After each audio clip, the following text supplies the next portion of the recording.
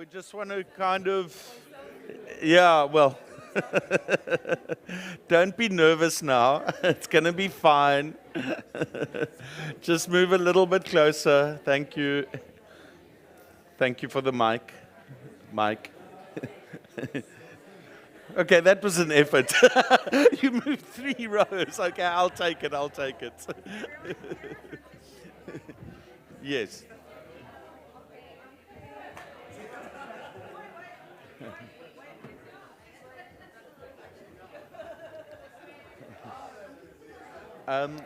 Niambura, did you want to say something before the AMPE thing, or am I going to just make a super quick? You told me, yes, yeah. So I'll just basically put it up on the screen and away we go. Yeah, they introduced the film. Okay, fine. So I'll just very brief intro to that. So I'm gonna just kick off, like, be like, welcome to Yeah. day 2, and I'll be Yeah. like, Glenn is joining on stage, and then hand over to you, and then Oh, you you can. mean I mustn't be on stage? No. and then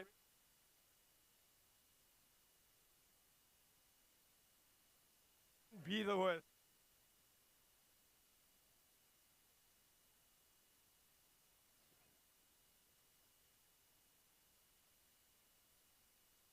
For 2 Glens on stage.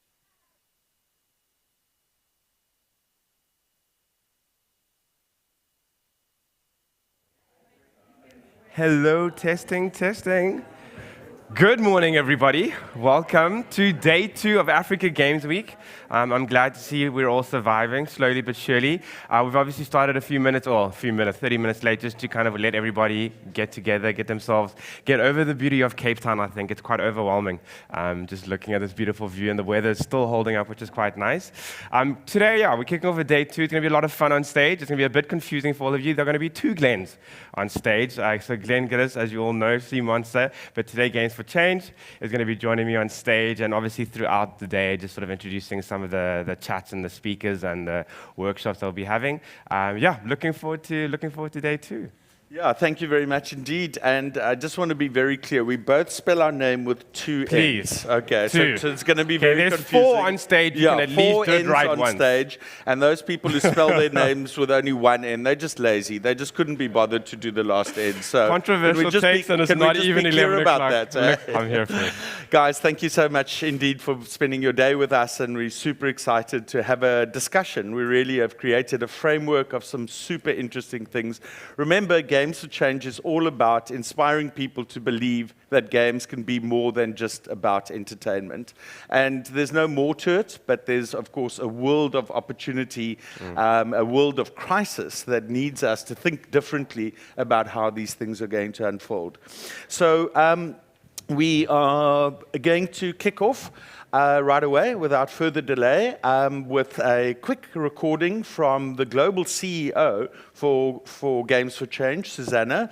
So Games for Change is going to be 20 next year. So can you imagine having this conversation almost 2 decades ago about how games can change the world? She was going to be here, her first time in Africa, her first time in Cape Town. Unfortunately, family emergency prevented her from being here. But she's been a great supporter of ours and has given us the mandate to work with all of you to see what Games for Change looks like in Africa. And so, we're very happy to be shaping it with you. And I guess without further ado, we can kind of jump straight into what the plan is for the day. Next slide, please. And we're good to go. Happy? 3, 2, 1. And action. Exit stage left. What's happening? Please hold. Small technical problem. Are you ready? But it's fine for it to happen at the start of the day, Absolutely. as opposed to towards the end of We it. can you just know what I edit mean? it out in There post. we go. We do have our schedule. All right, so let me tell you what we're going to be doing for the morning session. So we're going to be kicking off with Google, doing an introduction to why diversity and inclusion is so important in game design and games more generally. As we like to say in Africa, diversity and inclusion is not a topic or a theme. It's the very reason that we exist.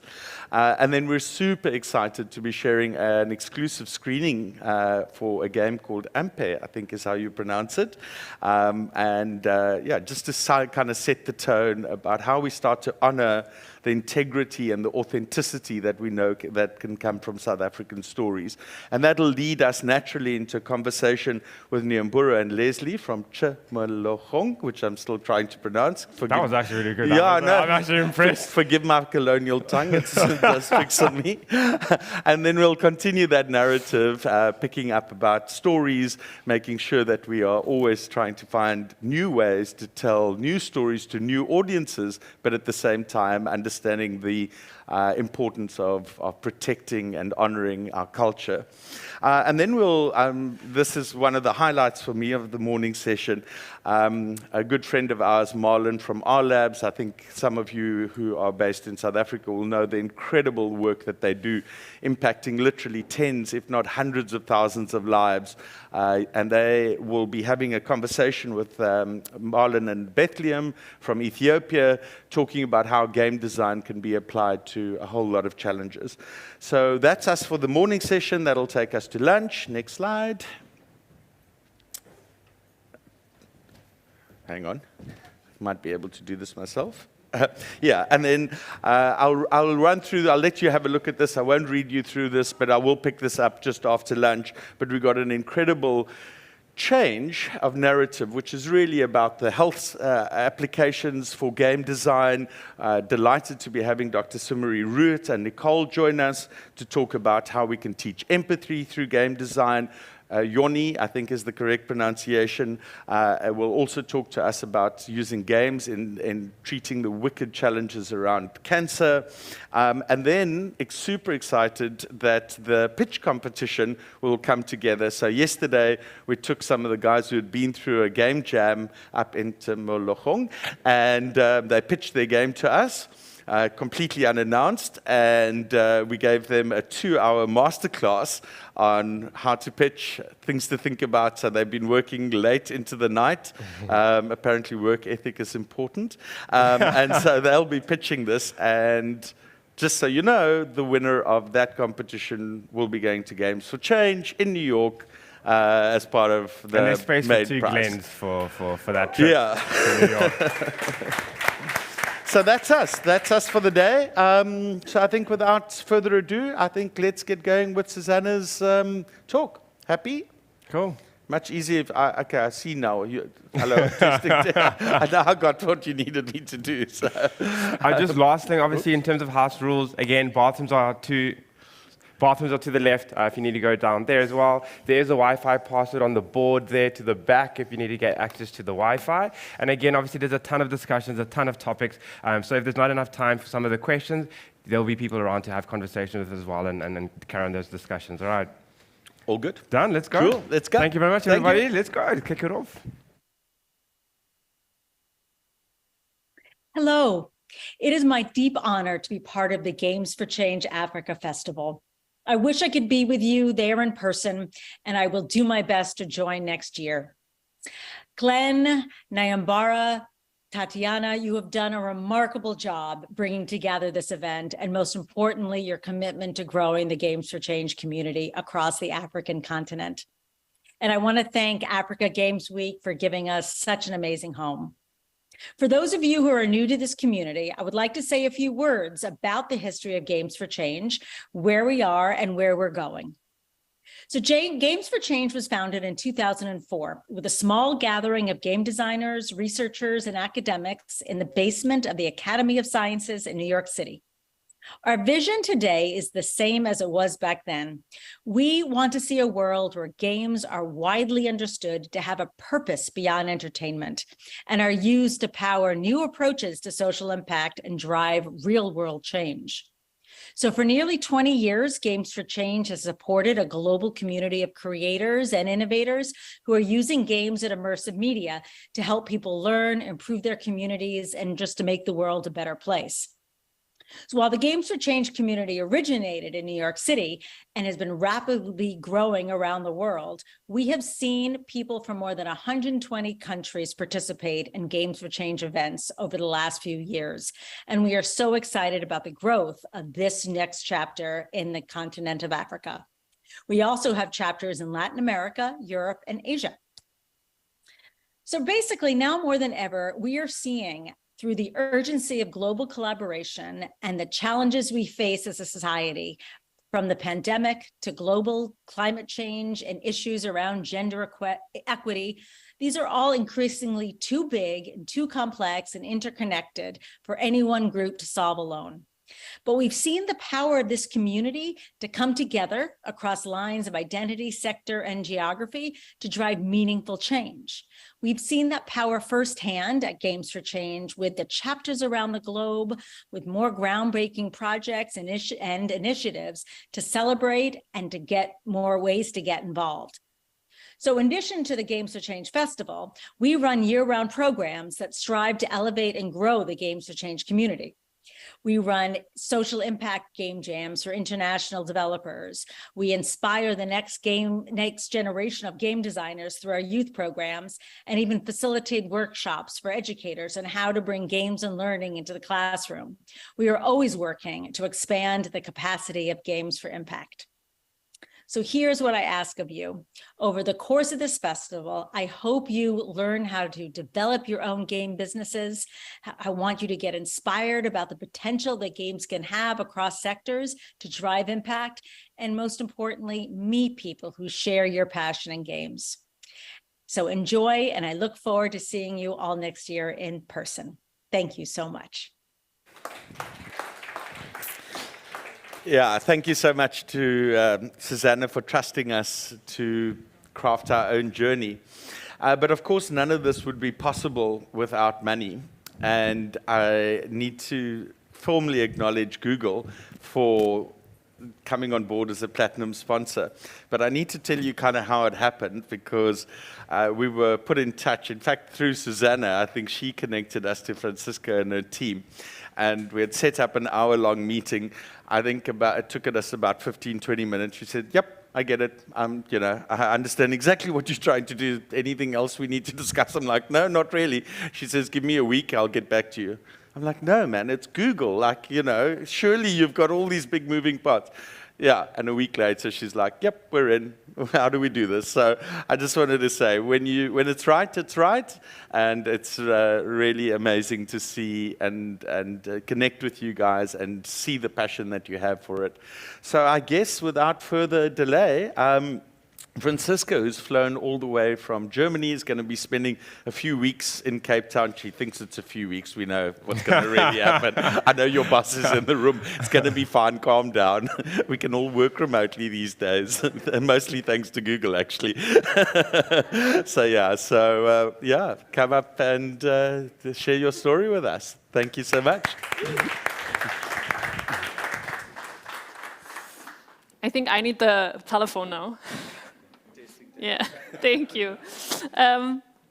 Okay, let me just, perfect. Hello everyone. I'm very, very happy to be here. And I know that Glenn keeps on saying, it's so great that we're here, but we are also so happy that we are here. And we have already one colleague here, but there are a couple more. So we are running also a workshop in the afternoon, and we're really excited to understand more of the African ecosystem, because I think there is still a lot for us to learn here as well on the specific nuances and really challenges, or also unique factors in the Africa ecosystem that we are not aware yet. So for us, this is also a great, it's not only we are here and this is great, it's for us also a learning experience. I am going to talk about a topic that I am super passionate about, and I hope that everyone here, at least by the end of this talk, is at least interested in, because as the title already says, it can only work out if we all work together on it. I'm going to talk about diversity, equity, and inclusion in gaming. And to start off, who am I? My name is Franziska. I'm based in Berlin. And I'm part of a Google team that is not on any Google product. So I'm not on Play, I'm not on YouTube, I'm not on Google Ads. But basically a team that looks, how can we support gaming beyond all of our products? Or how can we utilize our products as well in new ways to kind of like help the ecosystem in gaming? And as part of that, I am leading DEI. And that's why I'm here today. And I know that I'm not African, so I am super eager as well to connect with everyone who's here and interested in the topic, actually to learn more about like what specific challenges in the DEI space are actually existing in Africa. What I am, though, I am a woman and I work in gaming for about 7 years, so my presentation is going to take a little bit of a women in gaming approach today, and is touching that lens, because at least I can talk about that. So, or maybe just like say what we're going to talk about today. We're quickly going to talk about the global state of DEI in gaming. Then we're going to talk really about what the current state of DEI and women in gaming is when it comes to the companies, the content, the games itself, and then how are female players treated. And I'm also going to highlight a couple of Google initiatives to how the change, or how we are already changing the game.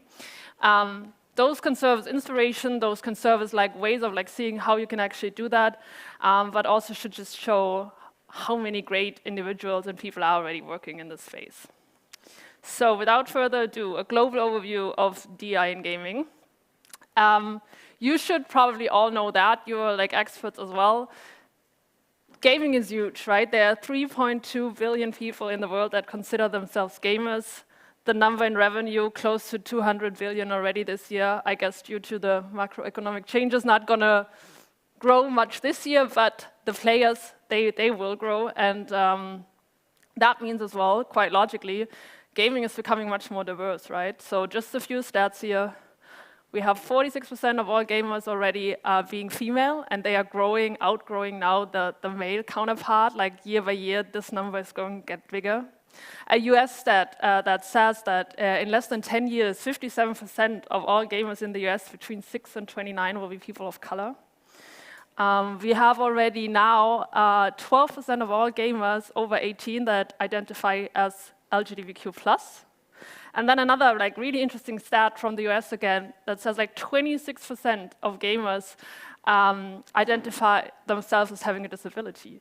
So 1 out of 4, which is a topic that we're not going to touch deeply today, but just like really important as well to like kind of like think if you're developing games, like how can you make them playable and accessible for everyone, no matter if that person is colorblind or maybe only having like one hand.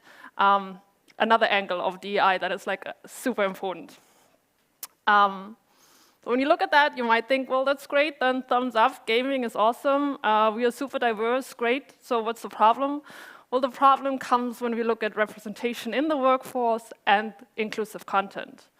Only 4% of all gaming developers are Black globally, and only 30% identify as female. When we look at like leading companies, none of the top 14 gaming companies globally is led by a woman, all led by men. And also game content, almost half the people are saying, I'm not playing a game because I don't feel that this game was meant for me. And you don't want that. You don't want like 50% of those 3 billion to just say like, okay, I'm not gonna play this game because I'm not represented by that. So the question is, how can we change that together, right? And today we want to take a look at 3 main pillars that impact diversity, equity, and inclusion in the gaming system. One is the gaming companies, so really how can we increase the diversity of underrepresented groups in both business and technical careers? How can we improve the representation in games of diverse characters and inclusive narratives?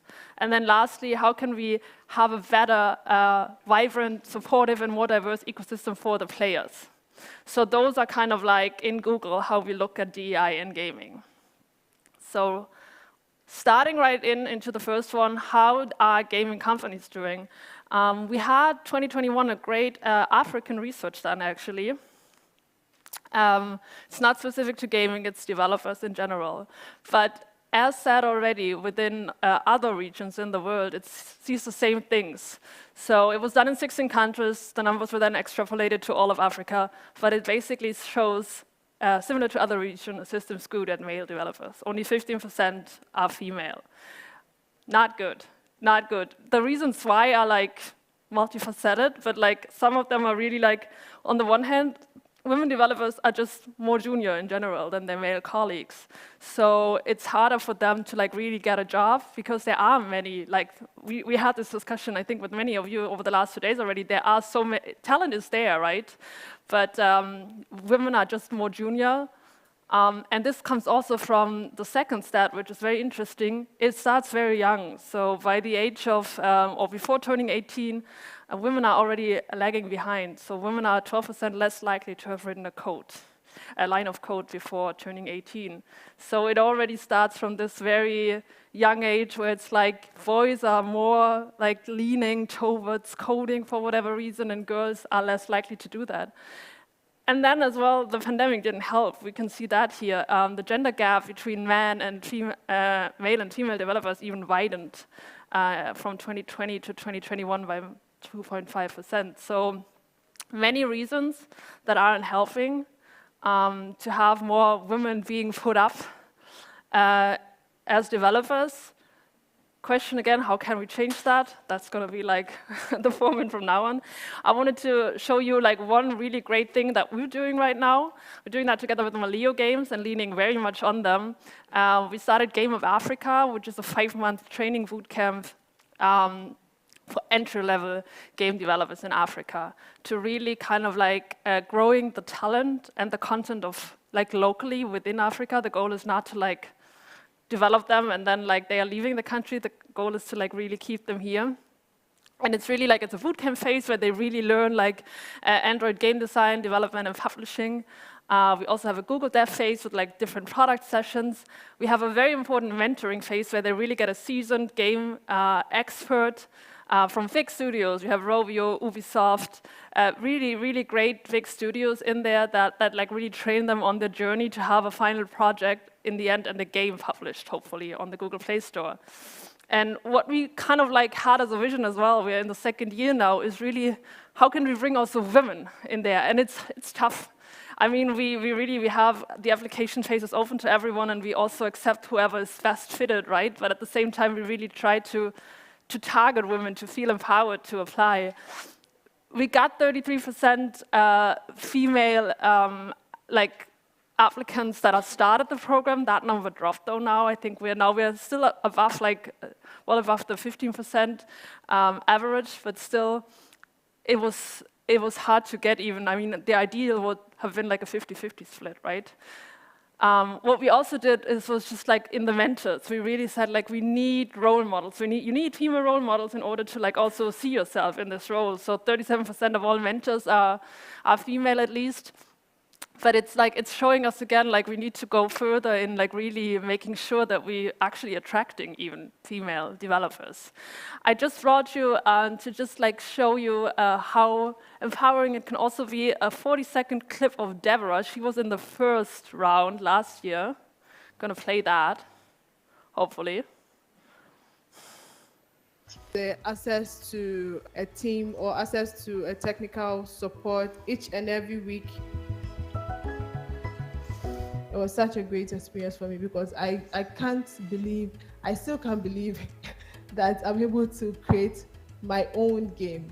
I am so grateful to Google, I'm so grateful to Malio for making this opportunity. All of this just formed together to push me to improve upon myself and continue on my gaming journey. So if you have any questions about that program or think this could be something, like please chat to me. Like this is going for every initiative that I'm gonna like talk about today. Super happy to talk more about it. I think it's just sometimes when you see that you realize there's so many young people that don't even think that gaming could be a possibility for them, right? Or could be a career path. And whenever you see, I think, something in a video like this, a person saying that, then you realize, oh my God, we could do so much more. So one project. Coming to the next pillar, really the gaming content. How are we doing there? Well, I guess most of you know, like, on the one hand, gamers really say, like what I said already, okay, I don't play games that are not meant to be for me, and then also we are feeling that diversity is actually important. But at the same time, when we look at gaming characters in games, there's still a lot of work to do. One is definitely stereotyping, and that goes both ways. I mean, we all know about like sexualized body images, probably of women, but then also I put it down here because the male stereotype is also existing, right? There's always like athletes or warriors, and not every male wants to be an athlete or a warrior necessarily, so it goes in both directions.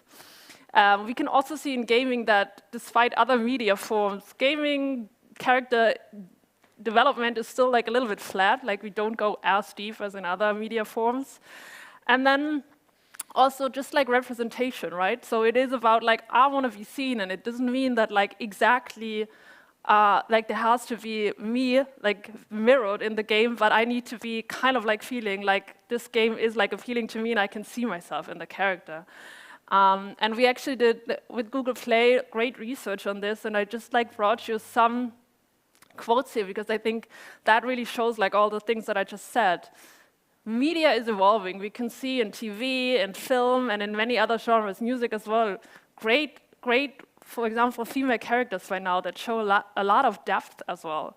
But in gaming, not there yet. So I just like have these 3 quotes when like Hannah is saying like, I love strong women, I love villains, I need to see this in gaming. So also put other characters in your game. Then also Leah is saying, it's just so empowering and satisfying to see yourself in a game, right? Representation matters. You need to have games that represent like people. And we have seen in the beginning like the stats about like who gamers are, like make games for them. And the last point I think is very important as well. Nevea said like inclusivity should feel natural. You need representation without it being forced on you. So there's a very fine line between representation and tokenism as well.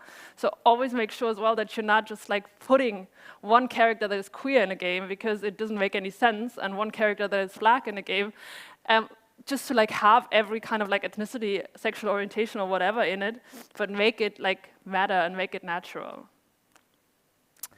Again, like one thing, how can we change the game together? Google Play is actually having, and this is probably one of my favorite initiatives over the last couple of years, an initiative that is actually called Change the Game. And it's really targeted at female creators, female gaming developers and players. And it's done a lot of things. They have an annual design challenge where young girls, like really from a young age, can make their own game. They have a full mentorship program, like a year long with a seasoned expert as well, like just empowering and being that role model thing. And then they have also a Generation Play series where I wanted to show you one creator and gaming professional just like showing how you can make an impact with just like thinking a little bit beyond and making something that really shows, oh my God, like I am represented in this game. So another short video for you. For me, I would say what sets me apart is just me being myself. Hey y'all, it's Amira here.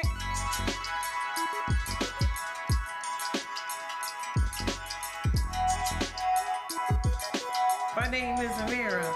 I am a content creator, a community manager, and a gamer. Today we are going to turn up. Hey y'all, Mira here. Y'all on the YouTube.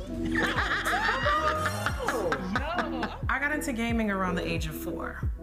My mom, I guess, noticed early on that I took an interest in it and decided to buy me a console of my own. She's had a huge impact on my life, from the types of games I initially started playing to the type of content I create now. She's just always had that drive and that push to, you know, do better and grow and improve, and she's kind of instilled that in me from young. I love gaming because it's fun, it's relaxing, you can use your imagination, you can build, you know, friendships. There's so much common interests and different things that you can do with gaming. I realized I really enjoy doing it. Like, it's something that I've always done.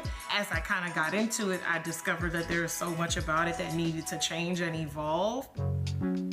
What was missing from gaming for a long time was authentic stories, not, characters being included to check off boxes, but genuine stories about different backgrounds of different cultures. The moment I decided to turn my passion into a career was when I began to make Sims content, and I wanted to create content around it, and I couldn't because I couldn't accurately depict the characters. I couldn't, make Sims with like darker skin tones. I couldn't make characters with darker skin tones and certain hairstyles. The darker skin tones were gray.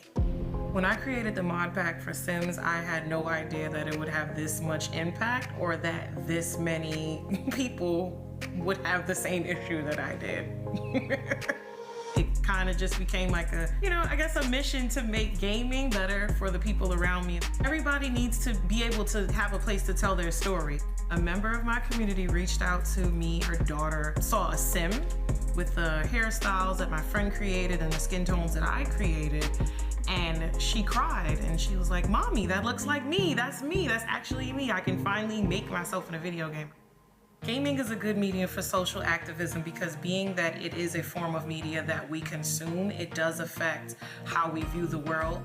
Don't listen to the naysayers, stay consistent and constantly learn to get better at your craft. You really never know who's watching you, and you really never know whose future you're helping to improve with the work that you do.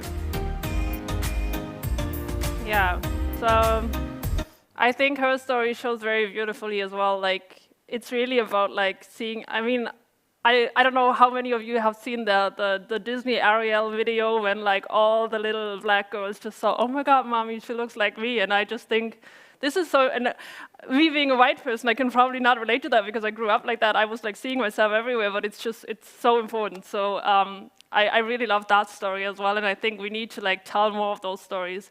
And she also, like in the beginning, she put in a couple of boxes, right? And she said also, like, for example, curvy body types. Like, we just ran a research in the UK that says like people with like larger bodies, for example, they feel themselves like so excluded in video games because there are almost no characters that are not like very overdone, like even in their way, like not having natural figures, but that's like another angle as well to look at it.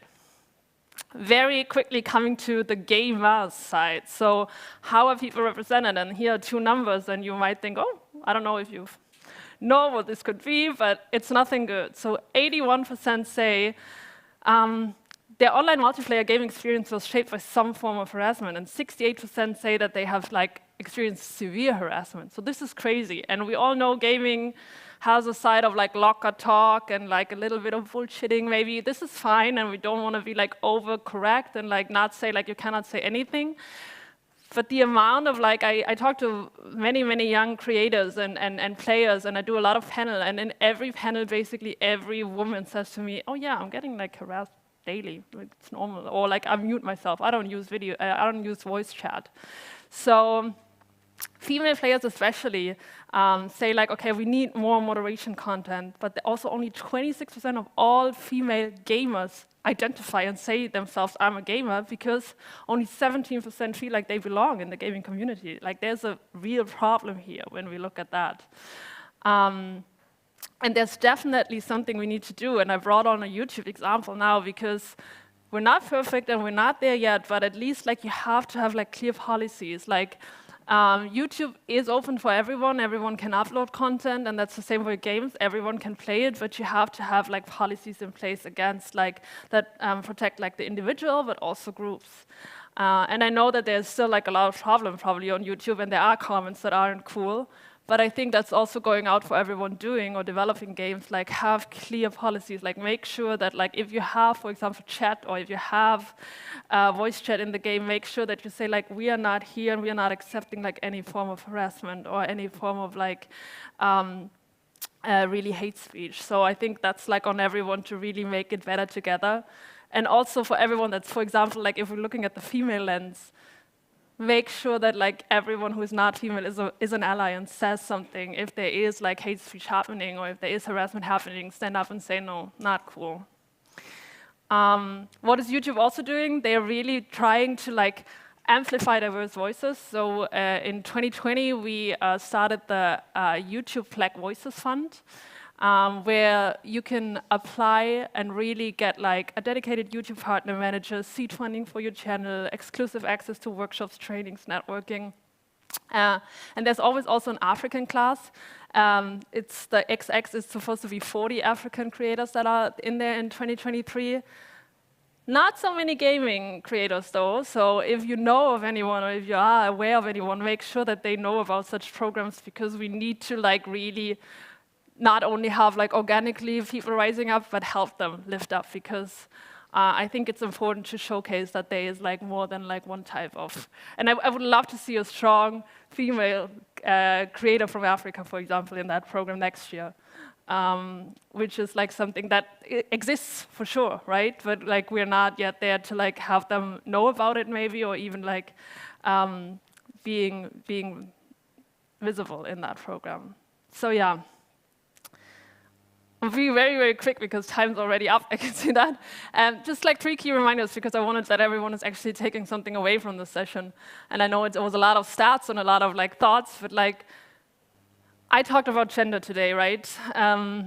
Diversity is much more diverse than some might think. I know we touched in the beginning maybe on like sexual identity, disability, age, ethnicity, but diversity is so much more. So always be aware that like, people are like multifaceted, like intersectionality is a thing.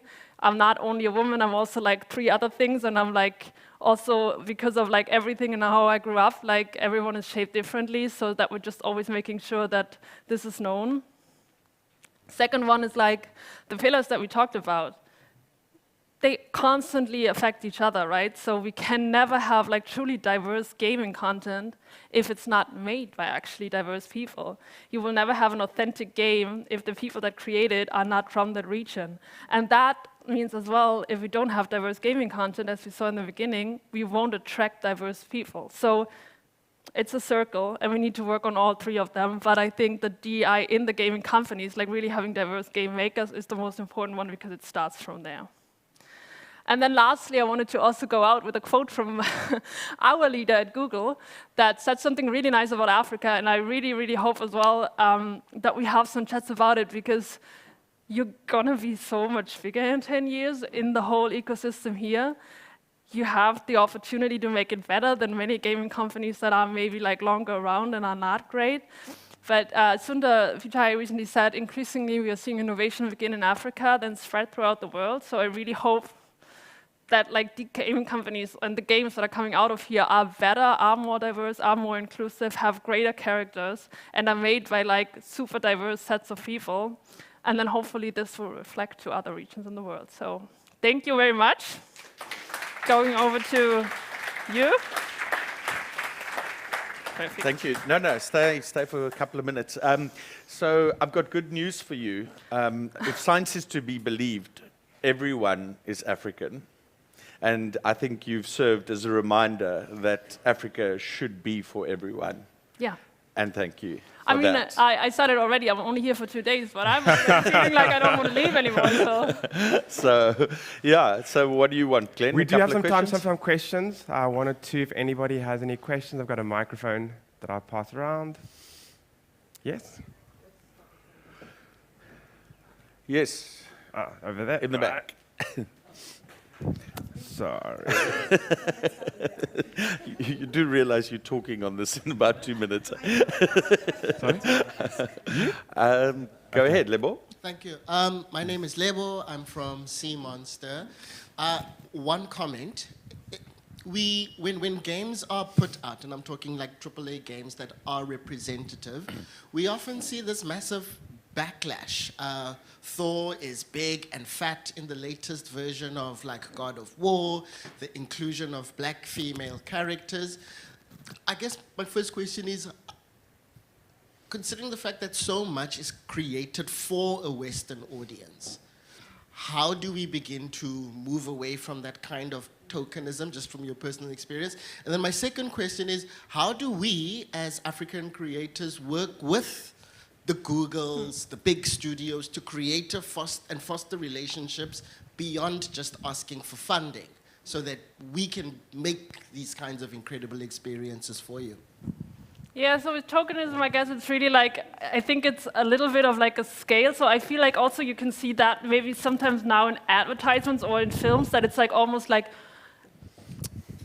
there has to be like A, B, C in the, and sometimes you feel like, okay, I can see it's a diverse set of characters, right? So you feel sometimes a little bit like, okay, is it tokenism? But it's okay, then let it be tokenism, I think, for a couple of years, because I think then it's also like it's going back to like a middle ground where it's then like more representative, hopefully, and like truly and authentically representative. But I think you need also to claim the space right now, everyone that is not like white, male, straight, middle-aged, I don't know, in order to just go into that space and really take it. But I also, of course, sometimes, I mean, it's even funny, like, I'm having red hair, and I think there was a phase in mobile gaming where, like, every female character had, like, red hair, and I was always like, what is that? Like, I mean, we are not, like, 80% of the, but I wasn't offended by it, right? I was like, okay, then this is, like, a thing now. And then on Google, I think there are individuals that are really trying to make things better and to, like, have that happening, and I'm, like, really interested also in hearing and learning now how we could do better, because I still think like right now we are here and we are trying to learn and we are trying to understand better how we can really make a difference.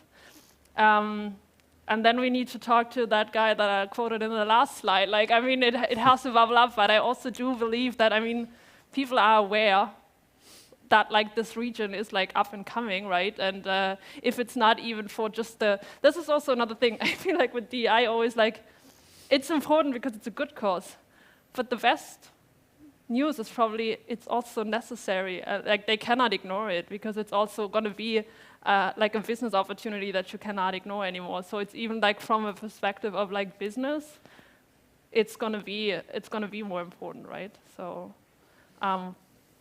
Great. Let's talk also later on like how like we could do this better. Yeah. We got time. One more question this side. Nyambura? Hello, thank you very much.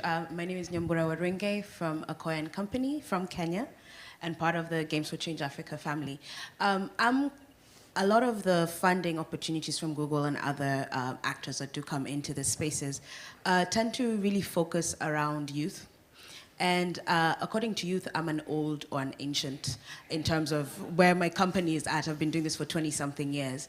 But in what way can we partner with Google, or in what ways can we open up the ecosystem where now you're working with companies, established companies that are moving into a gaming space or working at extended reality, that type of stuff, to also fund them, or not fund, participate in financing in some way that isn't around just mentorship and learning, like where we're actually investing. Yeah, I think also because we're the people who will employ the kids. So it's a whole, like seriously, that's why, No, like two things. I mean, I think, for example, like what we said now with the Game of Africa program, I've heard it like this week multiple times already, that it's like, yeah, we should probably go one step further and not only like train new people, but actually train the people that are already in the space and really make them even like more senior or more advanced or like even better knowledge. So that's like one big takeaway going away from here is like, okay, we need to also look at like people that are already maybe in the industry, but then like bring them to the next step. And then on funding, I think that's like a little bit of like, okay, we usually, we're not like a game fund, of course, but I think that's like another thing is really also bringing those game funds, like the Vidcrafts, the Flame Ventures, like bring them like really to like, probably also on us to like connect better there and like to see what we could do. I mean, it's definitely and a super valuable point, I think, to say like, it's cool that you bring new people into the space, but what about the people that are already in there? How can we make them also level up? So I'm definitely going to take that away from here. Cool. Thank you very much indeed. Thank you. Yeah. So awesome. Fantastic. Yeah, when people say young black startup, I'm like, that's lazy, because each of those is really, really important, and we should focus on each of those things separately and not just think, oh, one magic wand here solves all the problems. That's absolutely awesome, and a good reminder about what our North Star, or maybe it's our South Star, should be around what Games for Change should be. Glenn, what games did you play as a kid growing up? Oh, I'm such a cliche. It's like Really? Super Mario Brothers, like the Star Fox, like I'm absolutely in that space. And then Unreal Tournaments. Really? Yeah, definitely And anything those. in the real world? I'm a mean Go Fish player. Okay. I think I won a few championships at home. Isn't everybody supposed to be a mean Go Fish player? I mean, that's kind of the purpose of the game. That's what we're going to be doing later on. There will be a Glen versus Glen Go Fish tournament. Is it the drinking game with tequila? Leslie, what did you play as a kid? You know, what? I feel very old school. Yes. Tetris, I was obsessed with Mario Brothers. Beautiful. My form of immersion then was really like the car speed, the high-speed chase games. Okay. Get my adrenaline pumping. Beautiful. Yeah, so I'll ask you to kind of cast your mind back to the things that you played as a kid, not just the digital games, but also the real games. And I think that that is our introduction to this incredible story about Ampere, which I know absolutely nothing about. So along with you, we're about to discover the wonderful story. So yeah, let's enjoy. Awesome. Hello, my name is Ifa Oluwamoide, and I am the co-director and co-writer of Ampe Leap Into the Sky Black Girl. Hi everyone, my name is Claudia Owusu, and I'm the co-writer and co-director of Ampe Leap Into the Sky Black Girl. This film is a rhythmic love letter to Black girls and Black women through the lens of the traditional Ghanaian jumping and clapping game called Ampe. Set in the sister cities of Columbus, Ohio and Accra, Ghana, we trace the lineage of Ampe, thinking about themes of Black girlhood and the magic that happens when Black girls gather in a space created for us and by us. With this film, we hope to encourage Black girls and Black women throughout the African diaspora to pick up a camera and document their stories. Games for Change Africa aligns with our goals to preserve our personal histories. It creates space where we can reimagine a future of play centered around heritage, sustainability, and accessibility to all. We as Black women have a unique perspective, and we are the only ones that can do justice to our own narratives. You can stay in touch with us by subscribing to our newsletter on our website, ampefilm.com, and you can also follow us on Instagram at ampestudyfilm. Thank you.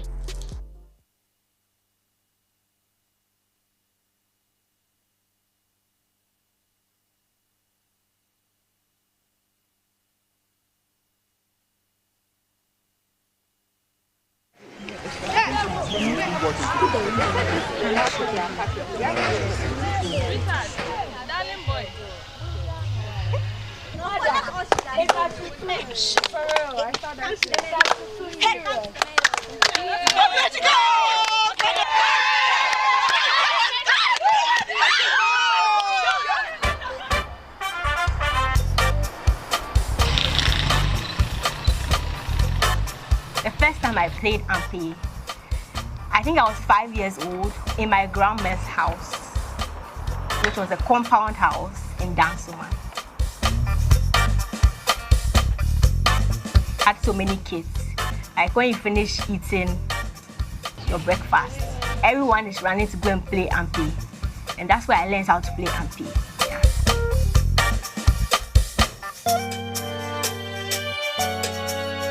It makes you feel powerful.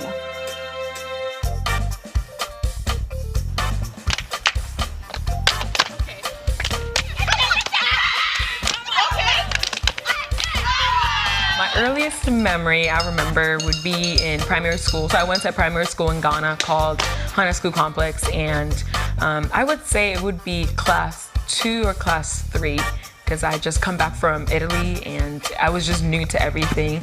But I just saw girls playing it, doing lunches and like doing breaks in school. And you see a whole bunch of girls, different classes, different ages, just playing together, doing breaks. They looked like they were having a lot of fun. So I would say then that was my first memory. Like I would join them. I don't know what I was doing, but I would join them, and I feel like the more I played, the better I got. Ampe is all about probability. So kind of like rock, paper, scissors, but with your feet. Growing up in Accra, playing Ampe was where I met most of my best friends. It was kind of like our very own coming of age ritual. So there are two sides. One team plays Ostreti and the other plays Okonto. When you face off and you guess your opponent's leg correctly, you continue down the line, each girl playing until you get a bomb to eliminate someone else on the opposing team. Honestly, that's how I remember.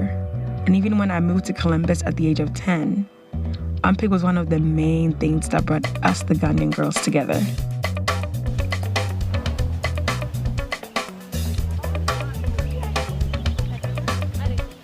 Ampe is a traditional Ghanaian game. You have two teams. Each team has a mother, and the sequence in which you throw your leg determines whether you beat your opponent or not. The rules of Ampe varies at different communities. Now you can either do it with just one partner, or you can do teams. So you can have a row of people jumping with another row of people. So the pattern of Ampe is clapping. Wait, how many times do you clap? Yeah, twice. No, you clap. They don't clap like that. But normally you clap twice, then you jump, then you shoot your leg. So depending on the mood and who's playing, I would say I was the Ampe queen. People hardly got past me. During Ampe, there are a set number of girls.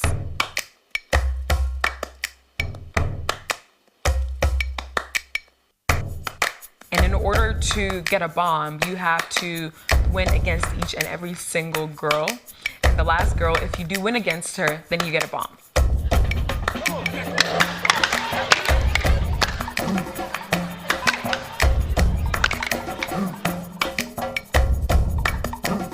So for me, whenever I got the bomb, I would shoot the best girl, the girl who seems to get past everyone else.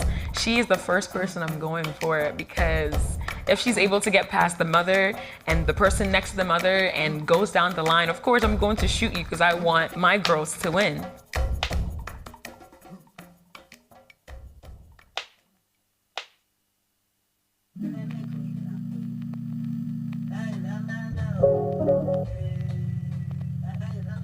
What the role of the mother is in the Ampe game? The mother has to make sure every child is still playing in the game. She's there to take care of the children and also save the children from getting shots.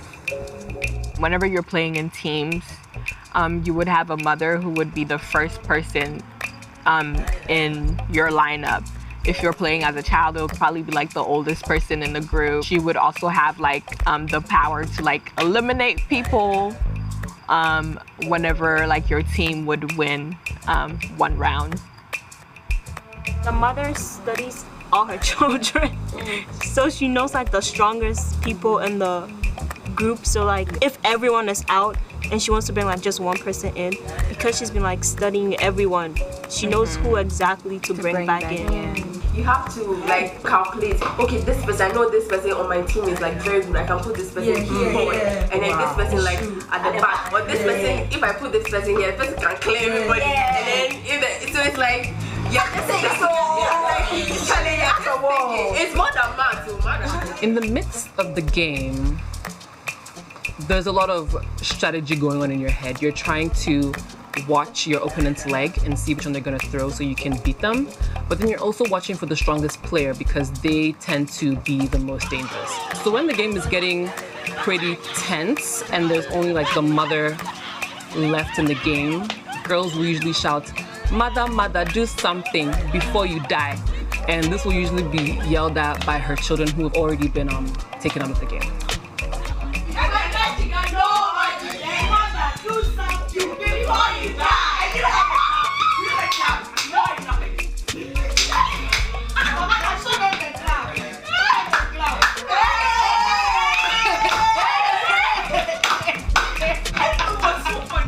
It's just brings you together. Because you don't know these, and after the game, nobody's asking you what's your name. But at that point, it was really just very strange. It's another world. Yes. Exactly. It's another spirit takes over you, especially when you're giving fans, you're chanting, "Mother Jiga, nobody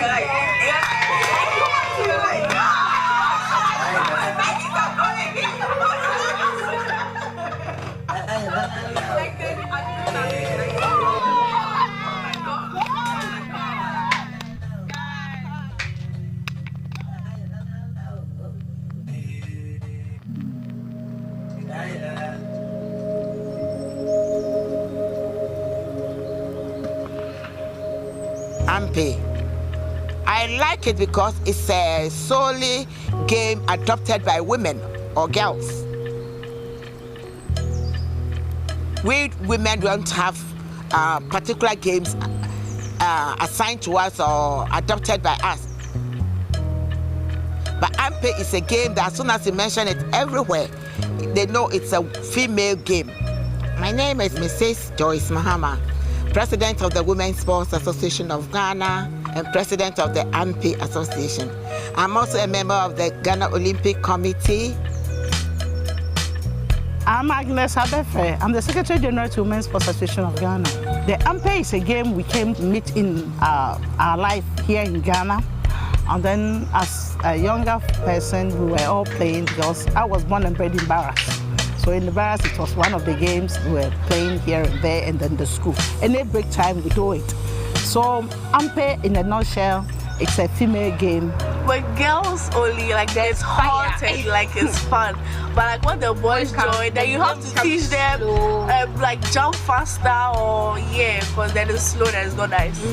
In fact, when the females start growing, it's being played in communities, neighborhood, and it's from one of the villages in the eastern region. But now it has been adopted all over. And it's being played by so many countries in Africa with different names. How were we able to catch the rhythm at like such a young age? I think it's observation. Yeah, you just keep like watching it before you realize, okay, let me try, and then it's like during lunches and like breaks and stuff. Like you eat for like 2 seconds.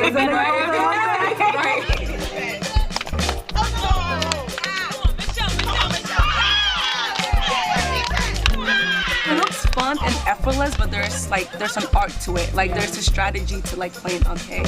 The kind of tricks and tactics we had was like, the first one I would mention is Boboshi Bobu. That's like a delaying tactic, right? We call something Moma game she. So if you're not trying to make the game hot, no one wants to play with you. So you have to learn the jargons. You have to clap as loud as you can. You have to jump and twist your legs in the skies. Do all the skills you can do.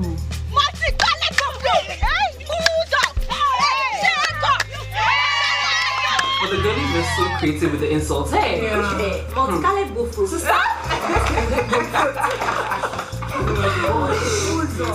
There's this song that you sing after. Mada.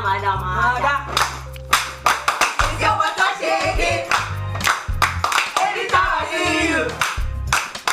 My body.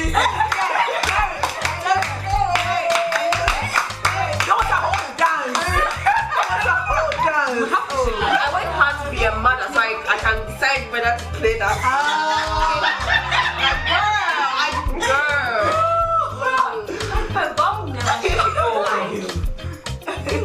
I think it adds, like the chants that we do usually, just kind of add another level of playfulness to like the game. It makes it more fun. What throws me off is like, let's say if I'm on the street and then people are hyping me up. I'll just mess up. In my school, it was more of the people that were really good. As you said, so someone like you, if you're in class 2, you see yourself playing up here with the JJS girls.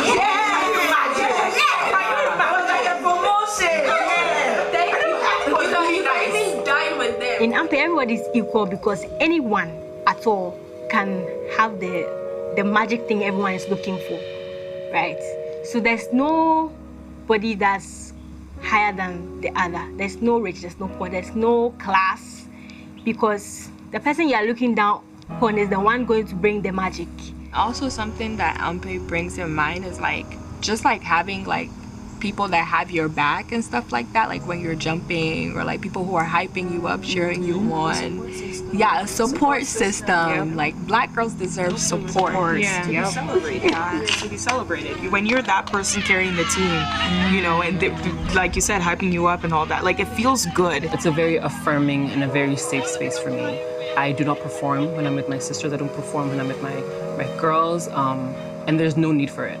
You don't really care what's happening around you. Like when you're on the spotlight, everybody is watching you and they want you to do something. So you feel feel good in a way, and you can do what you want when you're playing. It makes you kind of feel free, like you don't have a care in the world. I remember when I was 9 years old with the girls in my neighborhood. And Girls. And I used to sneak out to go and play because I was never allowed to play outside. So I used to sneak out to play. And then I remember I would have to wear like a dress, a flowy dress, so that when you play, you can raise it. And people see your pants. Wow. Dress code. Wow. Was it vibe, Charlie? Like you see Black Girl Magic, like how bush you want to be. like you want to how bush you want to be. You're just allowed to feel it in the game. Like let's say you're playing and then you shoot one leg like with so much energy, and then like your shoe just flies off. Everyone's like, hey, then they go pick a shoe for you. You come back and come and play. Like it's just there. I mean, I think that playing now as a 20-year-old in diaspora and playing with like different cultures. When I was a kid, I never played with children that were, of other ethnic backgrounds. Now playing as an adult and then adding the layer of also playing with like people of different backgrounds kind of like opens up my mind to like how Ampe was played differently, like, around everywhere. I miss Little Noko a lot. I don't have that courage anymore. I don't know where it went or what happened to me. But I wish I had it again. I wish I could go after things without being scared. I miss being able to be free, right? To feel free and shout on top of my voice and do everything a kid would do. But right now, I can't do those things, even though I really want to do it because it's fun. You have to be a woman. Like, by hook or crook, you have to be a woman. Ampe has changed quite a bit since the early 2000s. Nowadays, the little girls have added all different types of rules that I am not even like privy to. They obviously have different chants that they say or that they yell when they're playing, but they also have changed the game a little bit where players have more than one life, and that was not a thing when I was growing up playing Ampe. I think holding on to Ampe is very important, even as I get older. It will always remind me of my childhood. It will always remind me of the friendships and how I felt in those moments. It will always remind me of just like a little part of Ghana.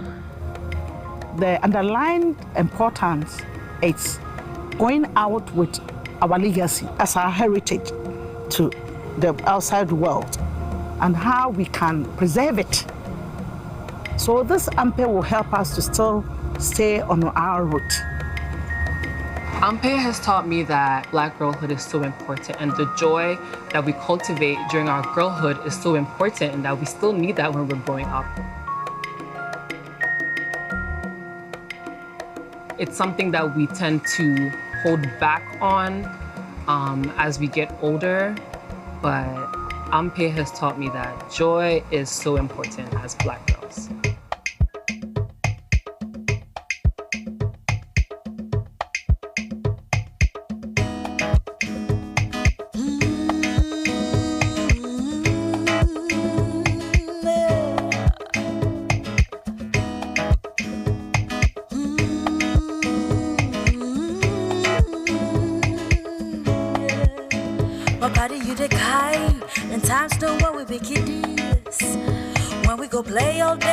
Yeah, so incredible to think that simple rules in games allow for all of this emergent complexity. It literally just took me back to my childhood of all the the games we played in primary school as well, and you don't realize like the amount of social interaction and like just how much you learn from it. I'm actually like quite taken aback. That was amazing. That is absolutely cool. And yeah, you could explain the rules as they did in 2 minutes, and then you could literally spend a lifetime playing it. I was about to jump, and I was like, I don't think we made the stage quite. Yeah, I didn't bring my flowy dress today, but somebody who did is Niambura, who's been curating the panels and helping us put together this wonderful narrative over the last couple of days. She's from Kenya, and I'm not going to tell you everything about her other than to say that she's been really guiding light for us in terms of making sure that we do protect the integrity of the stories, that we remain true to what it is that we do. Talking of somebody who does a lot, Leslie is the CEO of Chimalong. Oh my God! You'll tell them yourself. You know what I mean. But yeah, I was really fortunate enough to be forced to go there 3 weeks ago by Leslie. She just literally told me I had to go, and I'm so glad that I did, because it was absolutely amazing. For those of you who have not been to the precinct in Braamfontein, it's really incredible to see the game jams. You'll see this afternoon the students. But we had how many online views? Oh, wow. Yeah, so yeah, so talk about impact in gaming. Yeah, I think right? that's it right there. Yeah. So yeah, guys, come up onto the stage and talk to us about how we make sure we never forget the important pieces.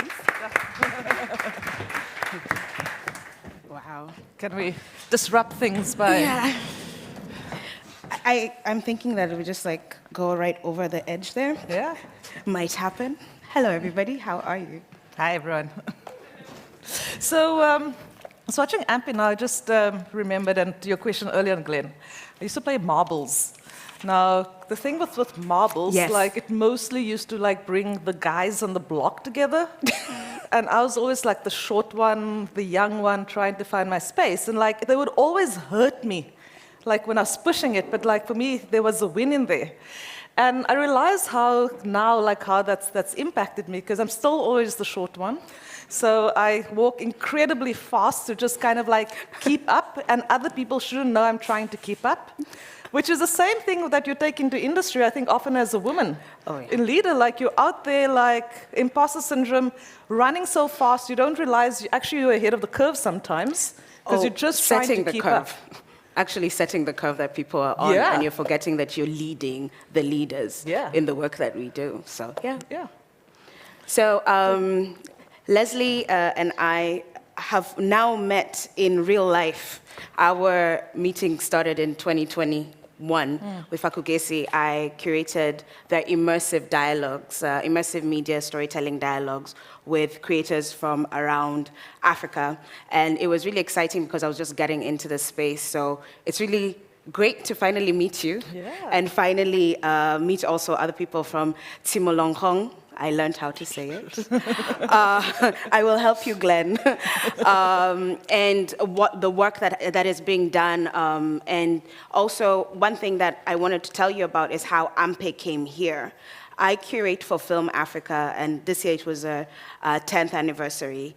And this was in our young filmmakers submissions, and it was so beautiful and such a treat. And it took me, down, having so much nostalgia of how I played when I was a child. I used to play Kati. That's a different game. So it's two, and it was girls. We would allow boys, but that's when we got really rough with them because they were not as coordinated. So we were powerful then. And it used two teams eliminate each other by throwing a ball at them. So you're throwing back and forth, and what would happen is you'd have to eliminate someone. But if you caught it, which is kudaka, which is to catch it, and you hit the person who was throwing at you, you earned points. And it was always a fun game, during break time. Lunchtime was when everything happened because you had about an hour lunch, is when we took, our frustrations to the little pitch and did all of that. And that's what Ampe, that's how I got into just loving the story that made us remember that we're all children playing, and games, what do? Yes. We play.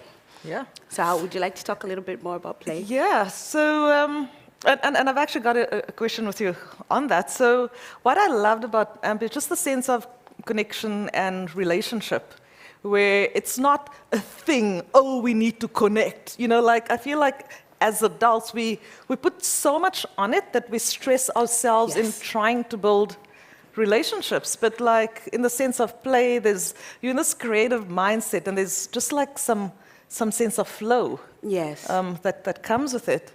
And I think what also kind of stuck out for me watching it is when you are in the diaspora, that sense of longing for home, a longing for where you come from, the memory, the heritage, the uniqueness. Yeah. And I'm quite curious for you, like when you are traveling, where and what are those moments that get you connecting to where you come from? And like, what stories from home illuminate for you when you are away from it? Oh, wow, so this is really serious. In a playful manner. That's a really great question, because one thing that I realize, I'm starting to realize I have this face where people feel very welcome to sit and start telling me things. So at the airport, I'll sit, and this time at Cape Town, I was waiting for Bethlehem, and I met this old man. He's been working 26 years at the airport, and he just started telling me his life story. And telling me how the airport has changed. And then slowly, as he felt more, had confidence and was feeling, I guess, the warmth, he now started gossiping to me as the people were passing by. So-and-so does this and so-and-so does that. In a good way, just kind of telling me the life of the airport. And I think for me, what I carry with me is an openness and curiosity. That whenever I meet people, I'm more interested in the why than the what. I'm always looking, and food. Yes. Food. Because we tend to eat the same things, just cooked in different ways. So one of the conversations would be like, in my country, this is da-da-da. And then it opens this conversation, and then people start telling you, particularly from the diaspora, it becomes a story of how they got where you have found them. And it really is a story of humankind, right? So like how we've all ended up in the places that we are through migration and other things. Yeah. I'm actually like laughing inside with reference to food, because there's this video that went viral this week, in fact yesterday, of a tourist here in South Africa complaining to her neighbors about them braaiing. Oh, wow. Having a braai in the morning. Now, this is a culture where we braai over December probably about every single day. Yeah. Braai barbecue, for those of you who don't know by now, it's a very kind of South African thing where we've almost... in fact, we call our Heritage Day essentially Braai Day now, because braai is so part and parcel of who we are. Yeah. And I often think about like where and how are we sharing that story of our culture with the world. The unique stories, the unique narrative that bring out the essence and the flavor. Yeah. And in this moment where we are, even from a place of game and even the video game industry, like finding our position in the world. Yeah. I often wonder, and I'm quite keen to get your thoughts about this, like what do we lead and what do we prioritize? This oneness of, yes, Africa, or is it like around these rich stories of our individual threads and cultures? Yeah. Which one do we prioritize? Yeah. I'm an anti-African who's a great Pan-Africanist. And the reason for that is particularly in how Africa enters the quote-unquote Western modern world, this description around being Africa, and having to have a sameness. There is a oneness, yes, there is, we're human, but the need for a sameness that flattens a lot of our cultures, and even the cultures in the West, to be honest, like the flattenness of what happens with with a nation, a nation state, nationalism, all of that. And I just feel that where I come from, my anti-African part is the creation of the narrative of the African narrative, the African story, the African food. I'm like, do you even know? Or the fact that when people say African food, so I'm from Kenya, we have, just like here, people from all over the world, and therefore very many different culinary cultures. But then the need for the West to pass between and say, no, this is Arab influence. I'm like, these people have been in this country for 500 years. Stop it. They're Kenyan. Now that we have carved out a nation called Kenya, this is also part of Kenyan food. Or they'll say, well, this is Indian. I'm like, we have been trading along the Indian Ocean before you showed up on our Indian Ocean, so stop it. So that notion of African as this monolithic experience, an overdetermined sign, but I'm Pan-Africanist in the sense of everybody, all the cultures, and the evolutions of the cultures. And that's what I love to hear about Ampe, where people like to say African and they want it to be stuck in a time, like pre-modern man. technically read the pre-modern white man, right?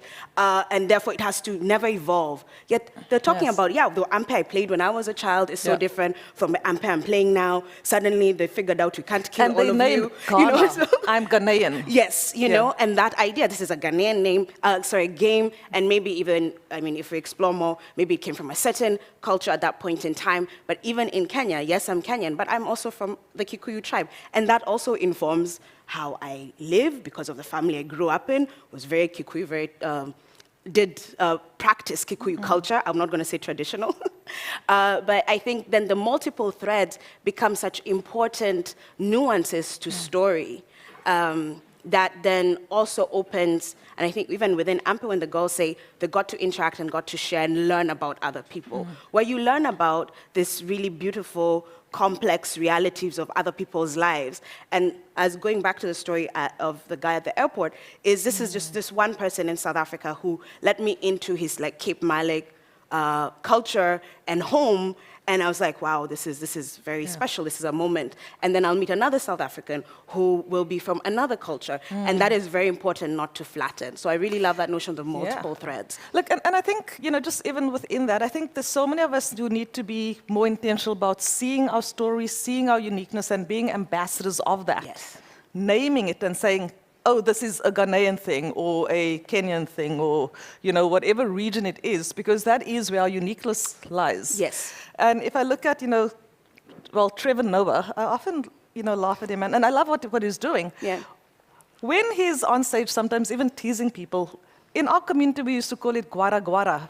You stand on the street corner on a Friday with your buddies, with your homies, and like guara guara. Who could like tease each other the most? Okay. And it's a sense of humor. We have it in Kenya. Just used to, I don't know whether they still call it that. When I was growing up, it was mchongwano. Yes. So you're teasing each other, and whoever, as you said. Yeah. Yeah. And what he's done well, which I think we could often, you know, learn from, is how do we see our own value and package our value and tell the world about our value? Because I think, you know, sometimes we become very frustrated when internationals from the Western world fly into town, and then they package our world and, like, it becomes this brand. Yes. And we're like, but I grew up with that. And for me, it's like, you know, I think it's a smart entrepreneurial move when you can package value, but I think often we're not seeing it ourselves. Yeah. We take it for granted. And I think that notion of, when the notion of taking it for granted is that it's a very mundane kind of experience for us. It's every day, it's right there. So we don't really, not all of us, but at times it's hard to see and say, okay, this is what's really great. And for me, Ampe was one of those things that I was like, you know, when we had another curator, so I was in a team of 3 curators, and one of them, I say, was from Ghana. And I was like, oh, so I started asking her, like a crazy person, about this game. She's like, yeah, we play it, like, yeah, it's great, you know. And because of this new eyes and this new way of, or rather another way of showing the game to us and bringing it to the world, I think there was that. I'm not going to say she had an appreciation for Ampe, but we start to see things in a different way. And I think that's where a lot of the interesting ways that we use digital media in the reinterpretation of really everyday, mundane things. And I would actually challenge ourselves as creators, instead of trying to make that massive experience of the world that's so fantastical. Actually, the fantasy, the interesting things are the everyday things that you participate in that are part of your everyday life. And so I think, like, even with the new formats coming in, the value, we start to see that value, but we even add more value to it because we understand the thing that we're doing. Yes. And that becomes such a treasure. And I think, you know, if, you know, we live in a capitalist world, you go and sell it, you make tons of money. But the idea is that only you can make it in that way. And there will be others who will come and package and do the thing, but yours will resonate deepest. Do you understand what I'm talking about? Like, yours will resonate. Like, it's okay, let them come package. It allows you to figure out, oh, here, maybe they didn't delve into this. Like when you're saying, that's my world, that's my country, that's my experience, but they didn't do this part. Yes. And that's what becomes the really honest, authentic, the intentional way of making that. I mean, just on this whole thing about reinterpretation, and The Little Mermaid was referenced this morning, and the drama surrounding The Little Mermaid. Now, I understand Disney's whole vibe about, you know, looking at their own DEI strategy, diversity, equity, and inclusion. Now, should we be making a fuss? Like, you know, that the white mermaid's now black, the fictitious character? Or should we just say, okay, Disney, you're on this path, like, let's tell new stories? Like, should we connect to the Little Mermaid and the drama? Like, or should we just develop new stuff? I want Mami Wata as a film rather than Little Mermaid, but I'm not from North America. I'm not part of that cultural heritage. So at times I just look and I'm like, the neighbors are having what do you call it, an argument. I can hear it. Until something bad happens, I'm not calling the police, and I continue. Really, I mean, it's more complex than that, obviously. Black representation matters. I think that when it comes to, and I'm speaking from a North American perspective, and when it comes to The Little Mermaid and the casting, and the casting that, I think it revealed a lot about where America was, the US is in terms of culture, and what really holds true in terms of representation in this moment. And that's why you continue making work. You continue making work, you inundate, that you stop being the periphery, you become the center, or then no longer, the center and periphery become very blurred. So for me, it makes no sense, but it really tells you the importance of representation and the importance of inclusion, and really the striving for this equity, justice in how we imagine the world. Because can you imagine someone telling you, no, it cannot have a black man? It's a fictitious character. Like, it doesn't exist, but the idea that it can only exist as a white person is deeply troubling. I love that idea about, like, representation is justice, identity, and having your own image on screens is a form of justice, because it is. Yes, it is. It really is.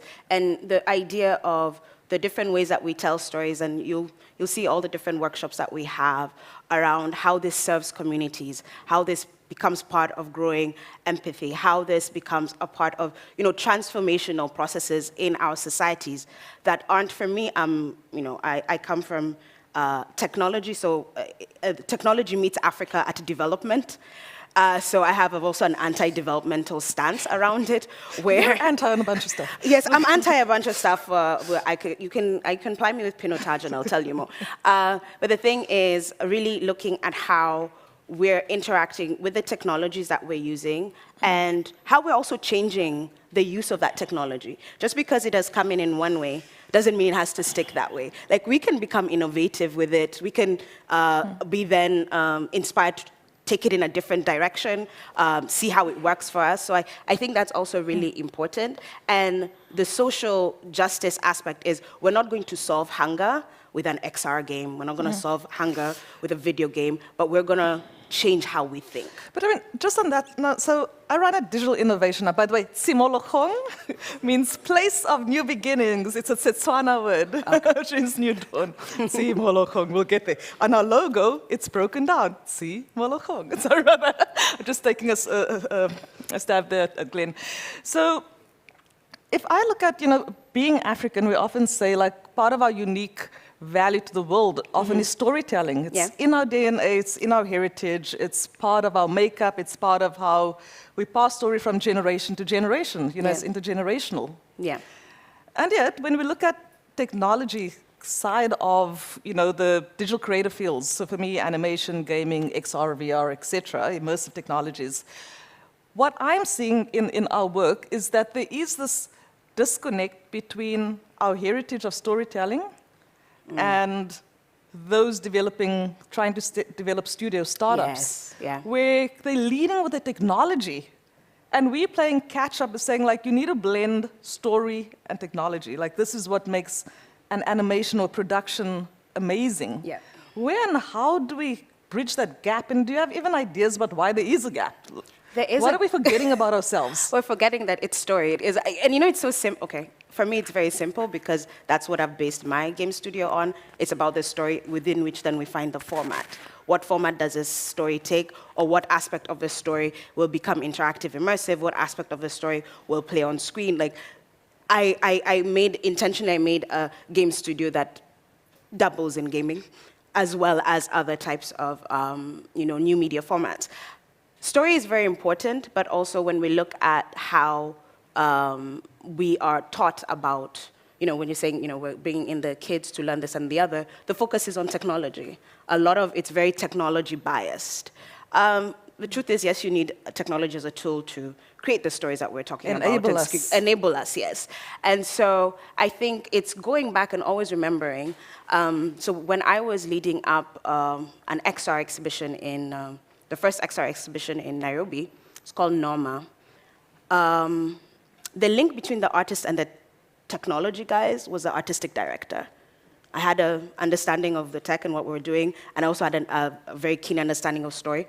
My background before I started producing for my own studio was creative development, marketing. So everything that you need to actually make a thing happen and take it out into the world and make money from it. So that link needs for us intentionally to always think when we're creating this opportunities for people to acquire new skills, be exposed to new things and all of that type of stuff, is looking at who is whatever. In my moment, it was an artistic director. Who is a creative director in this? Whatever that is the person that links and continues to center the story and the art and pushes the technology too of what is possible. Because as someone who, for example, there was one that we were using some different Google VR tools, and things were being done simply because they were shown, okay, you do this, that, and the other. And I was like, okay, what's the story? They're like, what do you mean? It's like, no, fine, you're doing this, that, and the other, but what's the story? Why are you doing it? So that we can use the technology. Well, that's great. But why are we doing it? And then in them creating the story, suddenly the guy who was teaching them to use it, like, oh, actually you could try and use this setting and you could use this part of it and this, oh, actually you could meld it with this. And that is why it's important, because we also then push against each other. So having that in the work that we do, having that center so that it always blends and comes together.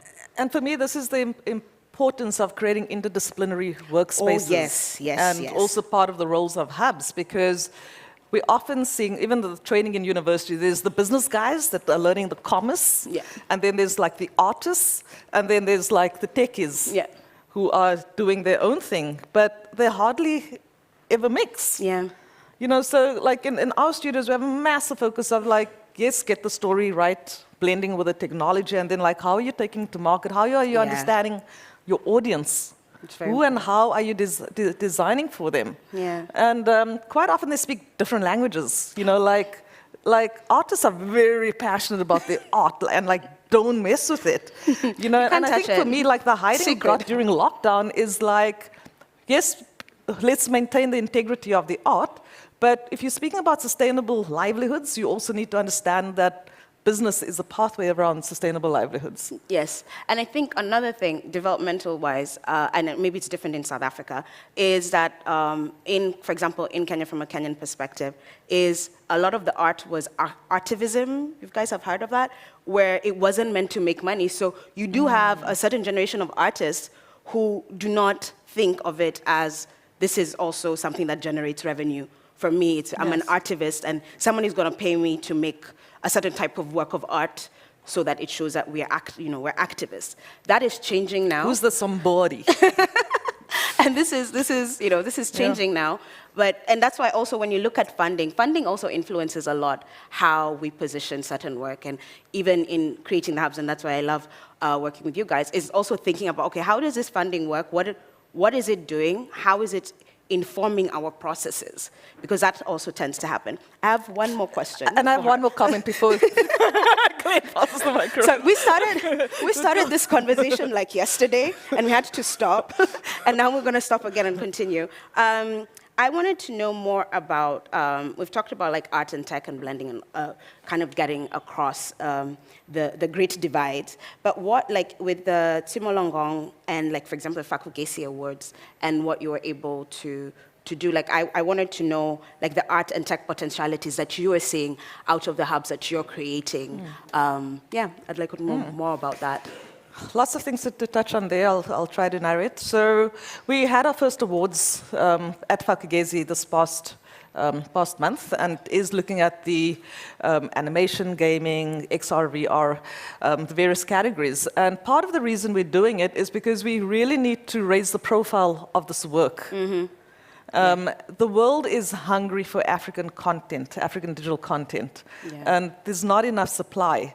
And at the same time, while producers are out there and developers are getting out there, there is a gap in the market where intermediaries are not speaking to each other or don't know enough about each other. There's a disconnect. And this is the importance of festivals and being at spaces like Fakagezi or Africa Games Week, that we need to start speaking to each other to build the ecosystem and make sure that we're taking things to market. Now, if I look at, for example, corporates who say that they want to invest in R&D, many of them actually don't want to invest in the developmental cycle. They come in where a project is ready. And then they're okay to commercialize and invest in it. So we really take if you like, a blended finance approach in investing in the talent that comes through the doors of Tsimolokong. Super important that we work with developmental finance to invest in the skills development journey. And then we make sure that the artists themselves know how to take their work to the market, and then we introduce them to corporates. So it's really about bringing this ecosystem together and us all understanding where and how we fit into it. So Tsimolokong is that connecting place. So it provides digital skills development, making sure that the talent is market ready, industry ready, speaking to industry needs based on us having convened the industry plus having done research, making sure that there is the business development field through our incubation, like our gaming hub, and then around partnering with festivals around the world to make sure that there's visibility of their work. And because we have to stop, and she had a really great story around like heritage and culture and new media formats, I wanted you to talk about the Robben Island story. That you had mentioned to me, I think. We'll continue talking. Sorry, Glenn, I know. Sorry, I think it's important because we're honoring legacy through games, and it would be just great for you to bring that all together. Sure, I'll just like very, very quick. Ooh, big time is up. Sorry, we ignored that. Just very quickly, there's so many incredible use cases for this work. And one of the quick stories is Robben Island, which is the foundation of so much happening in the world in terms of the global relations. And for those of you who don't know it, that's where Nelson Mandela spent most of his 27 years in prison. And there is a project happening at the moment to digitize the archives, the Muyabuya project.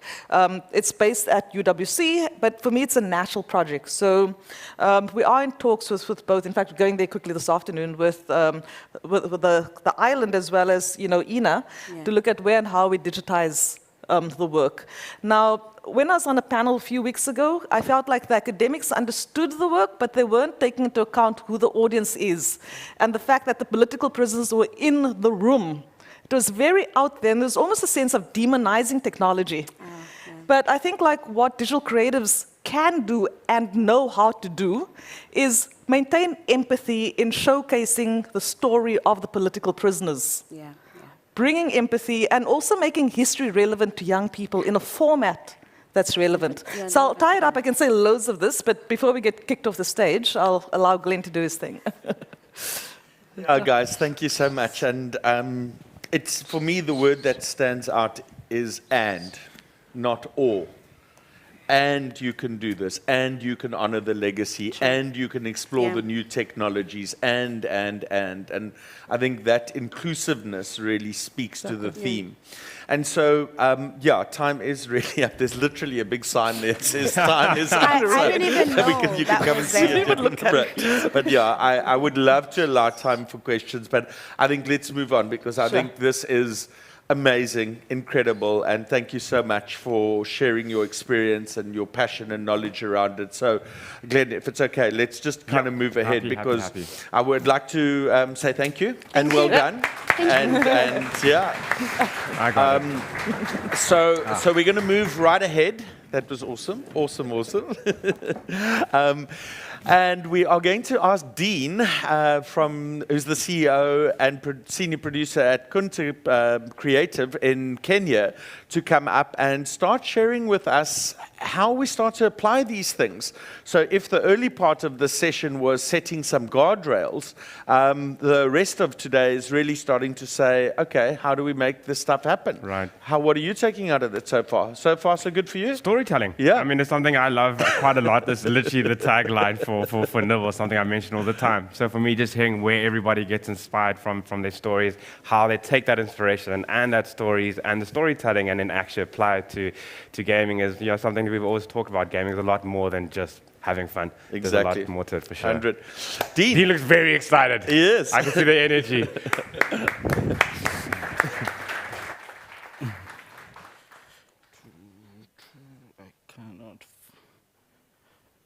Looking for the clicker. Yes. Thank you. Okay. How's everyone? How's your day? Awesome. Loving Cape Town? Yes, everyone? Are you sure? Okay. So I think it's been really interesting following them. I'm just talking about what games should be made, what games have been made or are currently being made, and just generally where games fit in storytelling, right? So we've had movies around for 100, 150 years. We've had music for thousands of years. And now games, this new medium, 50 years, 60 years. We need to figure out what stories, especially as African developers, we can or should tell, right? Of course, everyone here has heard of Nelson Mandela, everyone has heard of Shaka Zulu, everyone has heard of these truly legendary Africans, right? But then there's the middle management of heroes. They're the CEOs. Nelson is the CEO, Shaka Zulu is the CEO, but then there's middle management. Who's Shaka Zulu's general, for example? Right? No one knows. No one remembers, right? But weren't they just as legendary and just as important? And when you think of what it takes to exact change in the world, whether in games, whether in history, whether in politics, not only do you need that charismatic leader, that Nelson Mandela, you need a Walter Sisulu, you need a Chris Hani, you need a Steve Biko, you need all these other guys to put the wind in their sails, right? And that's really what we're talking about today. So maybe let me start with myself. I decided to stress myself. I decided to start companies. It's been a rough journey, but a ton of fun. So currently CEO of Kunta Content. So we make games. We make great African games. So the great comes first. So every game we make has to be great. We have to figure out what's great about it, then we make it. I do a bit of marketing and business development. Again, stressful lives. Marketing is the roughest career because everyone thinks they can do it. So everyone has tips. Every single person has tips, has ideas. It's lovely, it's amazing most of the time. And then fintech. So I work in fintech. I help companies access financial infrastructure that they need. In East Africa especially, we have a big mobile money revolution. We have a lot of companies trying to figure out their place in that, and we help especially tech companies. And interestingly now, more and more game companies are looking for financial infrastructure, tech infrastructure. They want to get paid. They want to get paid cheaply, quickly, affordably. No one wants to pay something into your game and then the payment crashes, right? You don't want that. Your customer doesn't want that. So we'll jump right into it. Yeah, so too many great stories have missed the view of the audience, essentially, right? Too many great stories are untold. And games have an interesting opportunity to tell those stories. A nice analogy I have is a movie is roughly 2 hours of your life, where you sit on your behind, you're eating popcorns, sometimes you wander into your phone for some reason, and 2 hours later, you're done, you move on, do something else, right? Music, an hour, maybe you're driving, maybe you're showering, etc., etc. Games are super interactive, but then also they tend to be a bit long. So they have the opportunity to experience 3, 4, 5 different stories, sometimes even dozens of stories within one sitting, within one experience, right? And if you're able to take advantage of that, your game doesn't have to be about one story. It can be about 5 stories, 10 stories, 20 stories, 30 stories. One of my favorite games is Red Dead Redemption, where every single character has a different life, has a different journey, has a different struggle. I remember 5 days ago, there's a character who is a lady who's part of a charity in Red Dead Redemption. And you walk up to her, and she requests that you donate to building a library. And if you donate just $10, 3-4 hours later of gameplay, you'll see the library under construction. And then 3-4 hours later, you'll find the name of your character on the cornerstone of that building. That's insane. That's insane, right? And there's really no other medium that gives you the ability, well, outside of NFTs and stuff like that, gives you the ability to donate money, well, in a virtual world, and see your work come to life. Now, of course, the game developers did that a long time ago, but if you decide not to donate, your name shall not be there, right? And this is just one tiny character who has like 5 lines, and that's all they say, and you never meet them again in the game, right? So you have the opportunity as a game developer to have hundreds of stories within your game. It doesn't have to be just one. You don't have to just be Shaka Zulu. You can be Shaka Zulu, yes, but who are their generals? Who are the 5 guys? Do you meet them? Do you talk to them? Do you understand their journey? We had the Mau Mau Revolution in Kenya, where the British have been active in Africa, where they had an 8-year war with the British. And what was so exciting about Kenya is there were the male generals, but there were a lot of female field marshals.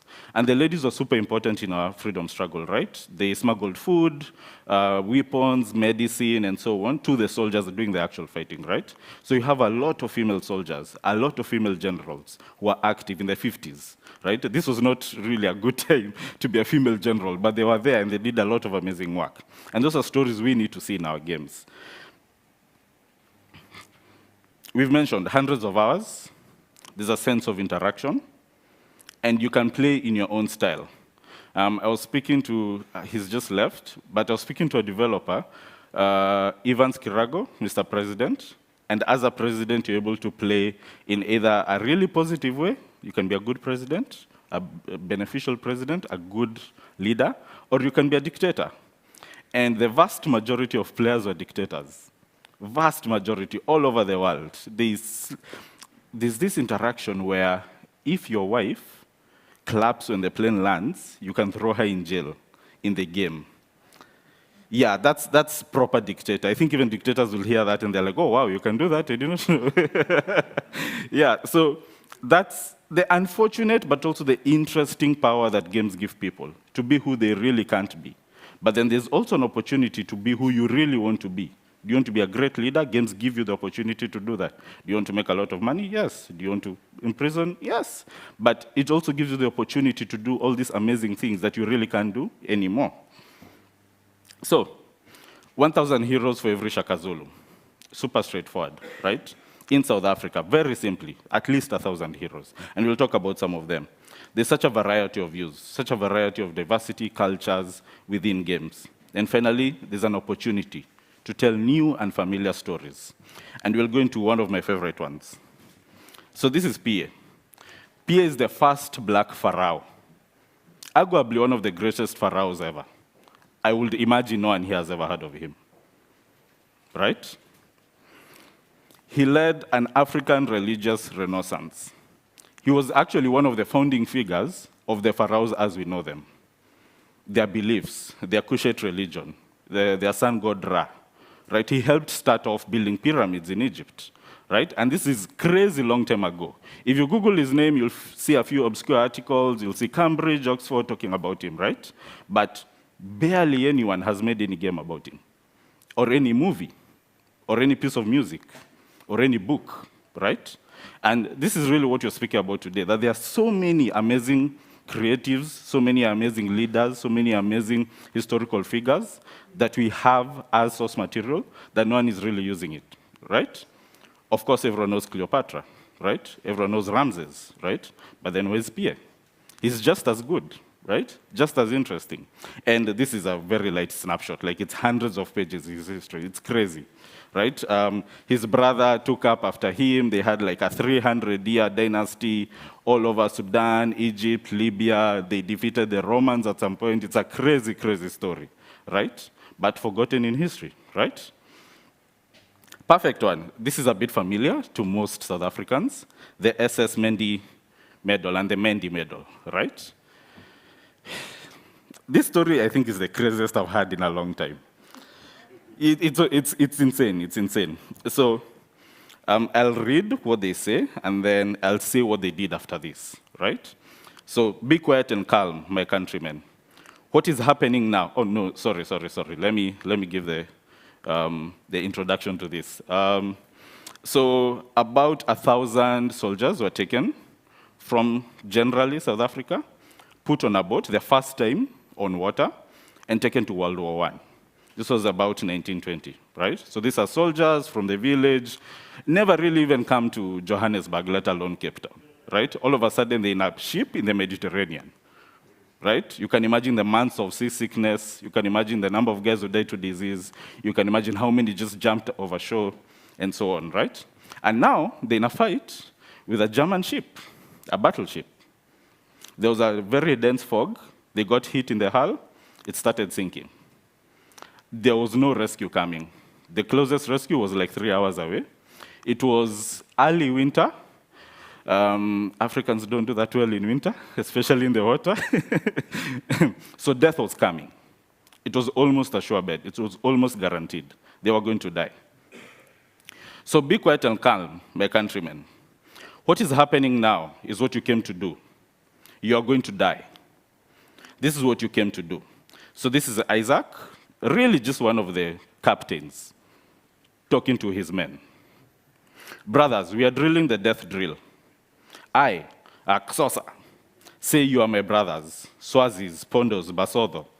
So let us die like brothers. We are the sons of Africa. Raise your war cries, brothers. For though they made us leave our asegis in the krill, our voices are left with our bodies. You can tell I'm not South African. I'm really destroying the names. I'm so sorry. I'm so sorry. But what they proceeded to do after this is they stood up, all 1,000 of them, and drummed the ship into the ocean. So they stamped to their feet and pushed it further down. Like themselves. Basically, I think the most hardcore suicide I've ever heard of. Like, it was insane. And that's where the medal came from. Because their onlookers, guys in other boats, were super inspired. And I think they ended up winning that naval battle. Because they gave their lives up. In hindsight, who knows? They could have been saved, right? But they understood war. They understood sacrifice. They understood what it takes to be great. That's a fantastic naval game. I would love to play that game. I really hope someone here makes it. I'm sorry, it won't be me. I can't even get the names right. So I don't think it's going to be me. Yeah. Yes, perfect for them. Yeah, so there's so many similar stories of bravery, of courage, in the face of overwhelming odds, and I can't wait to see someone make them. Finally, before I go to the Mende, I love questions. Any questions? Anyone who would like to ask me anything, any clarification? Do you have a story that you've heard of? Perfect.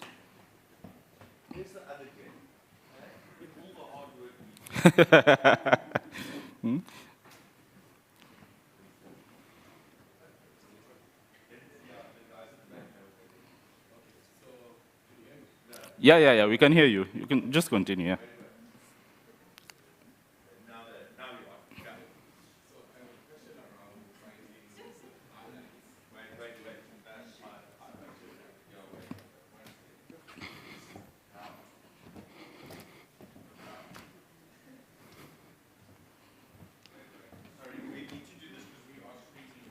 No worries. Thank you. I'm Raymond from IT Think Gaming. I wanted to find out what your thoughts are around finding the balance between telling stories that haven't been told and cultural appropriation. Who gets to tell the stories in a way that is authentic, but also with an understanding that we never get anything perfect, and we must endeavor to tell the stories even if it's wrong. But how do you find that balance between, am I the right person to be telling the story, but I know the story needs to be told? Thank you. Yeah, that's an interesting one. I think there's a sense in storytelling that the grass is always greener on the other side. That, that community has super interesting stories, that part of the world, those people, that type of person, etc., etc. And what you do find is, fiction really tries, but reality is generally a really good source of story and a really good source of content. And I think the best balance is really telling stories that you're super familiar with, that no one else can really tell as well as you can. For example, I'm super familiar with East Africa, I'm super familiar with Kenya, I'm super familiar with the Mau Mau, I'm super familiar with my community, right? And I understand those stories really deeply because it's been like 20, 30 years of learning these stories, even before I knew I need or wanted to tell a story about it, right? So there's your really advantage as a storyteller that you have. It might be your gender, it might be your race, it might be your tribe, it might be where you're from. That's a really good starting point, because when you supplant yourself and go to a different region or a different source of story, there's such a steep learning curve that you'll almost always fail. Like, it's almost guaranteed that you're going to fail. And within that failure, you're definitely not helping yourself and not helping the source of the story, right? So I find you might dig a bit, it might need a bit of discovery, talking to people who are not familiar with your story and what they find interesting from your community, from your background, and you're able to say, oh, okay, a lot of people found this part of the story super interesting. Let's focus on that, and let's try to do that justice.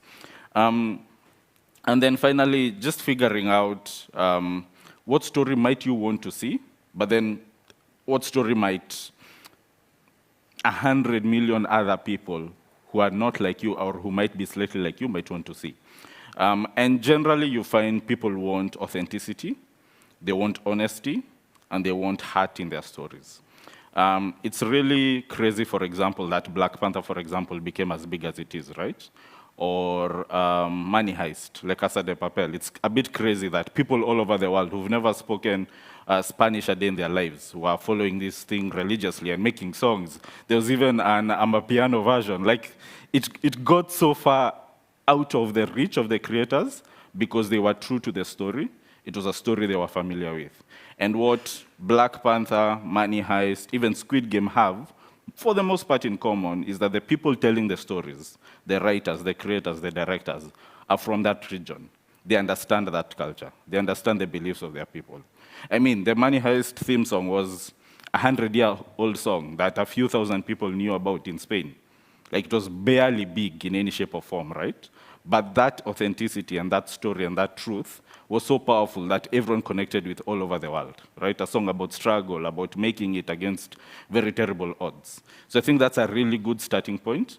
And as you discover that, you're able to go even deeper than most other people can. And because it's your story, you can't really appropriate yourself, so you're mostly okay. Helps? Awesome. Yeah, finally, the Mende of West Africa. We've heard stories that there were Africans in North America hundreds of years ago. It was these guys. Like, they were the first proper transcontinental shipbuilders. Their bones and their artifacts have been found in Washington, in New York, and the Caribbean, and so on, dating as far back as 1200, 1300, right? Okay, there seems to be a naval seafaring skeleton to my presentation. But I find that super interesting in our past, right? Where we have all these legendary travelers who had an interesting relationship with the sea.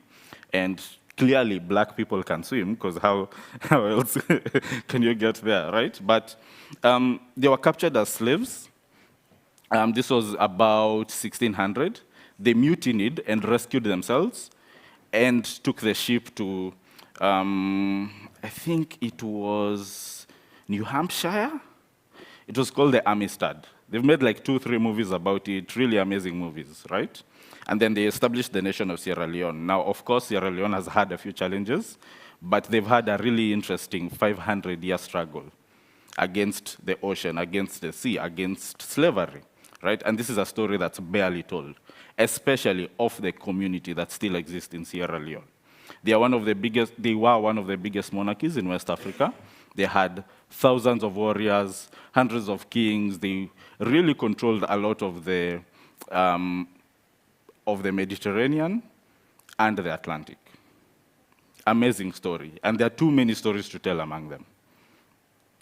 Now, to finalize, What stories to tell? Unknown legends. Well, not completely obscure, but fairly unknown. Your average person doesn't know it, it's not super familiar, but when you do share the story, they find it interesting. They want to hear more, they want to tell their friends. That's a really good starting point. Multiple interconnected stories. So there are a few interesting stories about hermits, about someone on their own who did something great, but you find a lot of interconnectedness among most stories, right? The story of Nelson Mandela has a few thousand, maybe a few 100,000 characters that he met over that 50-year journey, right? So instead of telling the story of Nelson Mandela, you tell the story of all these other characters who meet with him along the way, right? And then finally, wide geographies. So try to hit a lot of different regions and the impact that your story had on those regions. And that gives, of course, not only a large audience base, but also a large opportunity to go really deep into a lot of places people are familiar with. So I personally, with our game, we are covering a lot of Africa. We are thinking about the Congo. We are thinking about Kenya, which is our base. We're thinking about Namibia, about Zambia, Malawi, Tanzania, and so on, right? And we find a lot of interconnectedness through telling those stories. Thank you so much, everyone. I hope you learned something today. Have a good one. Dude, that was awesome. Sure. My mind is blown, and there's almost no story out there that can't be made better through a game, and there's no story that doesn't deserve to be told. I think for me, the line I'm going to take and absolutely steal and use is middle management heroes. I think that is such a great line, but it's such a true story. Like, you don't actually hear about those stories, and you do find them in films sometimes. They do end up talking about some of, creating stories of the untold legends and untold heroes and things. So that middle management hero line is a great one. Really, really great. Yeah, and so, guys, I know it's been a long day, and we have started a little late. So our next session is 45 minutes, and then we will break for lunch. So talking about heroes, two of my everyday heroes are here today, and I'm super excited as we start to get more practical in terms of how games can be used to not only remember the past, to honor our stories, but can be used to solve some of the most wicked challenges in society today. And there are two people at the front lines of doing just that.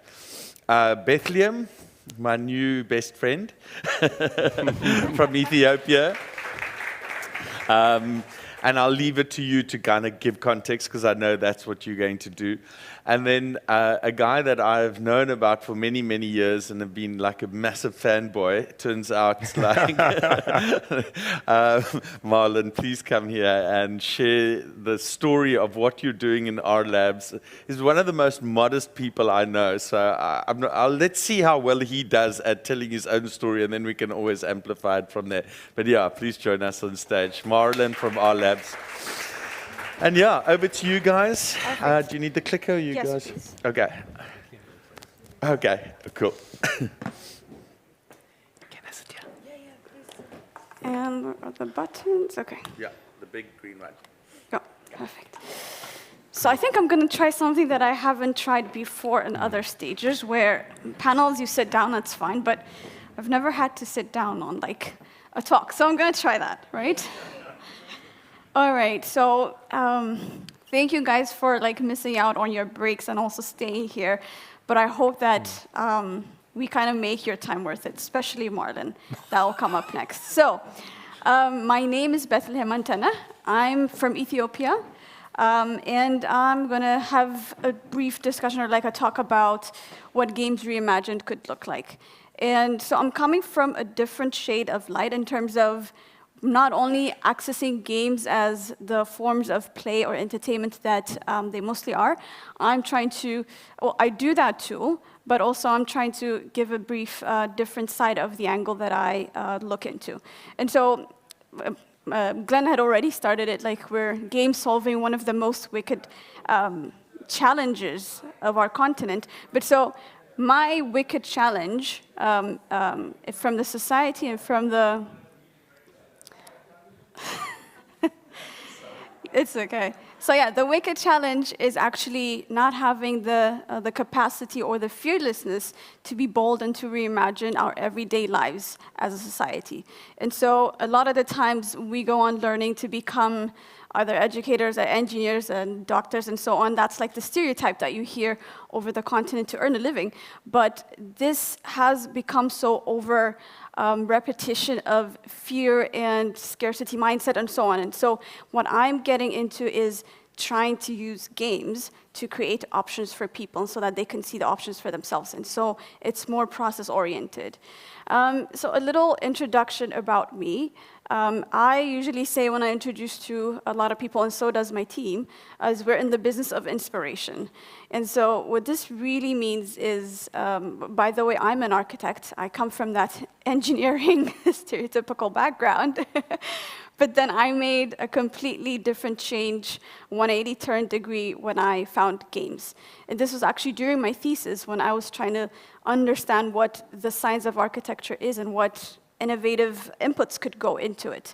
And so I was looking into more human-centered connection towards architecture, and games was able to find me that a connection to architecture. And so gamification of architecture came into the topic where one other person was doing it in the world at that time. But in that sense, though, of course, I run a studio called PlayLab, which is one thing that I want to mention amongst the rest of them, and we'll come into that later. And so I think the major thing that I want to begin with is the fact that we talk about education a lot on the continent, people getting education, the right education, and so on, but we have somehow made a big disconnect between getting education and learning. They are completely different things because education is framed into certain merits that you get out and get a ripple effect of. It's done, it's standard, it works. But learning is something that happens every day. Like, it's my first time in Cape Town, as opposed to Joburg, but there's so many things that I have to learn to be able to kind of, create friends here, to communicate, like how to speak to the audience. I had to change the slides so many times because, okay, I learned the audience and what it was. And so this is how we socialize. This is how we co-create our everyday lives in every hour. But this part of learning and who we are has been created in so many different definitions that are not necessarily useful to us every day. And so the biggest points of losses that I see is in the why we learn and how we do it. So that's the biggest challenge that we have that we are not connecting. And most of the times why we learn is to create and use opportunities. Instead, where games or these things helps us to create possibilities, which is a completely different thing. And so this creates employees, and how we learn usually just reinforces the pattern of actively receiving education, whereas in games, you're actively going out to change something. And so there's something that I usually say is that humans are created to play, and that's it, period. There's nothing out of it. There's nothing that comes out. And this is because learning is survival, and there's a big neurological connect between to why we want to play. And I feel like somehow, these conventions are beautiful and awesome, and it's a big stepping stone, but there's so much that gaming or play needs to be. I feel like it's an understatement that we're doing when we talk about play and games, and we're only talking about entertainment. And so that these things also could grow into more of infecting the world, basically. And so what I'm basically doing is bringing back play, bringing back games into creating these options, these different narratives to how we live life. And because of the archetype also, I come from the idea of creating processes out of these game elements. And so if we can kind of agree that learning is play adopted with experimentation, then there needs to be an all that we can find in this. And so this is what I do with PlayLab. So this is a methodology that we are kind of drafting around to create resilience, but through allowing people to imagine bold and things that they haven't done before. And really it's about building and gaining new experiences and crafting possibilities instead of looking for opportunities. And how we do this is a kind of trio that we have kind of made up together that kind of makes sense now in a good way. And this is by combining three big thinking elements, which is the biggest one, of course, games and game thinking, and art thinking, which helps in questioning, but then also futures thinking. So these three elements that help us kind of connect or disconnect with what doesn't really help us anymore. And so with game thinking, of course, we're talking about the importance of designing meaning and recreating what meaning is to us every day, not every just for making a living. But then with art thinking, because every livelihood starts with asking the right good question, every project needs to start with so, we kind of carve out and design what questions could really be. And then with the future, of course, we're always dependent on it, that we need to shape and envision with it. So these trio kind of create the processes and the inputs that we need to create basically this transformation framework. And so I would say that, yeah, it's rethinking, redefining, repurposing, and then refining, and then we repeat this momentum to create new modalities. And so one example that, or methodologies that we've transferred into examples is these three processes that we've taken out from games and kind of created a scenario and then a game around them. So one of the three is room for failure, chasing challenges, and beginner's minds. And these are things that exist in every game. And so by taking these out, we can kind of reframe how people think and reframe how people want to envision basically their futures and how they want to interact with it. And so this is just three of like the list of things that we found by doing so many other experimental things with people. So for the room for failure, a lot of us are really afraid of failure, and this is a process that allow us to kind of re-interact and redefine what fear and failure really is. And so PlayLab was this project that runs annually for creating elements and thoughts and basically interactions that people have never thought of doing, but then they are not only encouraged, but sometimes they are even kind of forced to get out of their comfort zones to be able to explore. So this was one, and it's solely done for the sake of adventurous living, but also for the idea of getting, when they're out of these residencies, then they would have this different mindset, the gamer's mindset, like looking for challenges and so on, right? And so this one was specifically done about colors. So what would it mean to live in different colors for a set of couple of days? And so how that changes how we live, how we perceive things and everything. And the outcome, the research is huge, but it's a whole different talk on its own.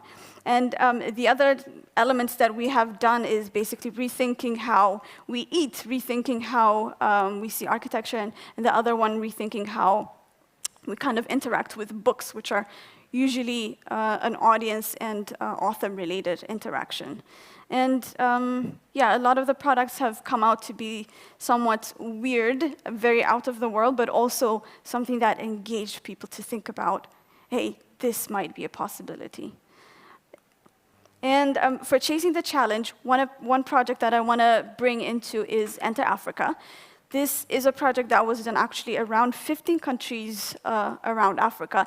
It has so many aspects and angles towards like how the impact was driven, but one of the elements that I want to bring front to you guys is the Chasing the Challenge version. So as gamers, this is one element in life that we are consciously chasing challenges, whereas in reality, we're like very far away, like running away from it most of the times. And so what we did from this angle here was actually bring in people to make games, but these people were not gamers. We chose specifically people that have no idea, most of them, to what games are, but guided with the right trainers, they were able to make games about the topics that they cared about.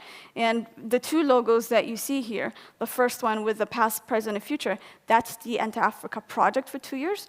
But afterwards, because of this momentum that, okay, I can make something more, the second logo, which became an organization, basically. And this came from the people who were actually trained in it, about 200-something people.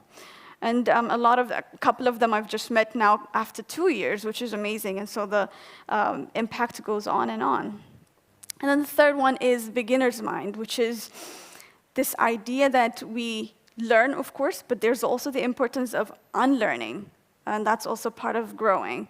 And so this is a project called Debaba Debawa. It's an Amharic, it's an Ethiopian project, which was done with the Goethe Institute, also to kind of, as an exhibition, as a person who brings in culture, instead of just allowing or like inviting people to come into these institutes to visit art, why doesn't art go out into the cities and tour and meet people? And so this was one project where gaming had to tour the city and comes in contact with a lot of the people. And so the beginner's mind that I wanted to point out here is the first two pictures that you see on top are actually people of different backgrounds, of different relations that are actually coming here to play.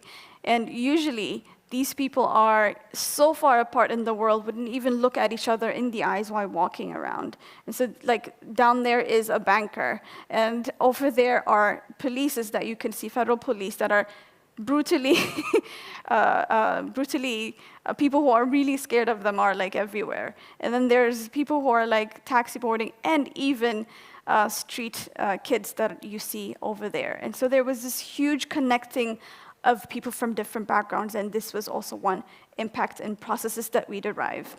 And so I think I would like to finally close this talk by saying this is a momentum that is growing and using what the potential of games could be by getting out different processes out of them and getting them to apply to different industries where it's not necessarily gaming cults. And so there are different components to it that we're building. And so if there's anyone also interested to go on building this with us and see more laboratories, then we are super happy to do that. So thank you so much.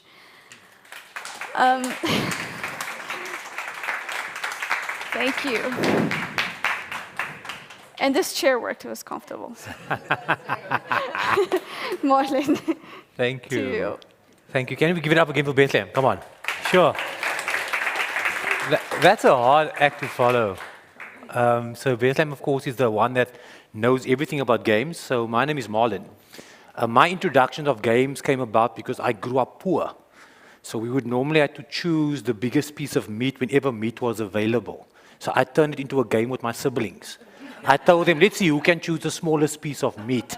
And they always found the smallest piece, and I ended up with the biggest piece. So that's how I kind of got myself through the toughest of times. But needless to say, I'm very happy to be here. Thank you so much for having me. I'm with an organization called Art Labs, and we in the business of hope, where we on a mission to make hope contagious.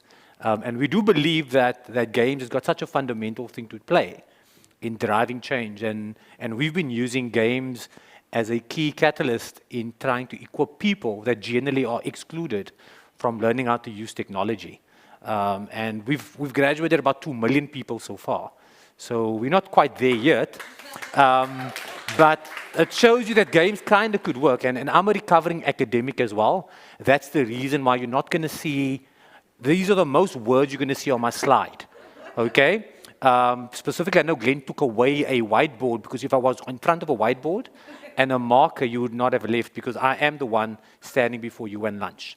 But what I want to do today is I want to share with you, we do a lot of things, but I want to specifically talk about an amazing granny that I met when she was 76 years old, right? And this granny, you would see her, she's the one with the blue top, Auntie Lillian, as we call her.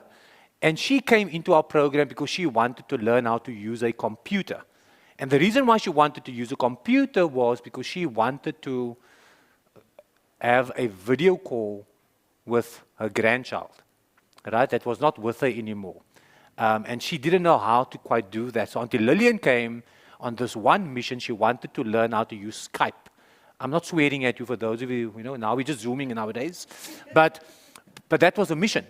And part of this whole journey was she was scared about touching a computer. And by the way, in this image, you see Auntie Lillian actually being a facilitator, right? This is when she was like 77. So I met her, and eventually what happened was, we realized that to ensure that people become comfortable in using technology, we turn it into a game. So we would try games and play as different mechanisms to get people comfortable with technology. So Auntie Lillian named herself, eventually the group of grannies, and the oldest participant in her class, Auntie Lillian's class, was 94 years old. Okay, so that was a gogo that had a lot of life experience. And I think Auntie Lillian was on the younger side. Now, you must understand that for a lot of the grannies, if they tell you something must be this way, you're not going to argue.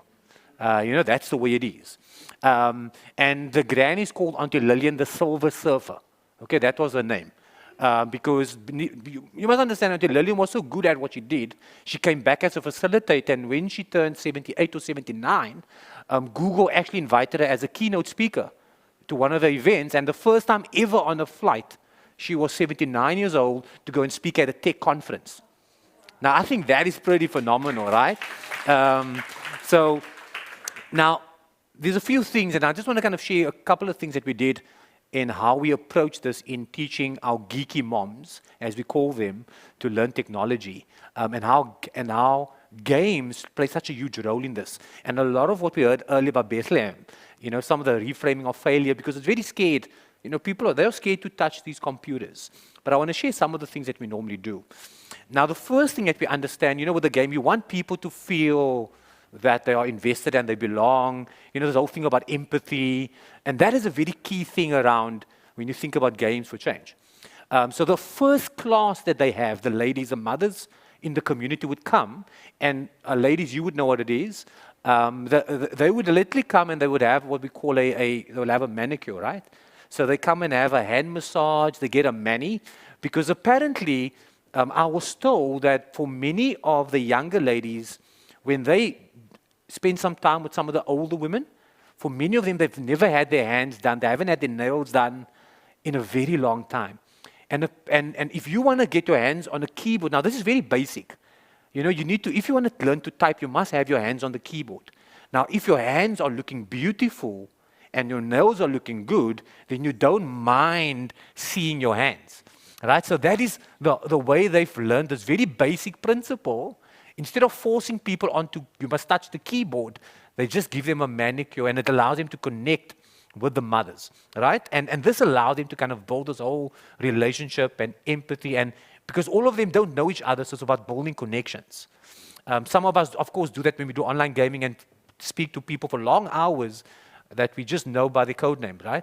But this is the way we do it. We then allow them to also to find that they have the ability to build something. It doesn't matter how simple it might be. And for some, it might simply just be they need to maybe use some Lego to build something that they would always, what is their dream? And because what we were trying to do there is we want them to kind of reconnect with what their dreams and aspirations are. And again, we use games as a way of doing that. And Auntie Lillian was very good at that. She actually built an aeroplane because that was a dream. Not knowing 3 years later she will be on a plane. And we had to send someone with her because she was very nervous. Very nervous. But she was very happy when she found out there was someone, they spent time at a fancy hotel. I must just tell you the story. And the porter came wanting to take her bag. She thought the guy was trying to rob her.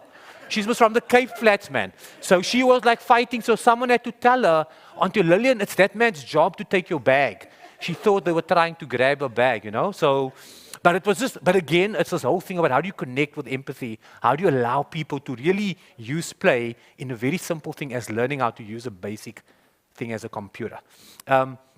They also get the ability, of course, to choose their characters. Right? That was very important. You choose who you want to be and the name you want to be called. And whenever she would come and she would walk on, then they say, hey, there's a Silver Surfer, right? Because surfing the internet. And that was what she was called. And everybody knew when Auntie Lillian comes, it's the Silver Surfer. And her husband was so jealous that she didn't want to teach him at home. She told him, you must come to class. And he's 83 years old, right? So he would have to come to class and then she would be the tutor. She enjoyed that, right? She always did it so publicly. But the key thing again around gaming is you must allow people to build and choose who they want to be, right? Choose that character, and that was very, very important in this journey for us. And then, of course, once you have that character, you now allow them to really kind of explore that curiosity. And that is then where you just kind of get them to start in smaller groups. They start playing, they go crazy. Many times they would kind of dress up and do all kinds of crazy things. So what I'm going to do right now is I'm going to ask you to join me because we're going to do a game that we did with Auntie Lillian and the Geeky Moms. Is that okay? So for that, unfortunately, sorry to disappoint you, you're not going to need Wi-Fi and you don't going to need your computer. So if you can just for a moment put your computer next to you, or right, just stop that email just for a moment. Just pause that email for a moment. I'm going to ask you to stand, right? I'm going to ask you to stand, and we're literally going to do what Auntie Lillian and the mother. So you can't say, no, I can't do this because I'm 94 years. Anyone here 94 years old? Now you look 93 and a half, my brother, right? So there's no 94-year-old, so all of you can do it, right? So we're gonna, as we would normally do before you start your gaming session, you make sure your seats, everything is right. You've got your liquids there. You check your microphone. You make sure the internet speed is fine. But of course, in this case, you have to make sure that the mothers are ready. So we're gonna do exactly verbatim what they would do. So I'm gonna ask you to just kind of, very like, just do a little bit of this. And then I want you to make a fist, right? Make a fist, okay? And you need to look serious. No, it's a serious game. There we go. That's very serious. You just want to, for a moment, no. This is how serious you must be. Can you just look at that? That's serious, okay? He's a serious gamer, right? So we're doing that. So you just follow what I'm doing right now, okay?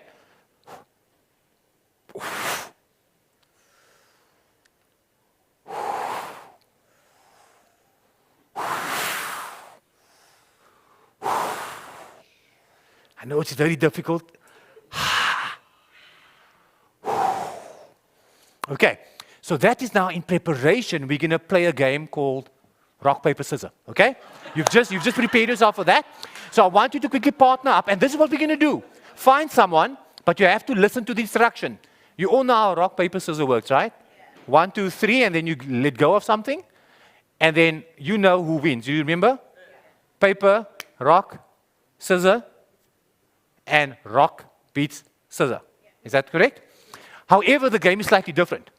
So if you win, and you only get to try once, if you win, then the person that you've beaten now becomes your groupie. They become part of your team. So we're going to Twitch it and we're going to stream it, right? So that's your stream, right?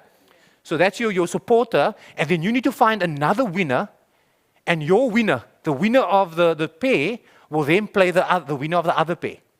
And once whoever wins, then all of you now become a group, and we're going to keep on doing that until we only end up with 2 groups. And the minute there's only 2 people left, we're going to make a big applause and a big rowdy. We're going to be rowdy, right? We're going to be loud, so the people downstairs will think there's something mad going on. And then we're going to have the big playoff that's going to happen on the stage. Is that okay? Okay, so find your partner, rock, paper, scissors. We're going to do it very quickly, right? I'm going to count down from 3 to 1. Have you all got a partner?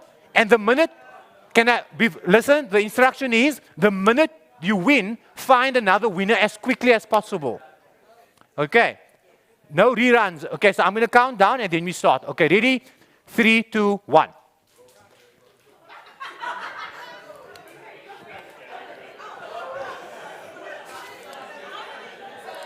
You keep on going. You keep on going until you have a winner. And, okay, and so you keep finding a winner and you keep supporting. Find a winner, find a winner.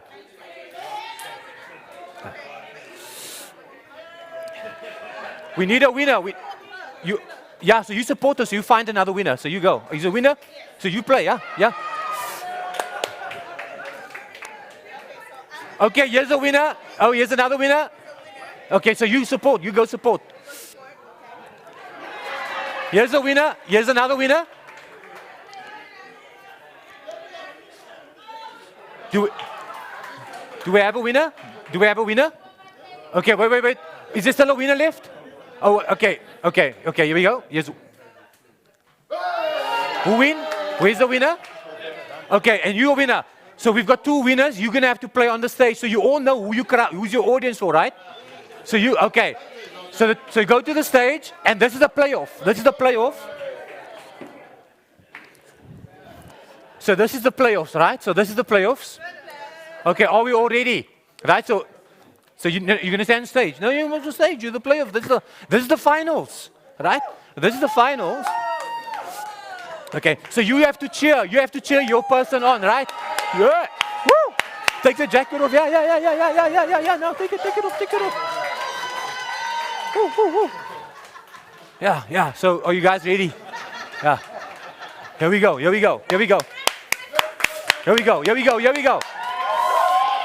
Okay.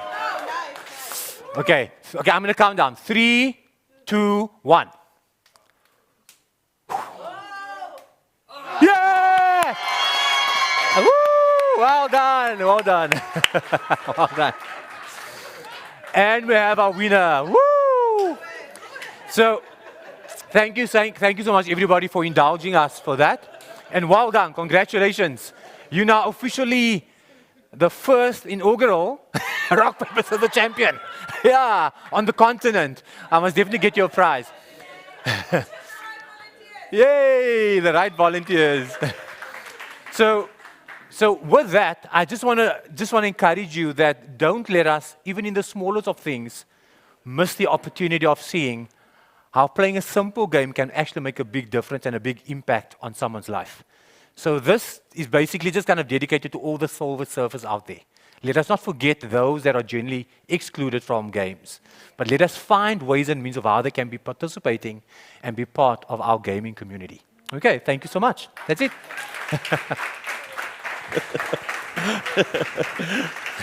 You know, lots of people can make simple things complicated, but you can make complicated things simple and fun, and that's just amazing. So guys, what do you want to do? 10 minutes to go to lunch, or we can break now. I hope you all have a million questions and a million comments and a million things to say. Good. Mission accomplished, because really, games are not about the answers, but about the questions. So what do you want to do? Do you want to chat, or are you ready to take a break and go get something to eat? Your call. Lunch? Oh, you got a question? Okay, let's take what do you want to do? You want to chat? So then let's do that over lunch. Everybody ready for lunch? Yeah. Okay, marvelous. Guys, thank you so much. 2 o'clock, hard start. Please be back. We've got really exciting things, some prizes to win, and lots of interesting talks. So have fun, chat away. Thank you. You guys are all amazing. Bye.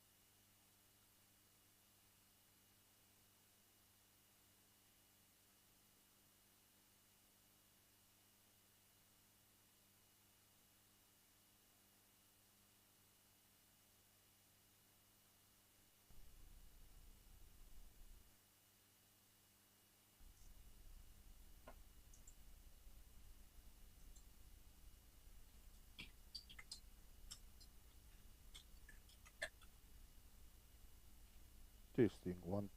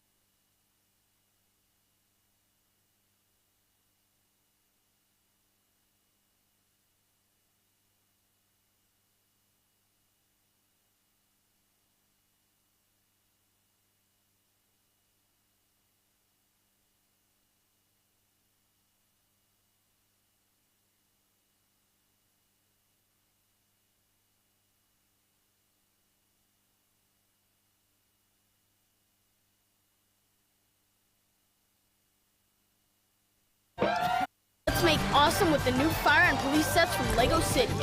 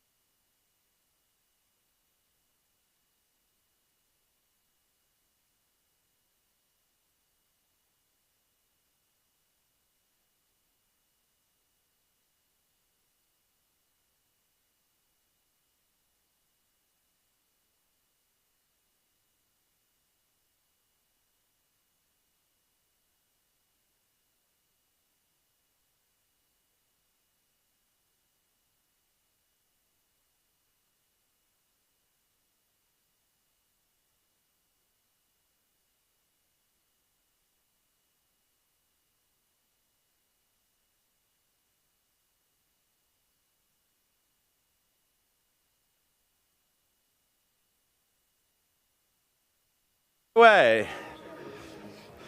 Are we going to do our dance intro? No, I don't Are we not dance. doing the... No. We choreographed the whole of last I night know, for the... no, but I'm Jewish. I Okay. have no sense of rhythm. No, seriously, because that's why we dance in circles at weddings, because it's like Just a keep it secret. simple. Oh, hang on, they're not recording this. Is That's this, too is late. This, is There this it on? is. Is Yep. this on? Oh, There shit. it is. Oh, shit. Yeah. What did you have for lunch? We had a nice little chicken mayo sandwich. Yeah, no, mine Nice, was delicious. Good, energetic. good. I'm ready for the day to kick off. I'm ready for my afternoon snack. I'm also there for that snack. So we'll stand between you and your glass of wine. So what are we doing? So there's this whole thing called Games to Change, actually. Oh, right. Yeah. Okay, right. Okay, now I remember. Okay, that sounds familiar. All right, guys. Yeah, super excited to share with you the afternoon program. Really grateful for you to be here. And I think you're already seeing the amazing work that Tatiana has been doing as the festival director in terms of actually crafting a story. Can you see it all unfolding in real time? No, it's a mystery and a novel experience for me too, but it's really amazing to see. And so as we are honoring our past, thinking about our history, our legacies, how do we then bring that into a practical sense? And I think both the share from Bethlehem and Marlon before lunch were just amazing. Hey? Yeah. No, I mean, everything has been pretty incredible. Also, like, really evocative, I'd say, actually. Like, I didn't expect to get quite emotional about childhood games and thinking about, like, what I was playing in primary school. But it's actually been really amazing. And again, to your point, and there I go, being the stress of... Okay, I'm doing a technical issue with my hair. Thank you very much. Storytelling there, but it's been an amazing just to watch it all and see again how do you actually bring that into gaming into a practical sense. I think that's something sometimes something that's missed. How do you take something emotional and like very intangible and actually make it practical and a tangible thing that you can play, you can experience, engage with. 100% right. And, we always say, like, the smartest devs in the world go and work for big banks and insurance companies, and they code for precision. Things must work perfectly every time. The even smarter and nicer ones have to code for emotion.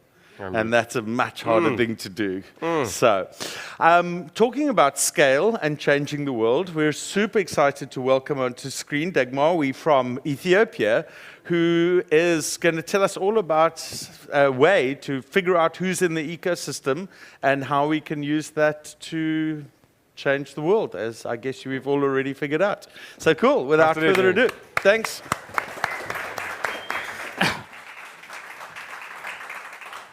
Thank you very much. How are you guys doing?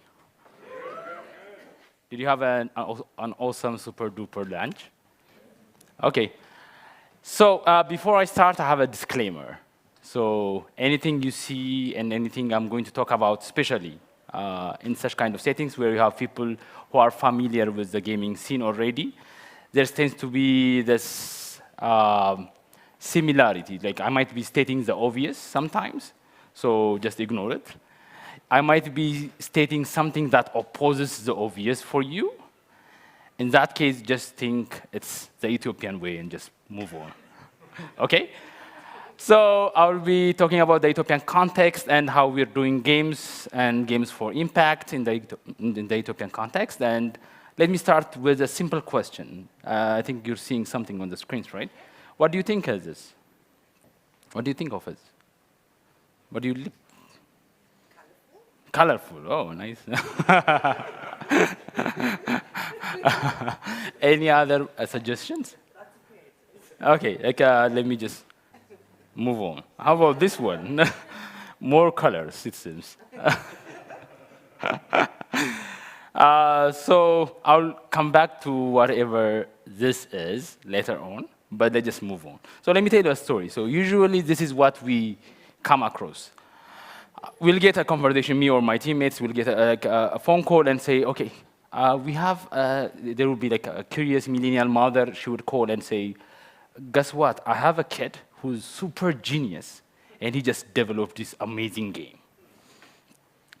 Now, she's a millennial mother, meaning she can Google, and she sees that $179 billion industry, and she just asks a simple question. Now, where is the money? So, and like, it's not only about like the mother. There will be like 5 or 6 software developers sitting coding in their campus, and they would call and say, oh my God, we just used Unreal Engine to develop the most amazing, nerve-wracking game, and we're ready to make money with it. And let me tell you a simple joke that kind of relates to this topic. So a robber, a thief, would go into a poor family's house looking for something to steal. And he has a flashlight, it's in the middle of the night. He's like looking for something in the poor family's house, and boom, he sees another flashlight. And he turns around, it's the owner. And he's like, oh my God, I'm sorry. And the owner says, don't be scared, I'm not here to hurt you.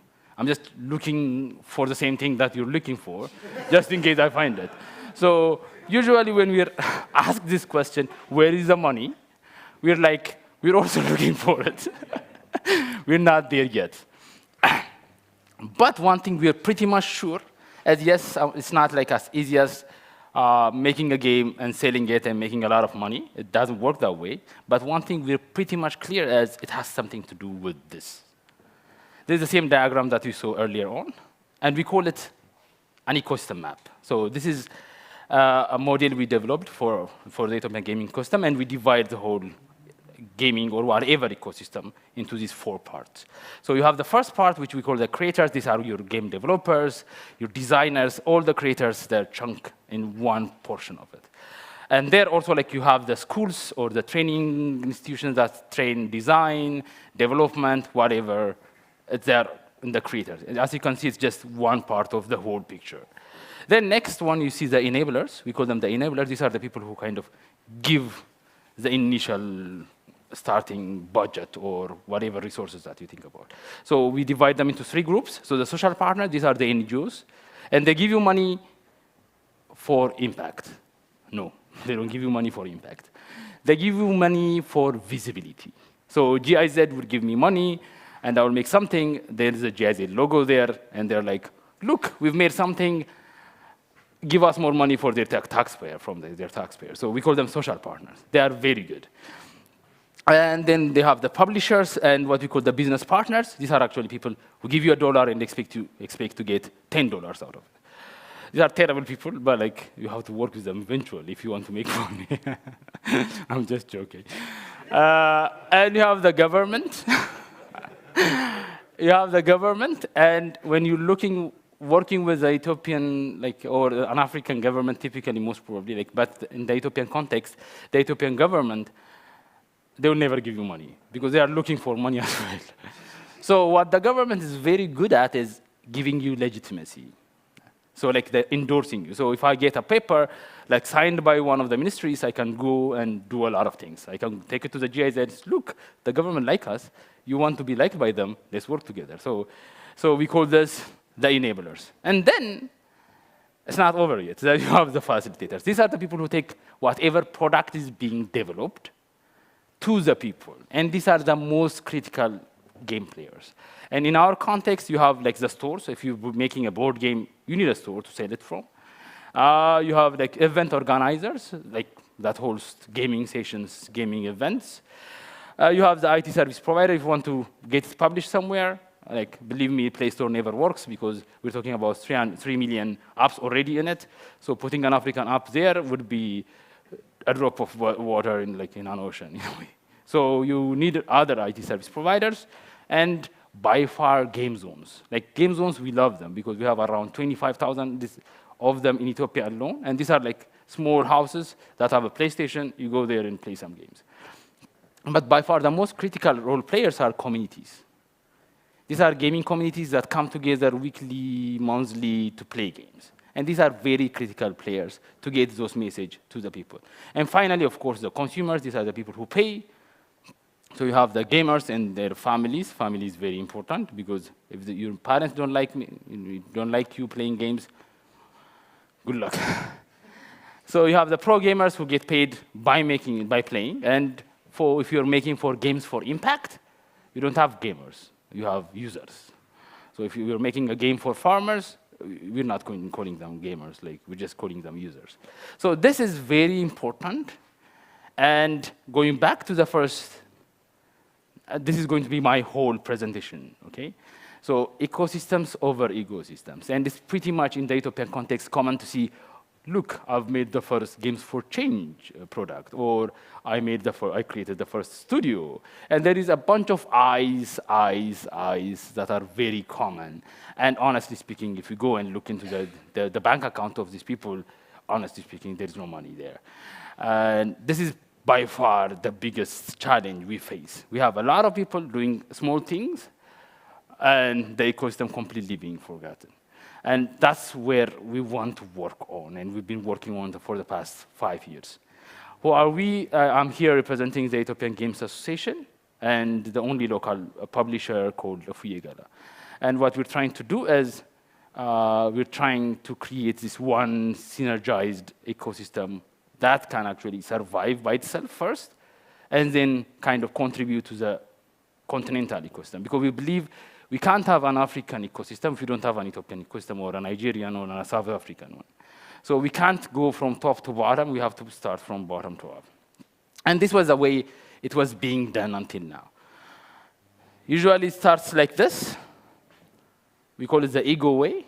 There is a kid that has like a dream, okay, of making this AAA game. He wakes up, he starts coding.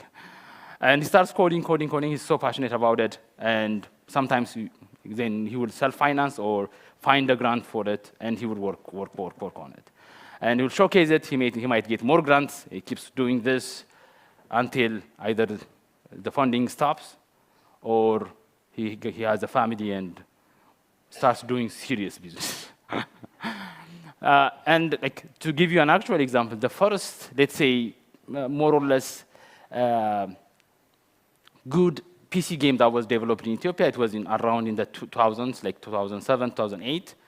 And if you ask where are the people who made it, now they are hired in banks and like doing serious stuff. The first mobile games that were developed, decent ones, were in around the 2015, 2016 era, where the people, like even the games are there in Play Store, where the people have stopped like working on games. So this is a typical, like the ego mindset, that you start working on it, but it doesn't go a long way. And as we always say, it's not what you know that matters, it's who you know that matters. So this has been it's still now a prominent way of doing things in the gaming scene. And this is what you just saw in the first place. So these are like the first ones are the creators. So there are a small egocentric creators there. And then you have the enabler. So like the big button this is the NGOs. Like, they come up with their dollars. Their dollars are big compared to the local currency. So you can live off of it for a year or two, then it stops coming, and then you move on.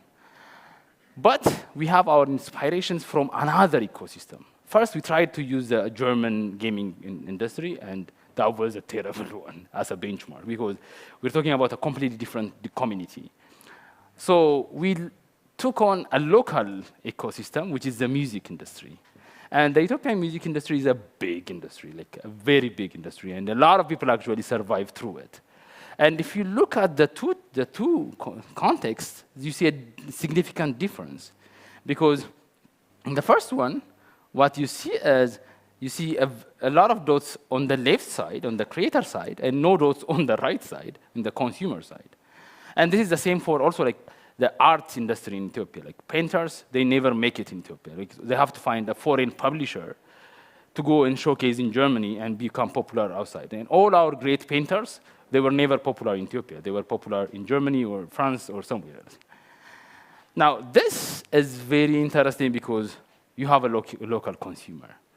And what makes this special is if you look at the music industry, like the demand comes from the right side and flows to the, so that the artist starts by saying, what is the most popular music genre? And they start from this question and they actually make for the consumer in a way. Whereas you look at this ecosystem, which you call it an ecosystem, you say like, oh, I have this amazing idea for a game, and I will make it, then I expect people to buy it. If you make it for yourself, we always tell them, you play it. And don't kind of impose that ideology on other people to play it in a way. It's not fair. Like, you were satisfied while making it, now don't kind of stress people out like to play it. Come on. It doesn't work that way. So, like, moving on, so how we wanted to do it is we came up with these three approaches. So the first one was gaming.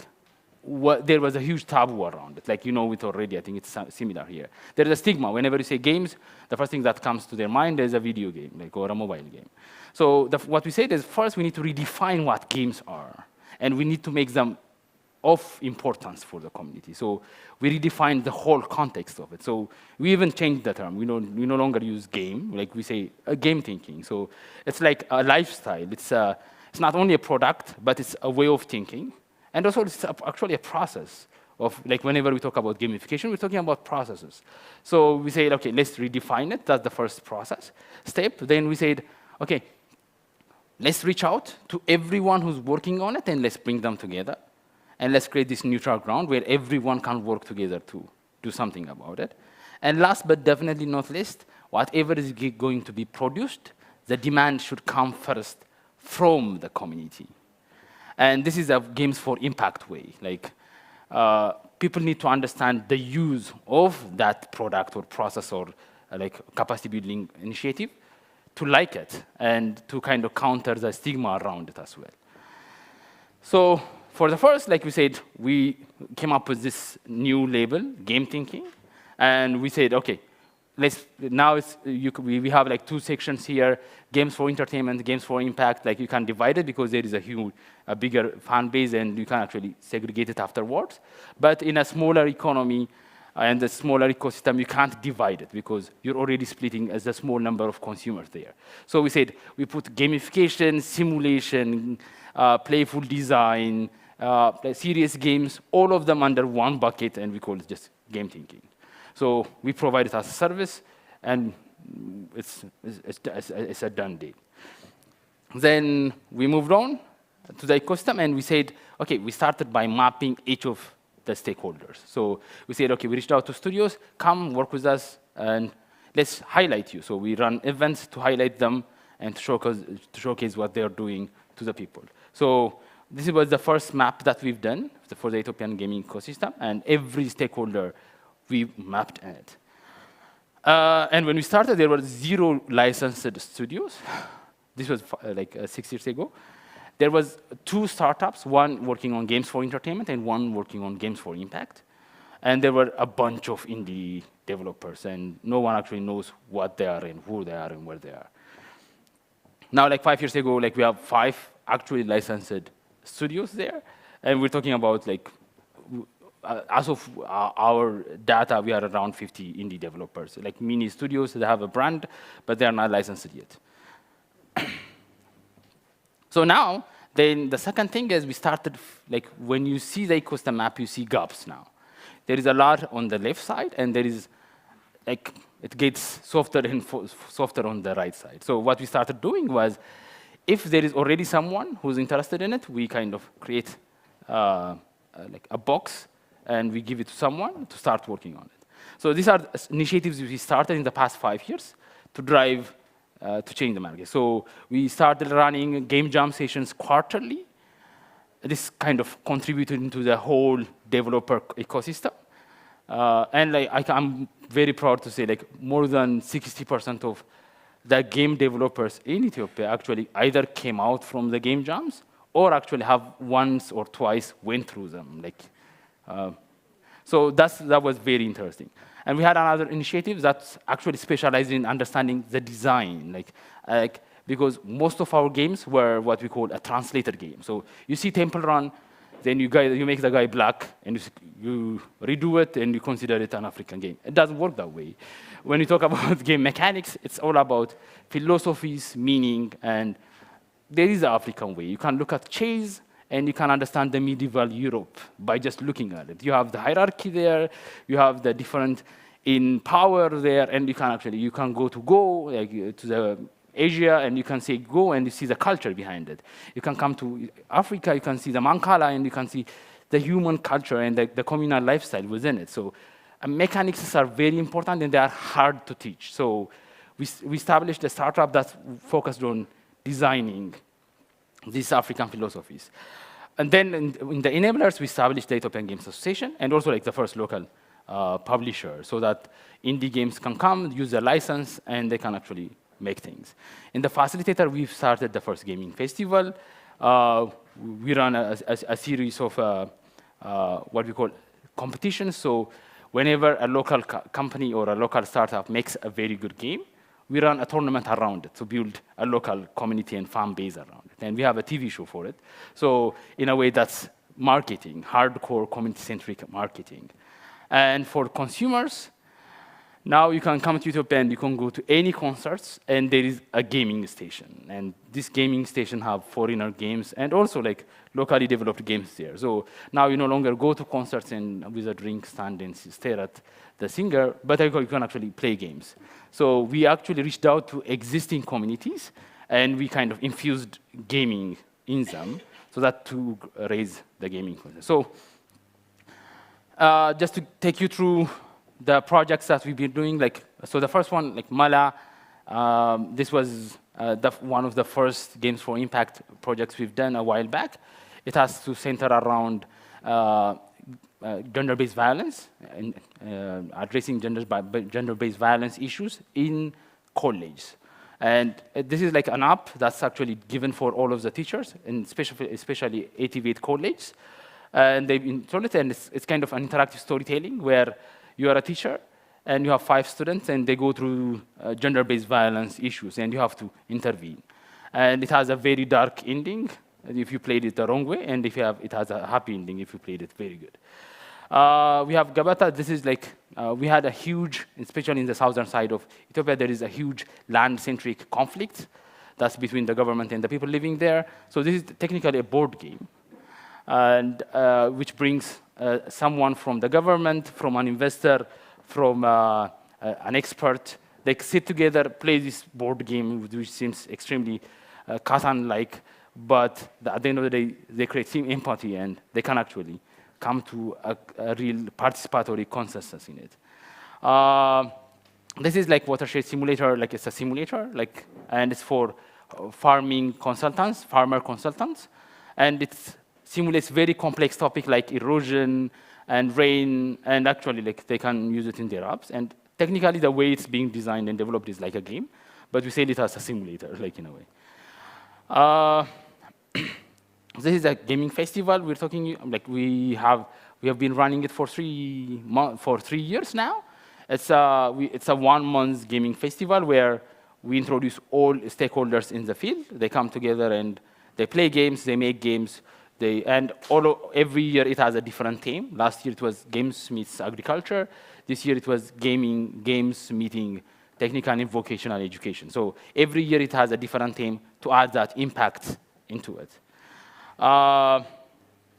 We do also frameworks. So whenever we talk about games, it's all about engagement. We call it the science and art of engagement. So what happens is you can actually redesign your whole process. If you have a company and if your employees are bored, you can actually induce games into it to kind of get them motivated. So you can call it gamification or whatever you want to call it, but at the end of the day, it's all about your motivation, your employees' motivation. So this is one application area. This is a very near and dear topic. So for example, in Addis only, we have more than 100,000 street kids. And the problem with street kids is they are already living in the streets. No one cares about them, and usually they have some form of addiction. Usually associated with glue sniffing. So a lot has been done in the past 20 years to actually alleviate this issue. But an idea that we came up with and we've been running, and still we're actually looking for funds to continue running it, is the best way to kind of beat an addiction is with a bigger, better addiction. So what we do is that we take games and we play with street kids. And the impact is tremendous, because for that moment, they stop sniffing the glue and they actually continually immerse themselves in whatever experience you give them. And these games, you can teach them about life skills, how to dream, how to envision the future, and you see a significant difference. And we have a couple of street kids, after weeks, they come and say, buy me a shoe shining box. Let me start something to do. Let me do something with my life. So this is a very impactful initiative that we have. These game jams, I was already telling you about them. We run them quarterly. They're already associated with a specific topic. And the whole point is a game developer hangs out with a game developer. A designer hangs out with a designer. So what we're trying to do with these game jams is we bring in different people from different walks of life. So a designer, a developer, and let's say a businessman can come together and make miraculous things in just 48 hours to 72 hours. And last but not least, this is by far like our favorite initiative. We call it a Casa Games. It's a gaming community. And we run these communities, like we run 2 events every week. And we have all sorts of games. And we use these platforms for when people make local games, they can actually bring them and test them here. So there are already gamers there, and they can get immediate feedbacks. And these are much better, especially for an early stage developer, to get a feedback from. Because those statistics that you get from like analytic tools, you don't see the people, so you can't actually have a conversation with them. But in such kind of settings, you can see the people's faces, and you can actually get them an early critical mass around it.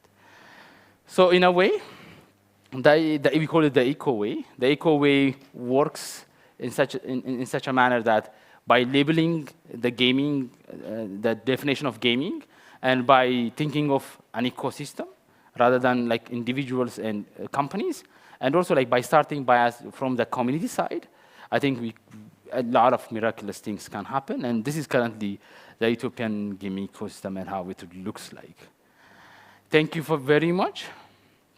And this is it. Yeah. Awesome, dude.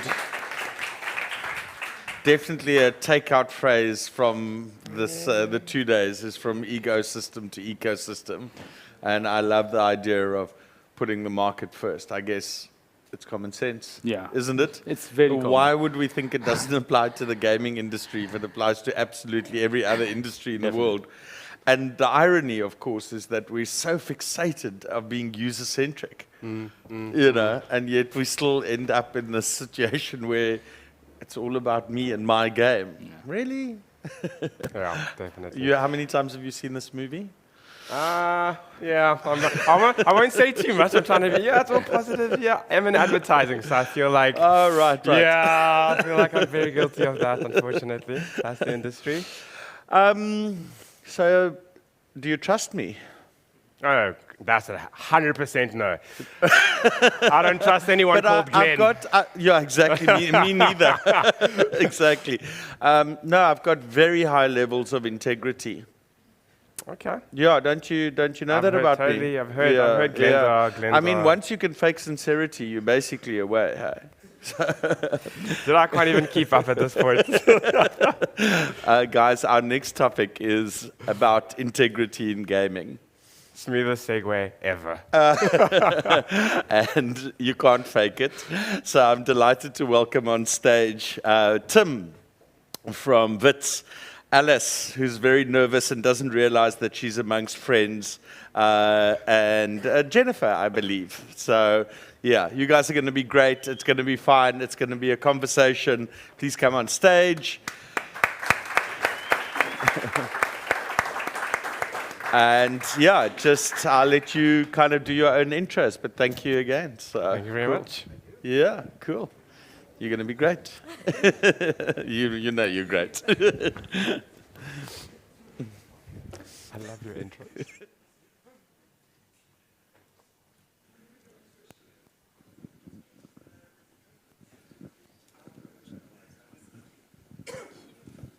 So we share? We do mic check. Working. Fantastic. Hello, yes, it's working. Fantastic. Alrighty, so I'm Tim Flusk, a lecturer at the University of Witwatersrand, and I like to say recovering game developer. I try not to return, but the itch always needs to be scratched. Formerly at 24-Bit Games, and as mentioned, the friends are also here. Thank you very much. But yeah, so to give you some insight and some background into sort of what I'm doing and how and what I'm doing.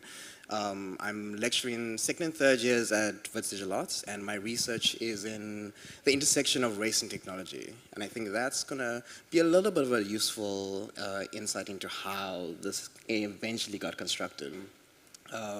Games for Change came to us several months ago and asked the snobby academics let's talk about how we can interrogate this whole field, which is fun for us. We get to define and redefine and re-interrogate the system and how everything works. And eventually, sort of, we came up with asking the conversation about who are the people in this industry and how can they talk about these things? And by industry, as Nick Hall always likes to say, is not necessarily the developers themselves, but sometimes just everybody involved, the consumers, the educators, the community members, etc. So I approached these two wonderful, wonderful people to give a talk on this matter. And I think I would like to start with Jennifer. You can give us a quick rundown of who you are and what you are. Yeah, what I am, okay. I'll try to summarize that. So I'm Jennifer. I am based in Paris. I work at Ubisoft as a social media and content manager for the Paris studio. And I also founded Afrogameuse, or Afrogamuses, as you English speakers might say. It's basically a non-profit and a community of Black women who play video games, who work within the industry, who also are content creators and streamers. And the job that we're trying to do out there is to just promote ourselves as being part of the community, as part of the players, you know, because I feel like we're not so much considered when it comes to decisions being made in terms of representative content within video games, but also in terms of actors within the industry as part of people who are making the games. We do exist in that field, but we're not being seen enough. And so a lot of the work that we do is about showing the role models that exist out there in the means to empower, right? Empower and show that there are possible careers in gaming for all types of people. So we really want to have this inclusive approach, and it's sort of very new in France, because I know that such communities or non-profits already exist in the US, Canada, etc. But it was very important to do it in France because we're still very behind when it comes to, you know, just understanding and being aware of the disparities that we do have in France, you know, when it comes to social issues, diversity and stuff like that. So it's a very intensive work that we're doing of convincing people, sadly, but also showing them that there are opportunities there for them. That's me. Fantastic, cool. There's definitely an interesting point I'm about to point out. But first, Alice. Can you tell us about yourself? Okay. Hi, everyone. My name is Alice, and I'm also a lecturer at the University of Witwatersrand, but as well as Vegas School. And my focus on games is a little bit different. As much as I came into gaming through consuming games, I'm more now interested in how we can use games for development. So education obviously is a very big thing across the world, because we always need to learn, we need to teach and develop new forms and systems and so on and so forth. So for me, the main thing is looking at how the current education system is constructed or how it works. Yes, it's been working, but I would want to find ways that we can change the actual education system through games. Because games, obviously, there's a lot of critical thinking, and you're able to take very concentrated, high-level information and break it down into simpler forms so that consumers can actually understand that information a little bit easier than how opening up a textbook, reading, understanding is a little bit more difficult for some people. So we all know that from childhood, you'll always be playful, you'll always play. Play is the human brain's fun. And if we can use that in order to teach, I'm pretty sure that we are going to be able to get more critical thinking going than rather just regurgitating information back, because that's just how the education system wants us to learn things. We are not producing our own innovative ways of seeing the world, or solving or approaching problems, and not just your own personal problems, but social problems, all the different spheres of problems that we face within the world. So, yeah, entertainment will always have gaming as for fun, but gaming also can approach the education side where we can use it to promote learning. Thank you very much. I think quickly I want to make a note, as Glenn mentioned, Tatiana's creation has been fantastic. There's quite a nice flow that came in from the previous talk here. But specifically, on the quickly, I'm going to give an explanation behind the curtain here. I sent my wonderful panelists a set of questions that I would be asking, with the caveat that they will change the moment something interesting comes up, and that moment has already happened. So, firstly, often you get a panel filled with women, filled with black women, and they always want to talk about diversity, capital D diversity. And I think both of you and myself are probably a little bit tired of that same old thing. We can talk about more than that. And I think in particular you made a point, it's like actually it's diversity of thought, it's diversity of action. So I think I just want to dig into that a little bit more from your side, in the ways in which sort of you as sort of a community manager, developer, and things like that, potentially seeing the ways in which in your sort of locale, that sort of the lack of doing that has been hindering sort of the process of building community and building games. And again, not just a race thing, a gender thing. Like, what are people like not paying attention to outside all those things, sort of economically, etc.? I feel like it all usually comes from unconscious bias that we all have as human beings, right? You think of a doctor, and maybe the first image that comes to your mind is not necessarily a black woman, it might be anything else but that. It's the same for me when it comes to the gamer. When you think of the gamer, you think of a man, right, of a certain age, sitting at his desk in this dark room and never going out for several days. And you think of him also being kind of stereotyped in that sense, of him being mistreated by people because they have this perception of him as a gamer.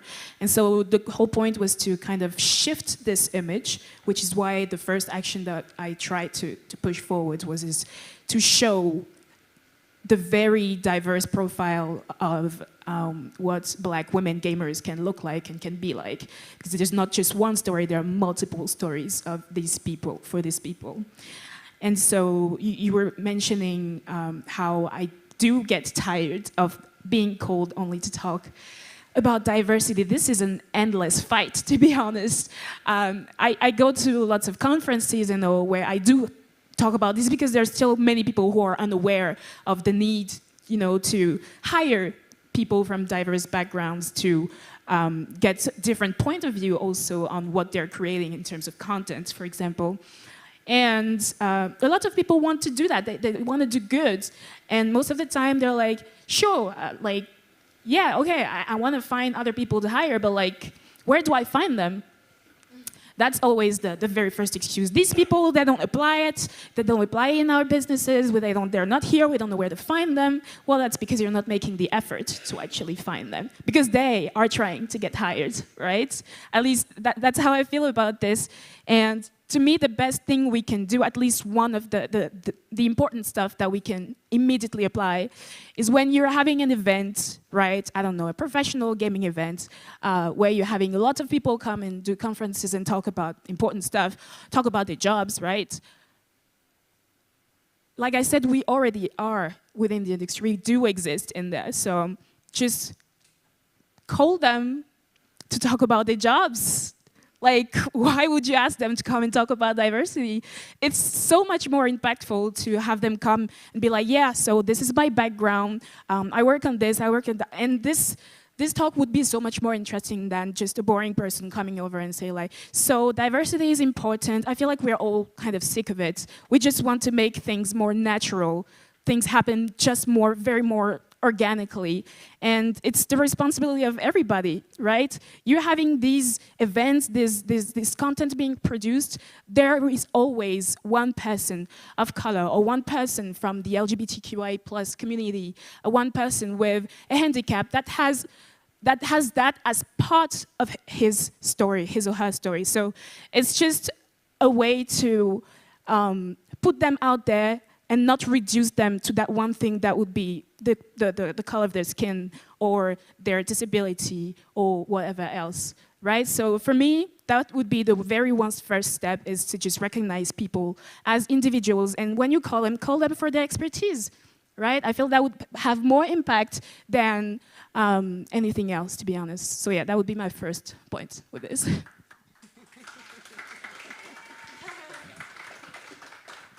Excellent, thank you. I'm so glad I got you. Actually, just answered everything. Yeah, good job. I think, yeah, firstly, fantastic. That was an excellent response. And who knew it could be so easy? Who would have guessed? I think, though, I'm going to jump off on a tangent on that one, because I think Alice was mentioning critical systems and play and all those kinds of things. And I think, fundamentally, that's what games are. We're talking about systems and things like that. But somehow we can be really bad at it when it comes to our industries and ecosystems. But I think for you, Alice, I would like to just sort of talk about that more sort of thing. I think, again, with the diversity component, where you seem to be talking about games are not really just entertainment, they're critical systems of engagement, right? So just just run us through that. Let's just talk about it for a little bit. Like, what are you thinking about when it comes to education? Why play in education? Why play in this, the other? Because, yeah, it is a fundamental thing that we do as children, as mammals. So go ahead, run me through that. Okay, so now I'm just trying to think where I'm going to start. Okay, let's start from children, right?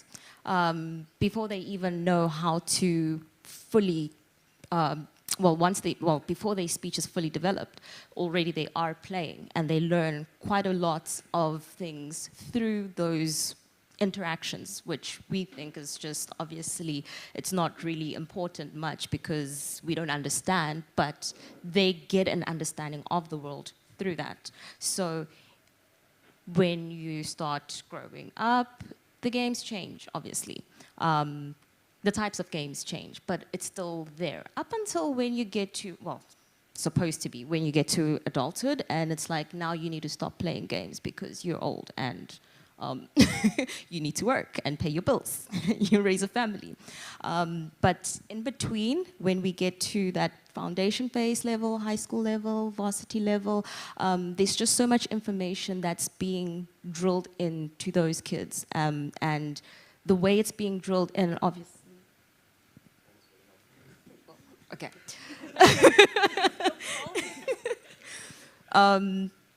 The way it's being drilled in is not necessarily in such a way that is friendly for everybody. So going back to a little bit of diversity, that games don't necessarily have a face, a particular face. Any type of person could be playing this particular game, meaning learning should be the same. It should not be that because mathematically I'm not really doing the numbers well, that I should be excluded from learning mathematics and, be pushed over to agriculture or something else, because that's something a little bit more tangible. Yes, we do have those skills that we're born with, that, okay, this is your talent. But choice-wise, if you could learn those other industries, those other parts, why not make it more simpler for them to understand it? And culturally also, there's a lot that we can learn about each other through playing games. So understanding social issues, social problems. Yes, we have those serious games and whatnots now that are becoming more prevalent, but those are played by adults more. So can you imagine an instance where we're actually teaching primary school kids on something like depression? That seems like heavy. Like, you can't explain to a child that, okay, this is what depression is, okay? And this is how it's going to affect you, and this is how you can deal with it.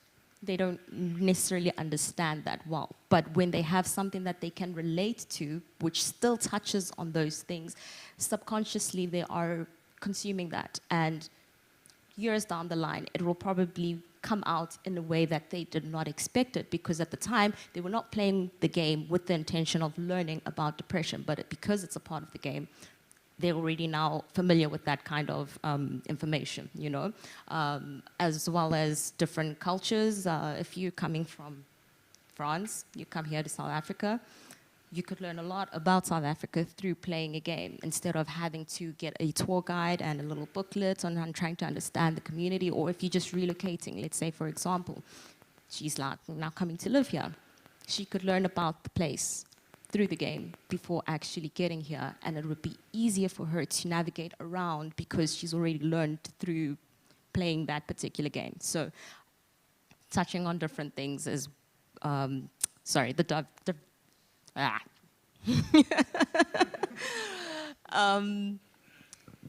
using games can be, no. Diversity is what I want to say, that there's just so many factors that games can touch on. We have limited ourselves into thinking that this is just how gaming should be framed or looked at. Yeah. Alrighty, I'm gonna be mean now. I deeply apologize. Like, this is speed round for both of you. Alrighty. Game or ludic systems, see the academic came out. Game systems, right? For facilitating and fixing these issues within the industry, what would one do?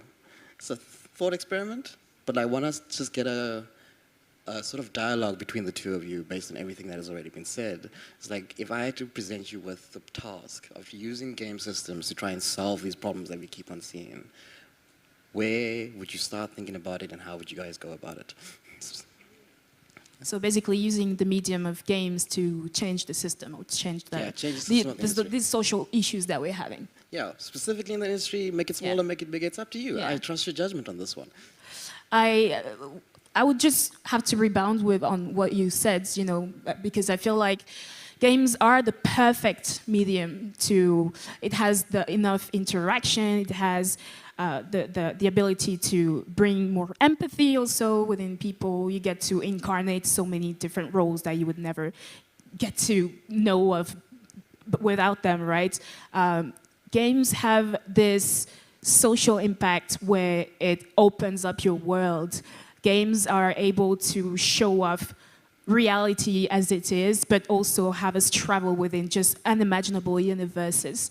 And so I feel like the first step would, just be making impactful games. And some of them already exist, and I feel like we're so grateful for them, but I feel like they aren't enough. I saw this amazing game from the amazing people from WITS, right? Amazing students who made a game which is called We Walk Alone, I think. To Walk Alone, there you go.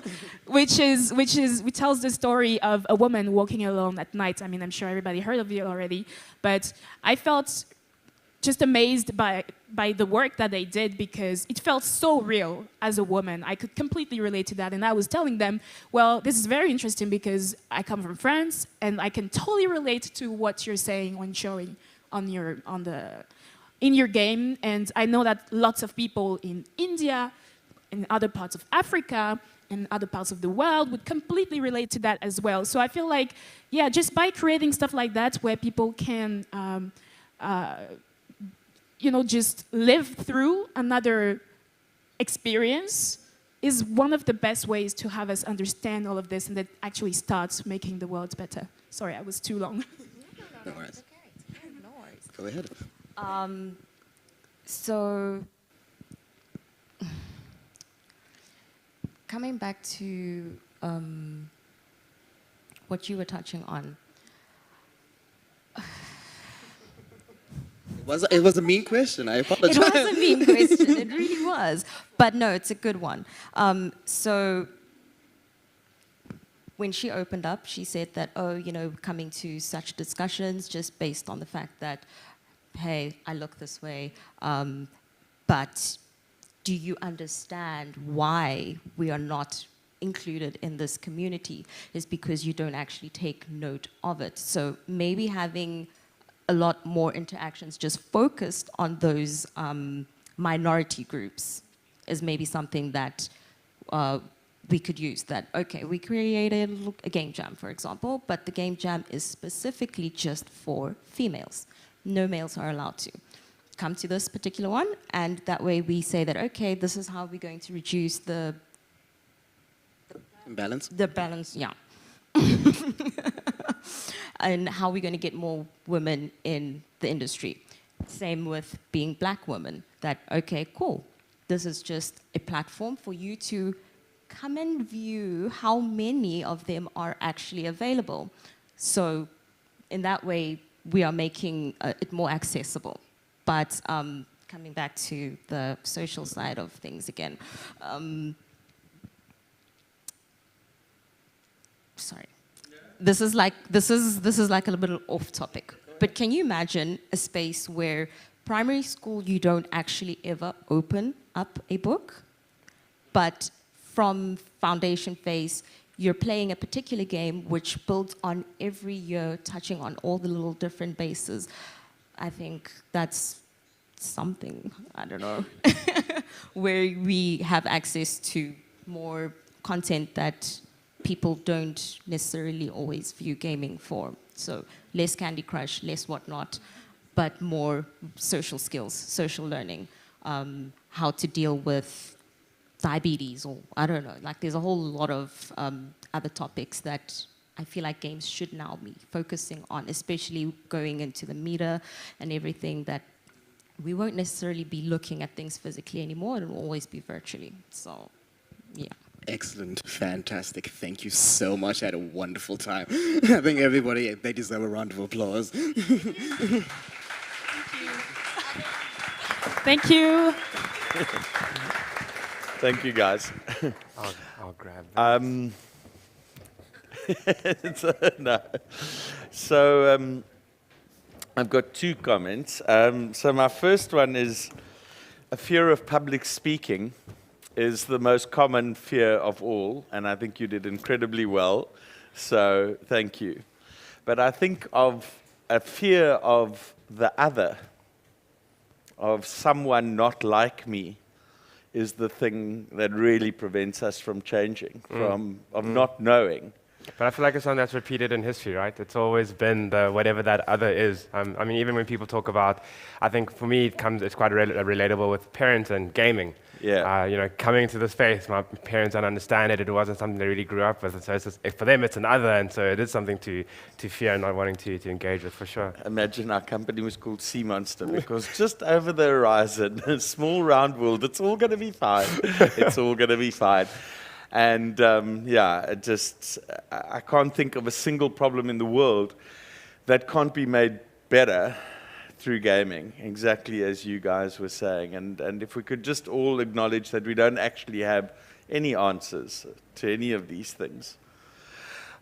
So we were in France a couple of years ago, and I remember the keynote speaker was this crazy Israeli dude. I'm not sure that they got what they expected, because he stood up in this massive conference at Africa, Vivatech. Yeah, if you ever get a chance to go, it's really cool. And he stands up and he says, right, okay, I'm going to solve the cancer problem. What are you going to do? And he sits down. And I thought, and then he stands up again and he's like, you know, I think it is about what kinds of fears we have as humans and what kinds of problems we think games I feel like the solve. last time someone tried to solve cancer very quickly, yes. There was a whole franchise of gaming that happened there. So let's try not go that route. No. You mean science in gaming? Wow, that's going to be massive. And of Don't course, get me in trouble now. No, but for sure. So yeah, guys, next one, speaker up is about doing just that. Yoni, no pressure. But yeah, if you could please tell us how you're experimenting with games to solve some of the most challenging diseases of our time. Thank you. That's what I'm going to try and do. Thank you. Oh. I think that's me. Hello. Can you hear me? Yeah. All right, good. I'm a little uncomfortable in front of crowds, so I'm probably going to hold on to the desk a lot.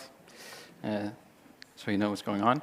Actually, I'm not going to solve the cancer problem, but at the end of this presentation, I'm going to ask all of you to solve the cancer problem for me. So bear with me. All right. But first, how does this thing work? That's it. Yes, I got it. First, who am I? I'm Joni van der Leeuw. I'm from the Netherlands, and I'm really glad to be here in South Africa in front of all you guys. I've been in games for 10 years now, working as a composer, as a producer, and as a business developer. Let me get my notes. I started out at Abbey Games as a composer, made a couple of soundtracks. You might know Rius, but you also might not. All the other games you probably don't know that are on the screen, but I've worked on those more recently. Abbey Games went a little bit down the drain back in the end of 2019, when I was actually working there as general manager, so it was also kind of my responsibility.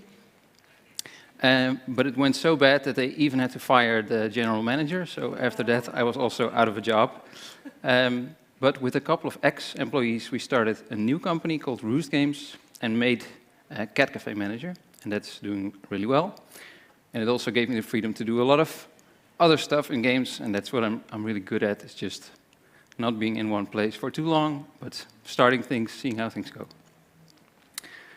That's not why I'm here, though, and you guys probably all know that. I have a couple of questions. Hey, there's a slide missing here. I have a couple of questions for the room. How many of you know someone that has cancer right now? All right, that's quite a lot. How many of you lost somebody to cancer? Almost as many. And how many of you had cancer themselves? Yeah, that's why I'm here. I had cancer by the end of 2019. I didn't know it yet, but in February 2020, after almost all the doctors I spoke to didn't know what was going on, the Antonie van Leeuwenhoek Hospital realized it was testicular cancer, and it was stage 3. And to explain, there's no stage 4 of testicular cancer. It was pretty bad at that point, and they had to go into chemo as soon as possible, or it might have been too late. But luckily, it wasn't, so I got out of the Antonie van Leeuwenhoek cancer-free. I was very grateful for that, and even in the hospital, I realized I wanted to give something back. I had never really known that testicular cancer was a risk for young men between 20 and 40 years old. And I realized that I worked in an industry dominated by men 20 and 40 years old and had never heard anything about it. So what I decided to do was set up a campaign for awareness around Movember, where you grow a mustache. That's also what this mustache is for. To tell people in the Dutch games industry about this horrible disease. I did this with a couple of blog posts, a couple of interviews, and an instruction video by my actual surgeon, who told young men how to check their balls, basically, because this is what needs to happen. That is also how I got in touch with the hospital, the Antonie van Leeuwenhoek, more intensively. And tied to that hospital is the Dutch Cancer Institute. So we worked together on that Movember campaign, and I was in touch with their communications department. That was all really great, but I thought I would never hear of them again. A couple months later, though, they reached out and asked me, hey, you did something with games, right? There's a pathologist here called Hugo Horlings, and he really wants to get in touch because he's stuck on a project on pathology, citizen science, and games. Can you talk to him?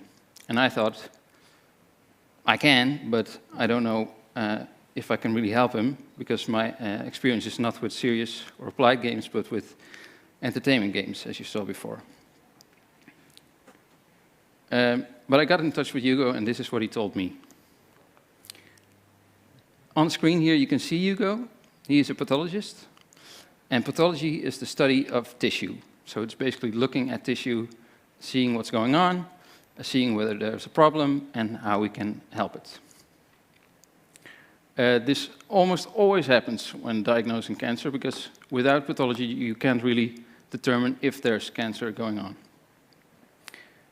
And this used to be really analog, so there would be a slice of tissue taken from the human body, put under a microscope, a pathologist would look at it and see, okay, this is what needs to happen.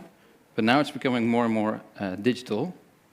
But even then, it's still very tedious, because you have to sort of slice the tissue very thinly, put it under a scanner, and then you have a digital image. This is still a lot of work, but the thing that it helps with is that at least we don't have to ask people to keep giving tissue over and over again, and it's much easier to send over digital information than actual human tissue by mail, essentially. But because this is a lot of work, even digitization of pathology is still not going very fast, because pathologists have to do this, and innovation within the field is really lagging because of this. And that is all given that there are already not enough pathologists to do the work that they need to do. Like I said, you need a pathologist for almost every diagnosis, but you also need pathologists to do all this research, second opinions, etc., etc. And there are just a lot of cases of cancer per year. In the Netherlands alone, there are 400 pathologists. They have to look at over 1 million tissue samples per year to solve basically 130,000 cases of cancer. And that's just too much work. Hugo alone had 2 burnouts over the last 10 years, but overworked pathologists are in general a huge problem. This leads to long waiting times, to inaccurate or even inaccessible pathologies, and that, well, when you have cancer and every day counts, that's just a huge issue. And this is just the Netherlands. So the map you see on the screen gives a heat map of pathologists per person, basically, in the country. And well, obviously in Africa, it's a lot worse than in the US or in Western Europe. There is, though, a possible solution, fortunately. It's not yet games. It's AI. AI could potentially help pathologists do their work a lot quicker. So on this screen, you can see a heat map where an AI has already said, okay, this is what's going on in this area. So the pathologist doesn't have to painstakingly go through all the pixels basically on the screen to see what's going on. And this could speed up the process tremendously, make it more accurate, and because AI is software and you can distribute it, also make it more accessible, potentially all over the world. But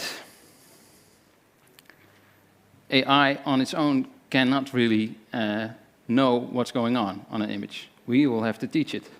Or in this case, pathologists will have to teach us, because we know what a traffic light looks like, and that's why AI now also knows what traffic lights look like really well. But they don't know what a tumor cell looks like, and they don't know what an immune cell looks like. Only pathologists know what these cells look like. And on the image here, you can see those are, 16 cells, basically to annotate for us to determine whether they are traffic lights or not. But on the image on the right, there are a lot more. Annotations, to explain, are basically data points on an image to tell the AI, okay, this is this type of cell, or this is another type of cell. So there's a little bit of a catch-22 here, because if we're going to ask pathologists if they want to train the AI, they're going to say no, because they're already burned out, or almost burned out. So Hugo came with a possible solution for this before he approached me. What if we could all help? What if we could all help collect annotations so that we can train that AI and basically solve this issue? It has already been proven that ordinary people can provide high enough quality annotations, and it has also already been proven that these type of projects work. So Folding at Home, I don't know if you know about it, is a project where people turn on a simulation of software on their computer to basically see how protein works and how we can develop new medicine for certain diseases.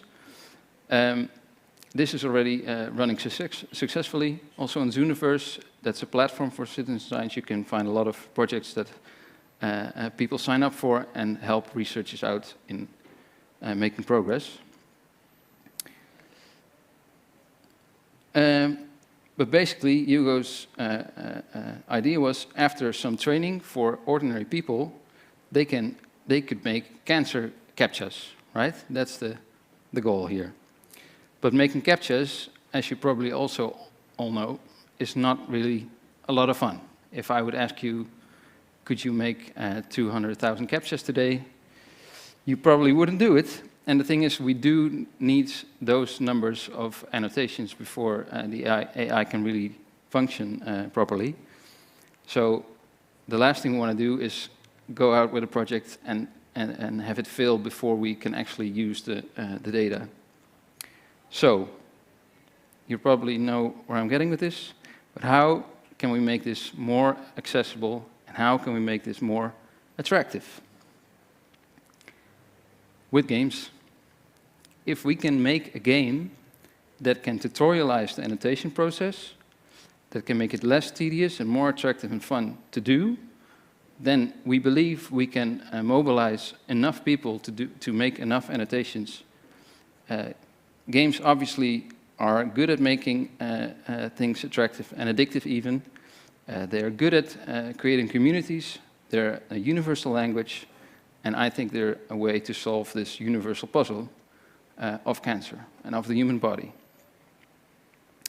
So the question is, can we make something like Cancer Crush? I had a better image for this, but it's not there. I don't know if we can, but we can at least try, right? Because the challenge is to collect as many annotations as possible, of as many cells as possible, and basically get the digital pathology out of the catch-22 that it's in right now. The human body is made up of over 1 trillion cells, divided in around 200 cell types. If you can help sort of unlock those cell types for researchers, then we're a lot closer to solving that puzzle. And that's the annotation game, basically. We can all help, and I hope you can play and make this game together with me. So here's my invitation to you to do this together. We are currently running a small prototype in Amsterdam in the Netherlands with only 15 people, but we are already seeing at least usable results on a small scale. But of course, this thing only works if we do it for the entire world. So I need all the help I can get. If you're in research, if you're in healthcare, pathology, AI, but especially if you're in games, please contact me on this. I really feel like there's an opportunity to solve this thing, and I hope you feel the same. That's it. Have you eaten? Are there any questions? Okay, but I'm sure there's still some leftovers there. Who's got the mic? Mike. Who's Mike? That wasn't us. I don't know who that was. Have you got questions? Oh, okay. Anyone else? Level. Serious games were used to sort of map the proteins. For the stream, I shall start again. A couple of years ago, or maybe even a decade ago, a serious game was used because people didn't know what the HIV sort of like structure and protein looked like. Mm-hmm. And so there was a game that was used to kind of like get people experimenting to try and figure that out. It strikes me that this is quite similar in concept. Yeah. Was that familiar to you, and is that where you took your inspiration from? To be clear, so I didn't get an inspiration from anywhere. I'm basically just facilitating getting this project into the games industry because it's hard for researchers to get in there, oddly enough. But I think you mentioned you mean the Folding at Home program. Yes. Yeah, and so it's definitely something we look at as an example of how well this can do. Yeah. Cool. And like, I just want to wish you and say what an amazing journey with something that is like touches so many people. And absolutely, I can't wait to participate in whatever small way that I can. And I hope that everyone else is looking forward to that too. Yeah, me too. And I feel strongly also that the gambling industry is really good at getting people addicted to, and taking another dollar from some grandmother somewhere, thrilling as it must be. Like if we could just start to take that power and use it in some small way. And we talk about inclusivity, and again, here we are teaching our cars to drive autonomously by, doing that bloody thing that I sometimes don't even get right myself. And I'm like, really? Is that really the best use of capture in the world? Is that the best thing we could come up with, Silicon Valley? I'm like, really? So it's just like referencing the previous point about what problem are you trying to solve, and how are you seeing the world? So yeah, in Silicon Valley, the biggest problem they're trying to solve is computer vision for self-driving cars. Great. Now back on Earth. Yeah. So yeah, thank you so much, and well done, and good luck. Oh, question. Question, please. Yes, Mike, go ahead. Thank you very much. You're all called Mike. Yeah. Hi. Hi. My name is Anjali. So my focus lies in interactive games and learning systems. And I had the privilege a while back to work on a project where you make VR rooms to learn neuroscience. So you can have kind of a virtual brain in front of you with your information and everything.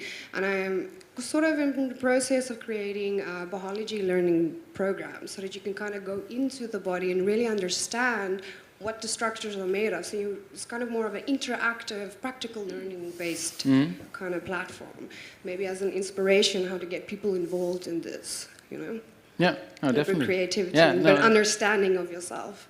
It's Please wonderful. give me your card after. I think you should get married and have each other's children, and invite us to the wedding if you choose to get married. But yeah, well done, awesome to hear. So thank you. Yeah. Well done, dude. Thank you. Thank you so much. I left you for a second and people are getting married. I know. And what's worse, you're going to be carrying the ring. It's going to be great. I'm a great ring carrier. I've got you all dressed up. So what do you care about most? Oh, I was going to be very emotional. I was going to go like my little sister, probably. Really? Yeah. In the whole world? Yep. Seriously? I know, it's a sucker for it, but yep. And what do you care about most? What occupies your mind? And isn't it weird, like with all the technology and all the stuff that goes on in the world, whenever we start to think about innovation and technology and we apply best practice, we should just start with the thing we care about most. That actually sounds like a simple one. I think, yeah, okay, that's... too soon? Too early? No, I get it. I just feel like it's the last thing you think about is what you care about. You'd rather focus on what is actually going to work and not, and maybe that's a mistake sometimes. Yeah. So how do you teach empathy at massive scale? Sure. How do you understand what empathy is all about? So, delighted to introduce the two of my other favorite human beings in the whole world. I've got lots of favorite human beings. But Nicole, you're going to just have a conversation with Dr. Simari Root, talking about empathy, talking about some of the most wicked challenges in our time, some of the simplest challenges in our time. I just want to say, Glenn, I'm going to steal all your intros. Because Really? it's actually become a game for me now to think about what is the next headline going to be. Because So it's such a great intro. are we going to gamify this? There it is. Yeah, There it's it is. happening I in love real that. time. Okay, Please get on guys, stage. take it away. Thank you very much. Siri, I think, should we take a seat? Yeah. I think you should choose one. Yeah, let me just sit so that I can actually see you properly. I'm going to go with this one. Rollerballs, yeah. Good afternoon, everybody. Are you still Hello. with us on a Friday afternoon? This is fantastic. So yes, I'm delighted to be in conversation with you today, Sumri. And Happy to be here. I must admit, as I did a little bit earlier on, so now it's my time to admit to the audience that when I was asked to speak with you about pro-social games and empathy, I did go down a rabbit hole around what exactly pro-social behavior is. And just in case I'm not the only one who's curious about what exactly is pro-social behavior, I thought maybe let that be my first question to you. Sure. What is pro-social behavior? Well, you've done the reading, so you probably know better than I do. So, no, I don't. Okay. Go ahead. Well, essentially, pro-social behavior is literally what it says. It is behavior that considers the other. So, meaning you consider other people. It's things like helping, sharing, showing compassion, and it's a critical piece of the empathy puzzle, if that makes sense. So, pro-social behavior has a range of, actions that can take place. So, things like sharing, helping. But it's specifically in terms of considering another person and trying to essentially make the world better by being a better person. Can certainly do with more of that. So I'm curious as to when these behaviors develop in us as people. Generally speaking, what sort of helps us develop those behaviors?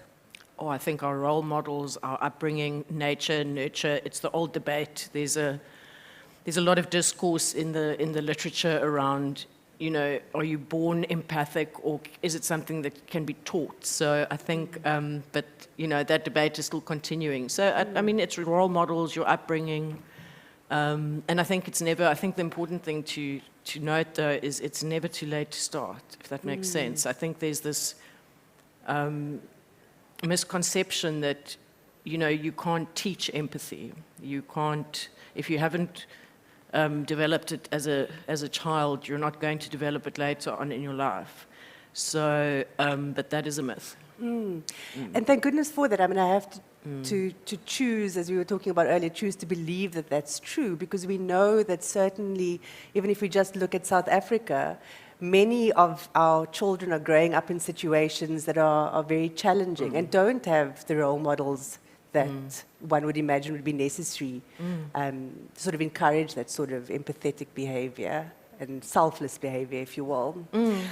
But since we are at a conference or a festival about games, I suppose I should probably ask what role games can play, and pro-social games in particular, to support the creation of empathy. And maybe you have some examples to share with us.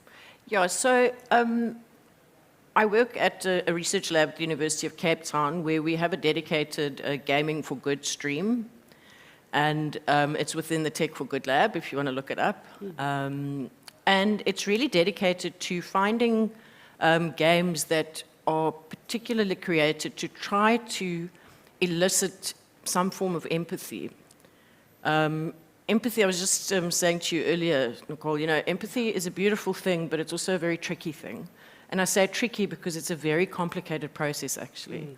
It sounds simple, but what we've been doing is looking for games that, have the capacity to actually elevate somebody's degree of, and it's called empathic concern. It's a psychological construct which is really about the concern for the other. So we've been looking at games that have the potential to actually, even if it's transient, to increase somebody's empathic concern.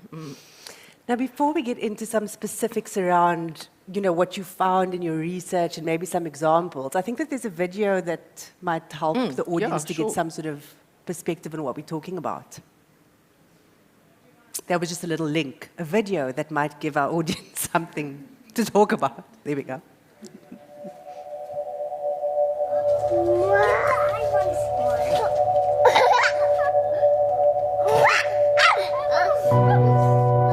We started this project in the hope that we would document a miracle. Our son was fighting brain cancer, the horribly aggressive kind, and it had come back many times, and it had been beaten back many times, and many times we had been told his death was imminent, but he was still alive. You see, We could have crafted this adventure game in which players would experience the trauma and the treatment that he had faced, and how he had overcome them all. And it would be our miracle, because we needed it. Desperately. We needed treatment to work, and we needed our prayers to work, and for our son to live. Our son, Joel. And so we went about building our game, an altar of polygons and passion, a sacrifice of our savings to share our story. And players connected with our game. And we shared tears and traded the stories of our lives, and it seemed that the world would see love and life and faith and healing in a video game. What happens when the stories we want to write are replaced with the stories written onto us? When the parable chronicles our pain rather than our triumph? And when the sky feels emptier and our hearts swell laden with longing and loss? What happens when the dragon scorches the earth? How do we find each other in the smoke?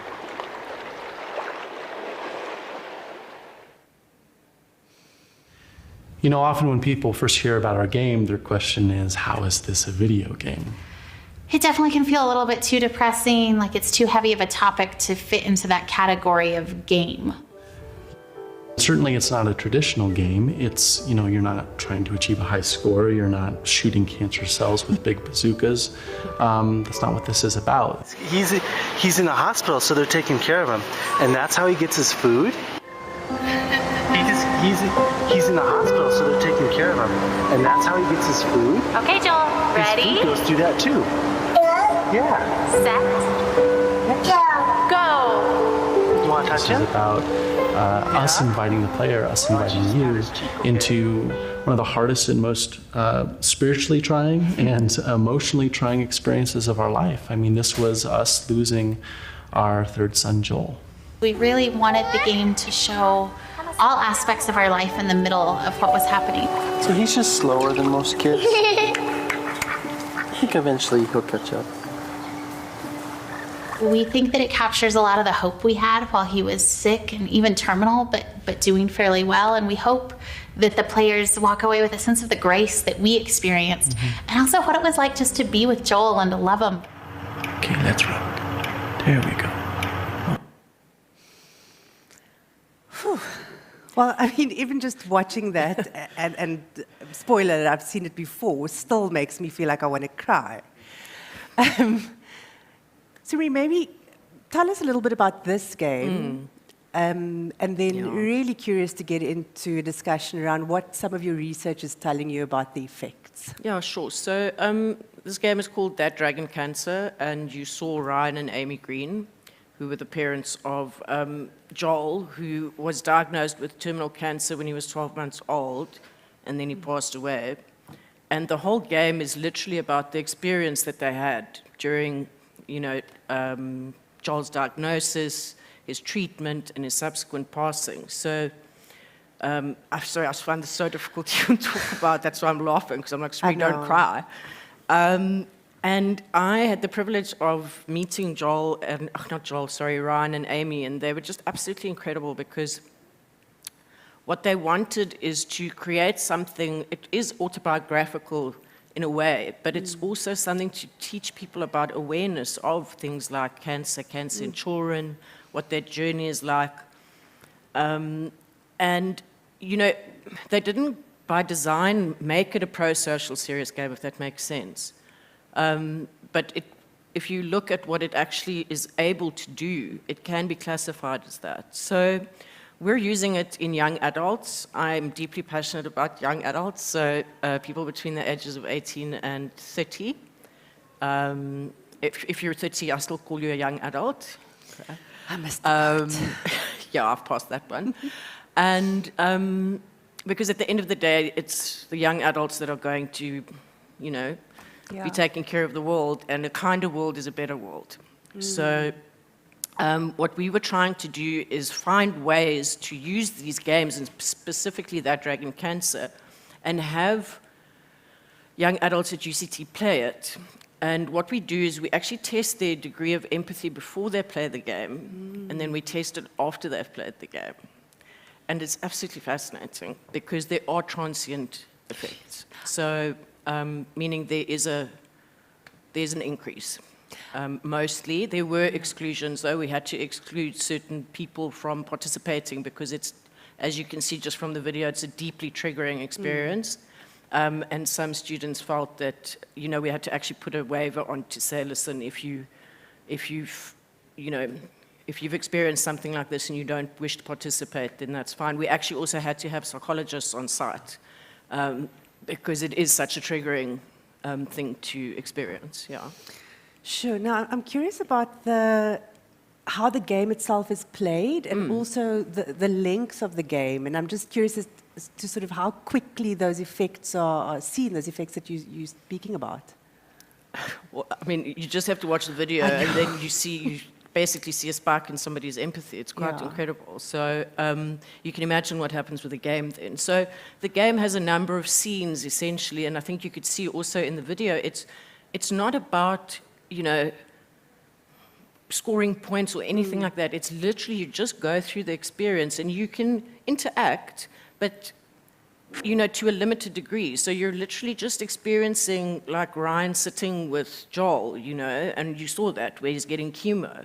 And you can move around and you can, you know, see different angles on things, but it's essentially just going through that experience and you hear their voices, you know, as they go through all of the things that happen to them. And the soundtrack is also quite phenomenal that they made for it. So, you know, all of your classic like game elements, besides maybe some of the engagement stuff in terms of, you know, I don't know, gaming ladders and stuff is not there, but it doesn't need to be there. And we don't even, I can have students play just one scene and you see the spark in empathy. I think the challenge though is how do we make it that it's not transient? That was going to be my next question. Thank you. Well, I wish I could answer that. Yeah. I wish I could answer that. I don't have that answer. Yeah. I don't think any of us have that answer yet, and I think that's the answer that we're looking for. The thing that we were doing, though, is we do repeated interventions during the course of the year with these students to try, hopefully, and see can we actually have a long-lasting effect on it. But I don't have that answer yet, Nicole. I wish I did. I think empathy is a lifelong commitment, quite frankly, if that makes sense. You know, you commit to be kinder, to be more compassionate. I don't think it's, you know, just something that just is, if that makes sense. Yeah, and the way you're speaking about it now also sounds as if it's a choice that needs to be made, because it's not necessarily something that is inherent in all of us. For some more so than others, and I think often determined by the way we were brought up and, as you were saying earlier, our role models. Do you have any other examples you could share with us around games that you've seen, pro-social games, empathy or... Yeah, I did mention when you and I were having a chat Yes, earlier, yes, please, this one was share. really tough, and we specifically chose not to have students play it because it was, well, very triggering. If you think this is triggering, this game is on a different level, and also it's very divisive, it's very contentious, the topic. So it's an old game, it's called Darfur is Dying. And it speaks about, but the game is about the genocide that took place. And you are, in the game, you are a female character who's running around the desert trying to hide from people that want to murder her. And yeah, so that was, sorry, I'm laughing again because I'm trying not to cry. But who was that game made for? I'm just, you know, we've been speaking a lot about making for the people who will be playing those games. Who do you think it was made for? You know what? Most of these games are created to create awareness around certain topics. So whether it's cancer and suffering and letting go, as opposed to, you know, what is genocide? What does it feel like if you are the person who's being persecuted? So I think it really is about creating awareness. That makes sense. And can you tell us a little bit more about your work at Tech for Good? What other interesting things are you up to? So in the Gaming for Good stream, I mean, we look at quite a lot of things. So we were, for example, looking at gamification in, and we put gamification in the Gaming for Good stream, but we were looking at how we could increase healthy behavior in young adults by gamifying certain elements in in apps that they use. Okay. And we know, I mean, I don't know how many of you have a Fitbit or whatever you use, but there are like gamified elements, and we were trying to figure out which elements were most effective, so that's something. We were also very interested in trying to understand if gamers actually have better visual spatial perception than non-gamers. So we look at almost I'd call it like a double major in that stream. So we've got a neuroscience angle, a neuropsychology angle, and then a computer science angle. Oh, on wow. It. So, And yeah. what are some of the things that you're finding, particularly about some of those nudges, the things that are working in that Yeah, age I group? think what was interesting in the gamification, the thing that didn't have any effect was badges. I don't know if Really? anybody even still uses a badge, knows a badge. I mean, it's like, they If you should just do. kill it. If you do have a badge, yeah, don't hate me Don't for this. admit it But it wasn't effective in young adults, okay? I think my big passion project is empathy. So I think for me, Nicole, it's really just been that, yeah, it's something that we can do something about it, if that makes sense. Like, I'm deeply passionate about trying to create a kinder world as best we can, and I think games are possibly one of the best ways to do that. So I think that's been amazing for me, because a lot of people say to me, but Sumeri, empathy can't be taught. I disagree. And so I does think the it can. neuroscience. And Bethany, who was on the stage earlier, said we as human beings were created to play, and we have the neuroscience to back it up. So I agree with you. Absolutely. Now, I mean, I think a theme that's also been coming through a lot today, and probably yesterday too, is the fact that, of course, games can't be built in isolation of having some sort of enabler, often being funding. Are you seeing, or do you know any of the trends around funding for pro-social games on the continent, or anywhere for that matter? Are you seeing any trends? I think it's a difficult one, Nicole. I'm not that well versed in, did you say funding? Funding, yeah, just, you know, how these things are being Look, brought to funding's life. anyway a challenge, whether it's a pro-social game or not. So, I mean, unless it's one of your big, like, first-person shooter things. So I think in this landscape, it's particularly challenging. I know that Ryan and Amy basically self-funded it along with another game designer, and they developed their own gaming house. You know, but I mean, they literally paid for it out of their own pockets. Darfur's Dying was, you know, a project. I'm not convinced that there's a lot of funding available for this type of thing, unless it's for maybe corporate social responsibility spend with companies or research institutions. But yeah, I wish we would see more funding for things like this, yeah. Yeah, and I'm also curious about how, you know, if we were to try and make sort of funders have more of an appetite for funding, we'd have to make the case that there's a market for this. And I think, and my assumption might be completely wrong, but my assumption is that the people who are most in need of these type of games may not actually know that they are in need of those types of games. So I guess just a reflection. I don't expect you to have an answer. A bit of a whimsical sort of question, if you will. If you had a magic wand, and knowing your love for empathy and your deep empathy for the youth, and you could create a pro-social game to solve any problem, what would it be?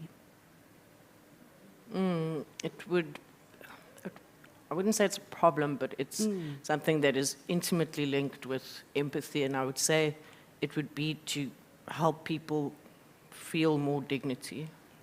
For people that are robbed of dignity, it would be that. Because if you are stripped of your dignity, that's a very, very bad place to be.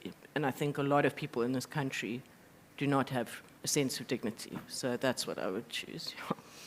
No, absolutely. And I don't think that you were here earlier when Marlon Parker from R Labs was speaking, and I think some of the audience weren't here either.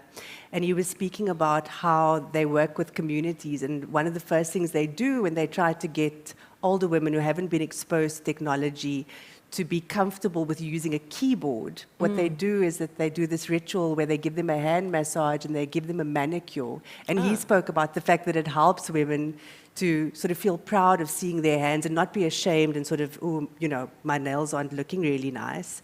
I'm going to use this keyboard now. But actually, and I hadn't thought about it until you just said it, I actually think it's about dignity. It's about giving that woman a sense of dignity and of pride and, you know, I belong at this keyboard. And the manicure is sort of just the way to get there.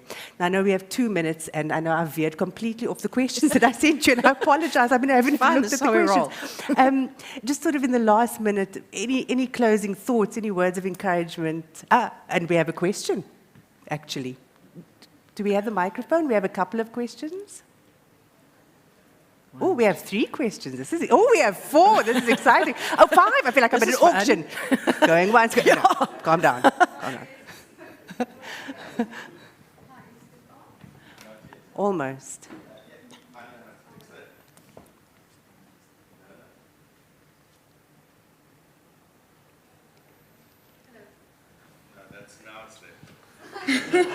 There we go. Okay. Hello, I'm Andrike. I'm working as a neuropsychologist in the Netherlands. Thank you so much for this interesting talk.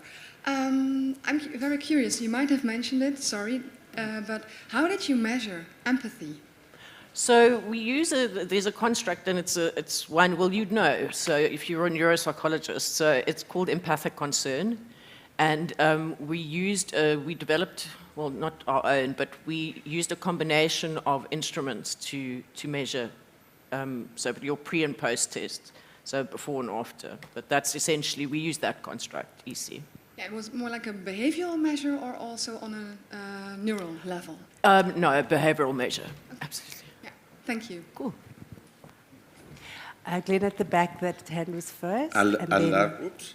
Oh. And your opinion is called science.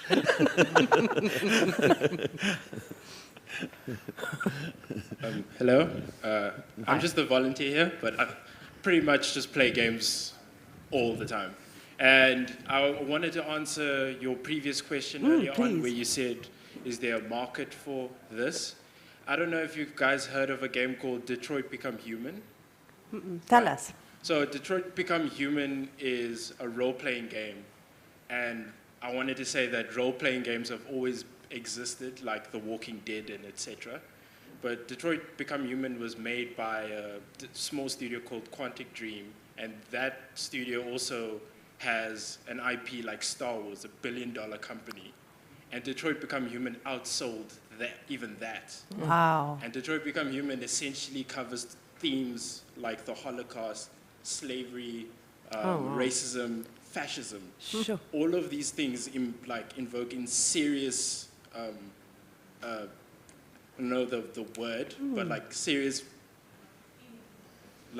there's something that anybody who lives on this planet has, and that game speaks to that.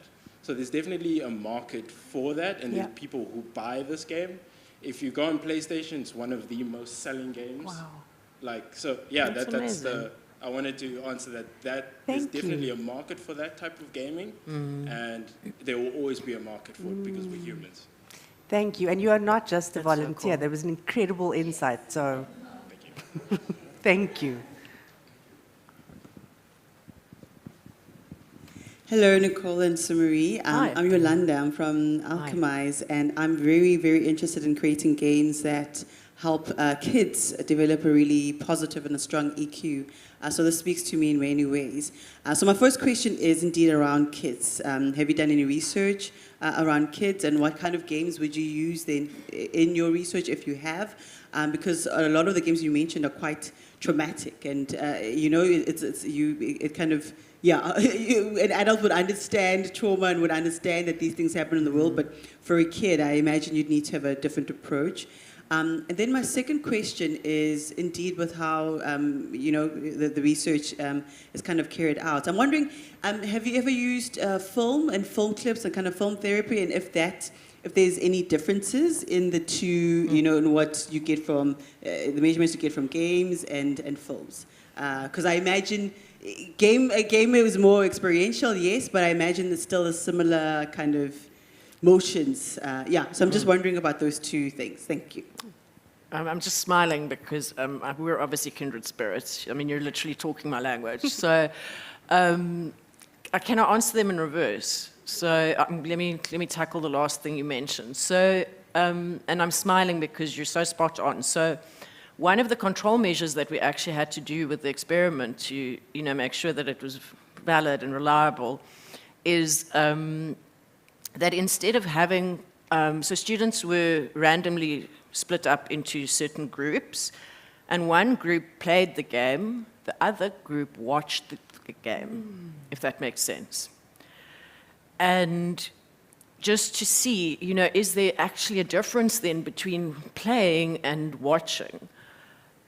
In terms of this particular game and the nature of the content, the video was equally triggering, if that makes sense, and also in terms of the increase that we saw in empathic concern was almost at the same level, whether you played the game or not. So I think absolutely to your point, there is very much a space for just using, video-based interventions also to try and make a difference, and it's also more accessible, because this actually involved getting students into a research lab, having to sit down at a computer, play a game, that's a high infrastructure model. So absolutely to your point, I think there's totally a space for it. And I'd imagine you asked because you know the answer already, and the answer is probably yes. Yeah. Look, yeah, I do think, if the immersion aspect of any game, by default does make it more engaging. However, I'm still trying to prove that, playing the game as opposed to watching it in this particular case is any different. Then to your first question, have I done any research around children? No, I haven't. The reason that I haven't is, well, A, I'm particularly interested in young adults, and B, from a research perspective, there are a lot of complexities in terms of doing research on children. It's something that we obviously want to move towards at a stage, but we're definitely not there yet. Yeah. Glenn, I know we're out of time. I quickly just want to respond. Oh, are we okay? Thank you. Yolanda, just to respond, because you're interested particularly in games for children, there are two investors that I know of. There might be more. The one fund specifically for South Africa, and the other one funds across the continent. The one's called Innovation Edge, they're a social impact investor, and the other one's called Ingenie. And certainly I know that Innovation Edge has a little bit of research on games for children, so you can check them out. You're welcome.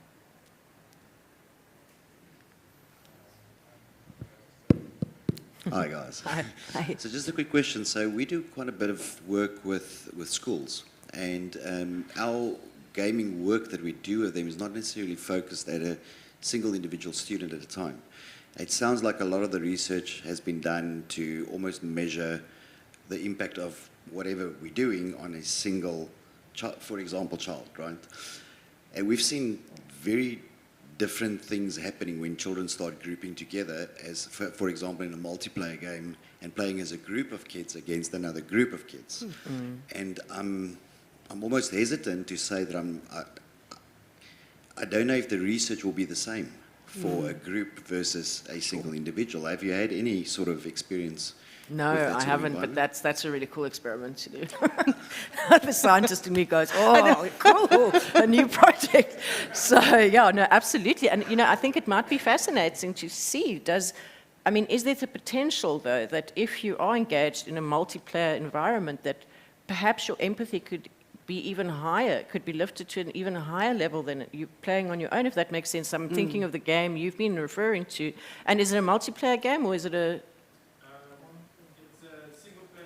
Okay. The reason it became popular is because popular YouTubers played, so millions upon millions of people experience it with them. Oh, amazing.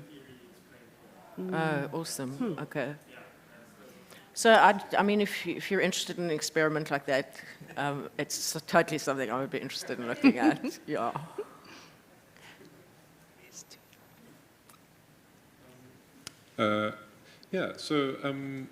I promise this is a question, it's not a comment. I've been seeing, I come from like a game for entertainment sort of side, and I've been seeing more and more games in the sort of wholesome, cozy side of things. And both in terms of like games that are just being made and put out there, but also in terms of funding. There's lots more like funding available for that these days.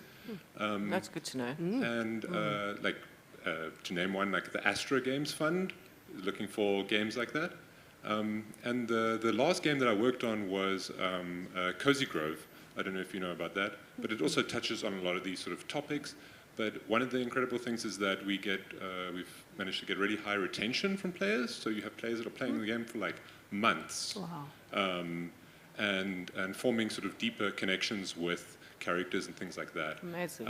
And I'm wondering, so if you've looked at the sort of more wholesome, cozy games in terms of like both for funding, but then also in terms of research, and especially like these games with long retention in terms of changes that are longer than transient, right? Like more permanent sort of empathic changes to your players. With any research or things like that. That was actually one of the questions that I had. Thank you for asking that. Remember, one of the questions that I sent you was around dosage or, length of engagement. Is the question geared around the transientness of the effects? Because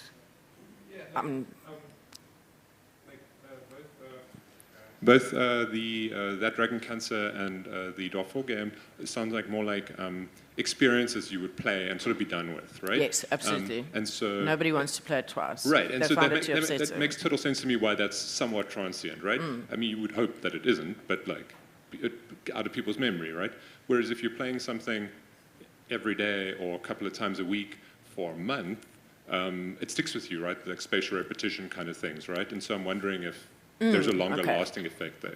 Now I get it, thank you. That's really interesting that you said that, because awareness is a key part of this. So what we found, though, is that for people for these young adults who had never experienced cancer, they weren't familiar with it, they had also not experienced, for example, the death of a loved one, you can't unknow once you know, if that makes sense. And it was in the knowing, it was in the awareness is permanent, if that makes sense. And I mean, there is a link with empathy, because you cannot have a high degree of empathy without being aware, self-aware and aware of others.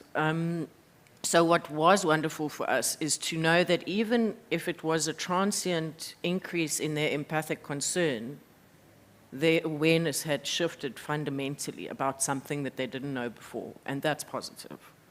So, but that's the only research that I've done on that.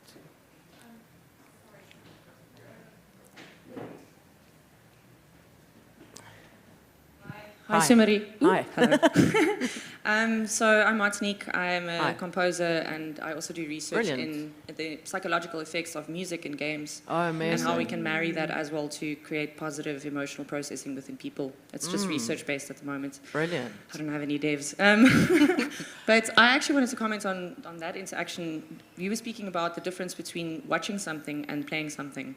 And I for the first time in my life, watched a VR film earlier. Okay. And my whole thing about as a musician and as a sound person is vouching for immersion. And my role is to connect you with your avatar emotionally and to create pure emotion, right? Now I've just watched something where the sound was irrelevant because I was so immersed because it was all around me. It was also very hectic. It's my first VR thing, and it was a heavy theme, you know?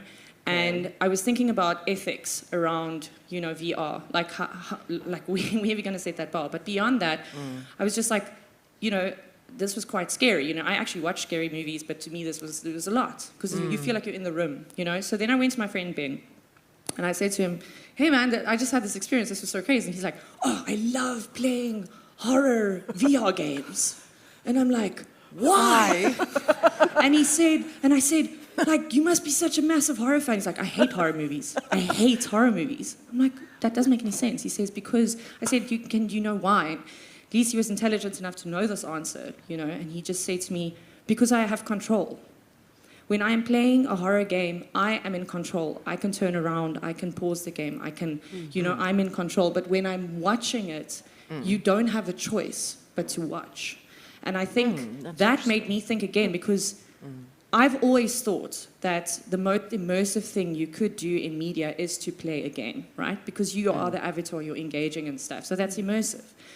And to me, immersion equates to emotion, because then you're emotionally attached to your character because of my job as a musician, right? To connect you to your avatar. But now someone's saying to me that they're more emotionally immersed in something or more emotionally affected by something that they're witnessing than when they're in. Do you know what I'm trying to say? Like, I'm still trying to figure it out because I'm like going through this, like in my head, like what's Don't going worry, on? I'm also trying to figure it out. But that's really no, but All you of know, us. like it's weird that he said that, and then I found someone else who said the same thing, who hates watching horror movies, gets so scared, but loves playing horror games in VR. They can't even watch a 2D horror movie, but they want to play VR horror games. There's something there. So lots of research material for you, Marie. Yeah, I mean, I think the music aspect is enormous, but we know that about games. I mean, the sound stuff is. Yeah. I think Glenn's Just- inching no, no, closer no, to no. move us off the... No, not Oh, yet. no? Okay. We got another minute or Okay. so. So it's called agency, okay, in a nutshell. And the reason that that's important from a Games for Change perspective or pro-social perspective is it's about what we do in the world. And I think, yeah, there's some smart people say VR is the ultimate empathy machine. And of course, being empathetic is just the first step. Because ultimately, so what if you then don't start to actually change your behavior in some way? And so what's interesting for me coming out of this conversation, people say, you know, what's Games for Change?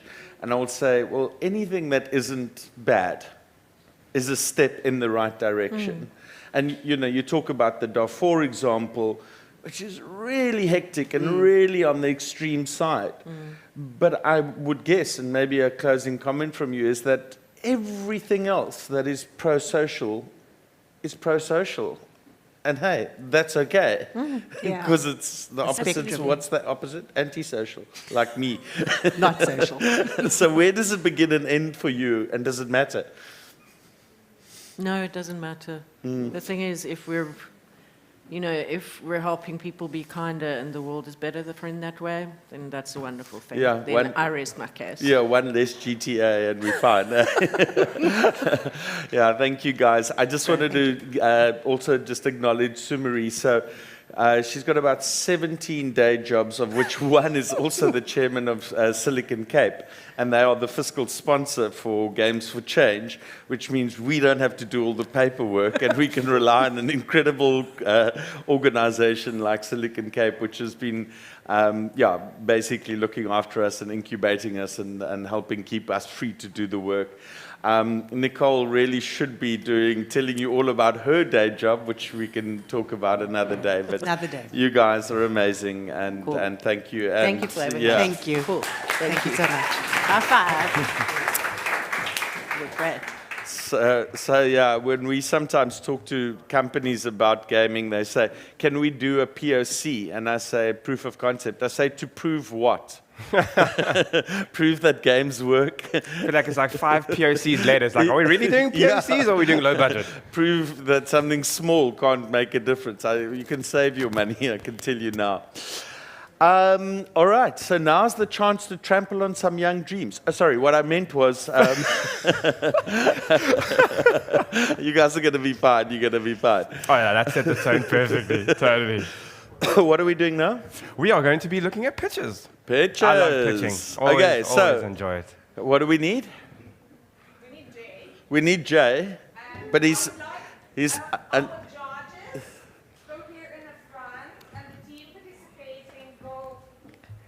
You can tell who the festival director is, yeah.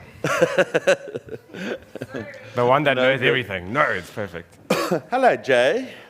So I'll do a quick introduction of Jay, and then Jay can do a quick introduction of everybody else, and we can conclude with the exciting piece. Yay! So it's, I guess, difficult to summarize your career. Nice shirt, dude, by the way. He's been in the gaming industry, the digital transformation industry, longer than all of the contestants taking part in the pitching competition have been alive. But critically, he is the chairperson of a thing called the Pan-African Gaming Group, PAG. And what that does is it brings pockets of excellence across the continent together. There are 11 studios now, and we're collaborating to say, how can we scale, how can we get together around bigger projects to finally begin to unlock the potential of the economy. All right, so that's Jay. Hello. Would you like a longer intro? Oh, absolutely. Okay. Okay. It was a warm summer day. But this time I'll talk slowly. You take 3 minutes to do the intro, and everybody here who's here and not a judge, go downstairs, grab 2 friends, bring them back up. This is the best part of the entire event. It is indeed. Okay, so Tatiana, can we now hand to him? Okay, so I just must make sure I end on a high here. So Glenn, I think we're going to go and have a drink, and we'll... We're going to go, We're going to do so, get a POC. We're getting a POC. Strong men. Okay. Men aren't really strong. So... Yes. So if we're going to do a pitch competition, we need 3 things, basically. Number 1, we need judges, 4 judges. 1, 2, 3, 4. So I think, congratulations, Aram, you made it. We have 4 judges. That's awesome. We need contestants. How many teams do we have here? Raise your hand. Raise your hand if you're a contestant.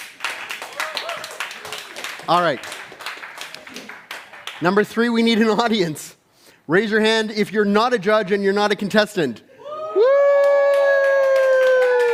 All right, all right. This is what it's all about, right? Africa Games Week is all about building the industry. It is not about old farts like me getting up and just shaking hands and talking to people. It's about bringing up this next generation, getting people into the industry, and doing really, really cool stuff. And what's nice about the gaming industry in Africa is that we have a complete blank canvas, right? We're creating the industry. And that means we don't have to just copy what's been done in the US or Europe. We can create the African industry and create it how we want. And a core element of that, from my opinion and Glenn's opinion, and thankfully Africa Games Week's opinion, Games for Change chapter in Africa opinion, is to weave impact into the tapestry of our industry. And that's why the only pitch competition that's happening at Africa Games Week is the impact pitch, right?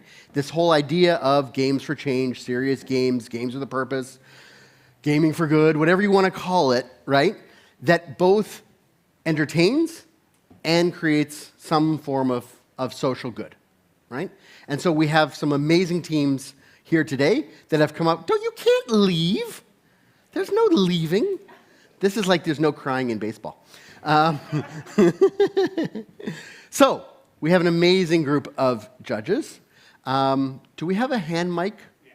You have it right there? All right. So we're going to do quick introductions. Why don't we start with Aram, our illustrious Aram. We call him Mr. President. Yeah, so I'm Aram Tawia, the CEO of Leti Arts, which is a gaming studio in Ghana and Kenya. I'm happy to be one of the judges. Excited to see the pitches. Good luck. Now, just to keep this fun, let's go down to Rodin. Right, skipping over to me.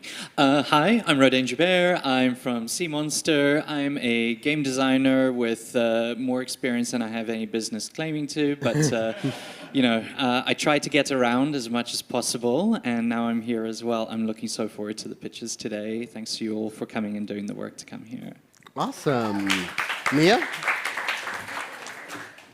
Hi, everyone. My name is Mia Wineland. I work for Women Win, which was an international nonprofit based in the Netherlands, and I'm here representing the Onside Gaming Fund that supports feminist organizing and grassroots groups who are advancing gender justice in and through gaming and esports. So really excited to see all the work that you all have put into this. Yay! Enjoy. and I'm the only one left.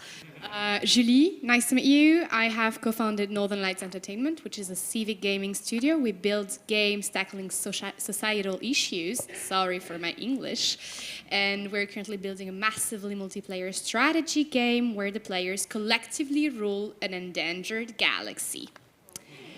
Yeah. So if you want to play, reach out. And so excited to be here and to listen to your pitches. Thank you. So last week I was at a different event. Nicole was on the stage, I was in the audience, and she taught me that sometimes you have to read the script from the piece of paper. So this is what I was handed. Yesterday, 6 young teams learned a lot about the business of gaming and how to pitch their project. Waleed Madani was grilling them, actually Waleed and Aram, were grilling them to turn them into rising stars of the gaming industry in Africa. Let's see what comes about.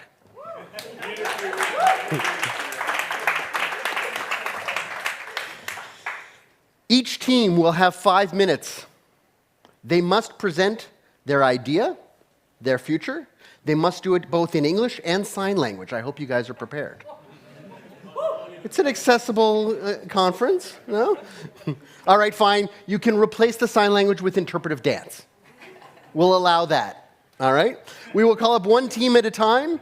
The judges will consider, make their recommendations. We will not be announcing the results today, though there will be something special for each team. They will take serious time to discuss and consider, and then the final reward will be discussed at the end of the conference. I don't want to like spoil the prize here. We're going to keep it exciting. So let's call up the teams one at a time. We're going to start with Attribute Graphics? Attribute Graphics with a very strange spelling. All right, Attribute Graphics, come on up.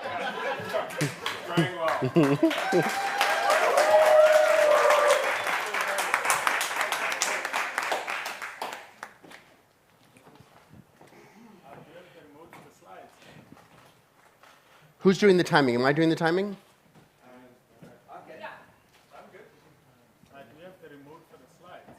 Yes, the remote is coming up.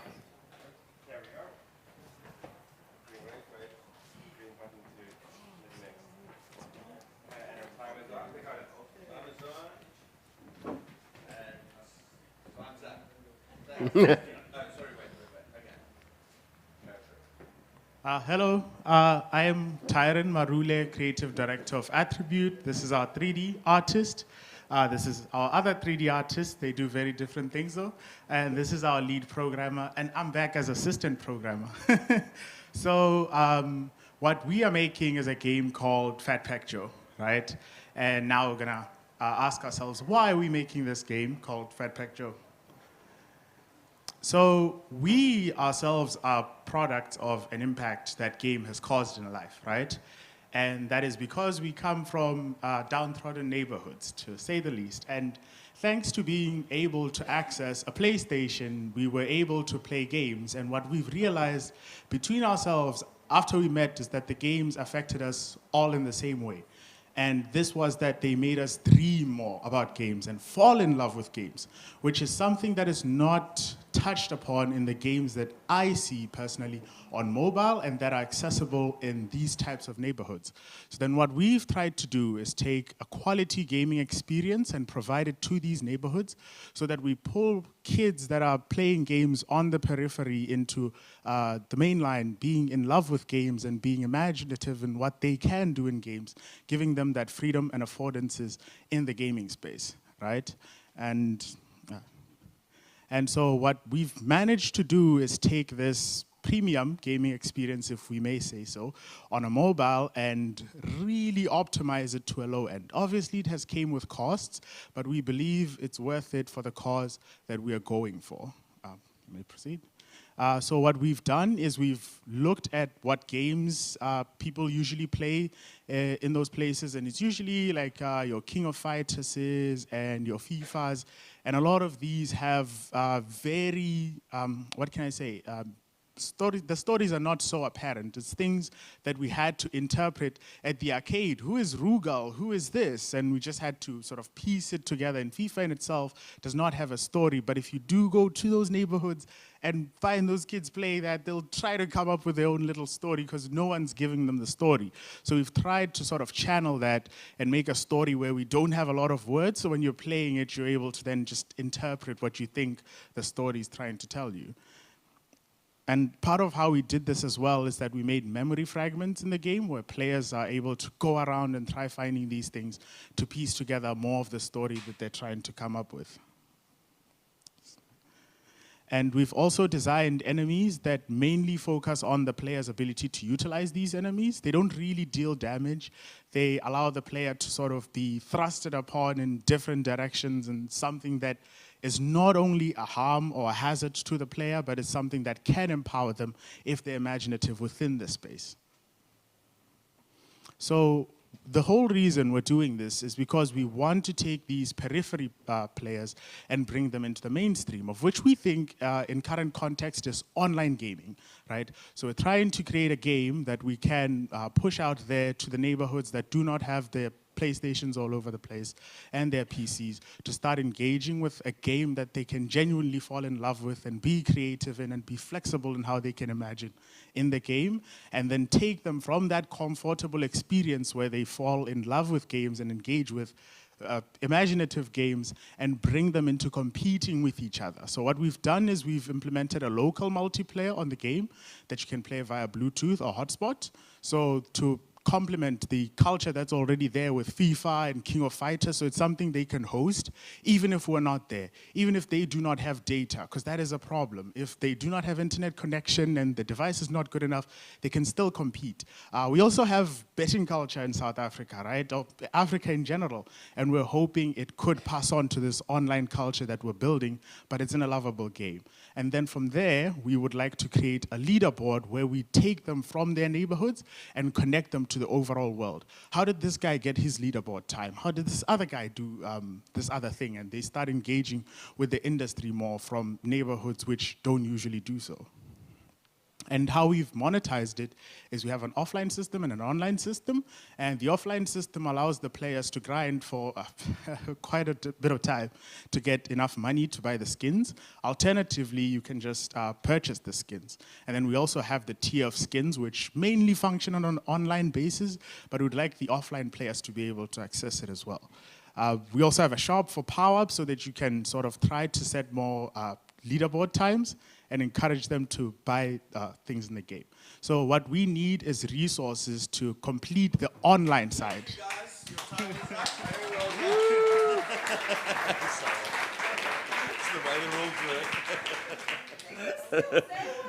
No, they can't. No. If Walid was here, he would say 5 minutes. Hey, Iram, that's right. You said 5 minutes. We meant 5 minutes.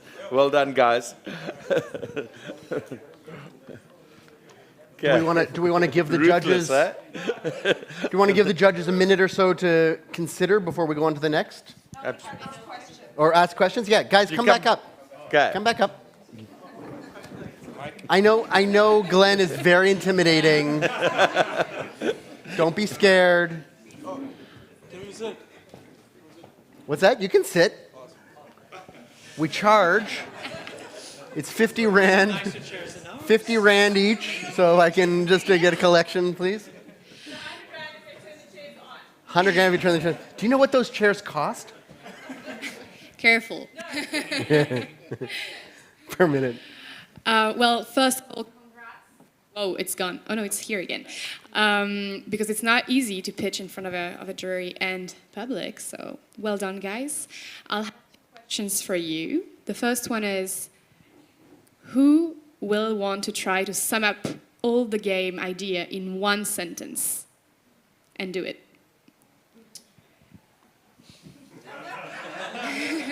Rock, paper, scissors. It's quite simple. We want... Not what you want, the game. Oh, the game. Yeah. So it's a game about a kid who makes a makeshift jetpack out of a chair and a missile, and you have to learn how to control that. This is so cool, you should have started with it. And the second question is, what do you guys need? We need resources to complete the online infrastructure of the game because we only have the local. So that esports can grow if it's given the right attention, but we still don't have the resources in the game now to take those players and expose them to the bigger world of gaming. So trees, coal, those kinds of resources? No, money. So if you want money, ask for money.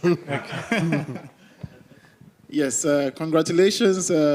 Great pitch, great game idea. My concern is mostly the business model and how you make money. You didn't have time to touch on the model. Are you going to do subscription or freemium? Is it free to play with microtransaction? And also, have you explored the purchasing power of your target, because you are targeting the rural areas? And how are you thinking of pricing? Luckily, we've had consultations with John Holler, or from MTN, who's also looking into the same base. And it's MTN, they have a network company, so they're able to see how much people spend on airtime in those neighborhoods. So then they're able to give us what kind of amount are you looking at per month, and what do they spend it on, and what's the likelihood that they spend it on your game. So yes, and the other one, the monetary system. Yeah. So currently, since the game is still catered more towards the offline, as we have started, but we can't get online running, is that it's episodic releases. So the journey goes across the galaxy, right? So then you purchase every planet that Joe gets to explore. But the main monetary model we're trying to go into is the one of the cosmetics with the online launch of the game. But currently, it's the story-based and DLC one. But do you have any projections on how much you expect to make from this game, or you are just assuming for now to launch for free? Or so the projections would suggest that we've had a conversion per download rate to project off. We've not had that, but we've been to Comic-Con and we were doing a playtest session. We got over 110 playtests, and around 40% of the people were at least saying, I love this game, I would like to get this skin. Even though it was offline, they were still like, I like the skin, I would buy this one. That is the playtest information we have to go off right now. Okay. And I just quickly want to ask about the impact of this game, particularly against sort of like, other games that might be striking for similar goals. What do you think sets your what do you think sets your game apart from the others in the field and brings change to these lives in particular? So you want to answer? Oh, okay.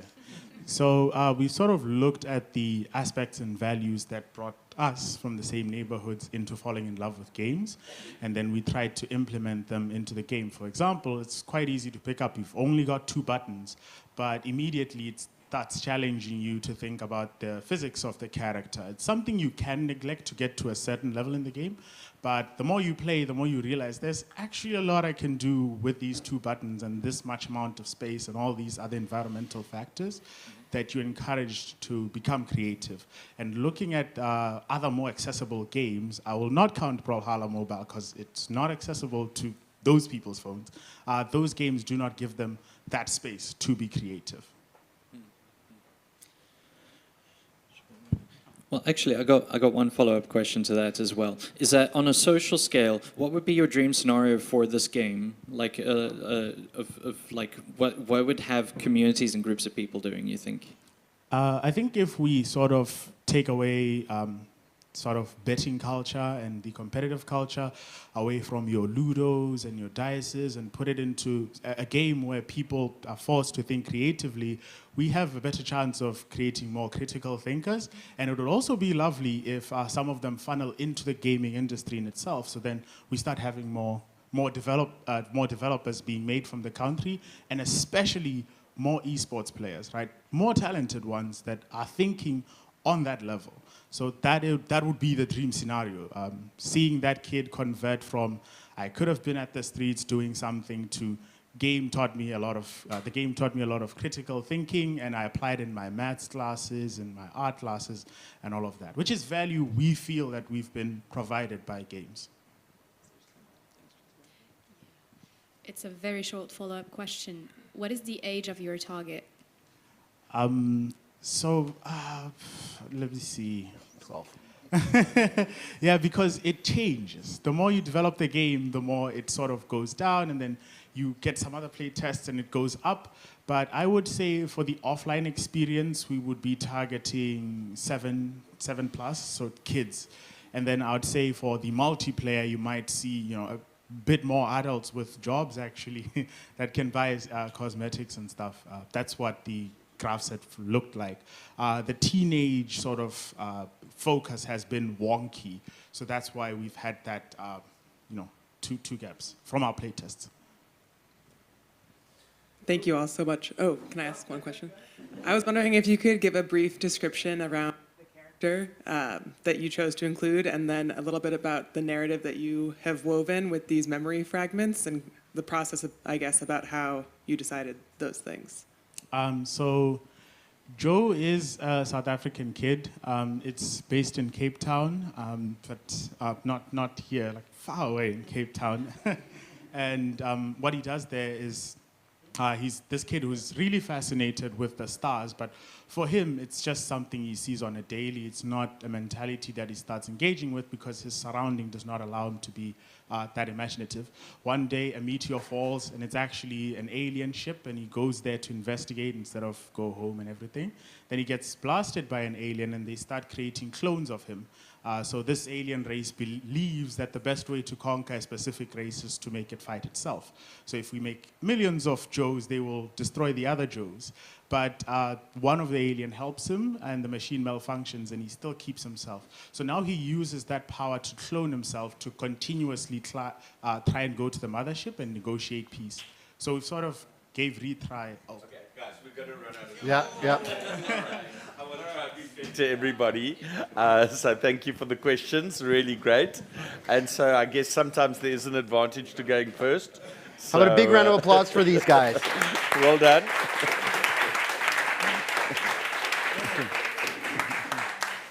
It's not easy stepping up on a stage. Well done, guys. All right, next up, Fetcock Studios. Come on up.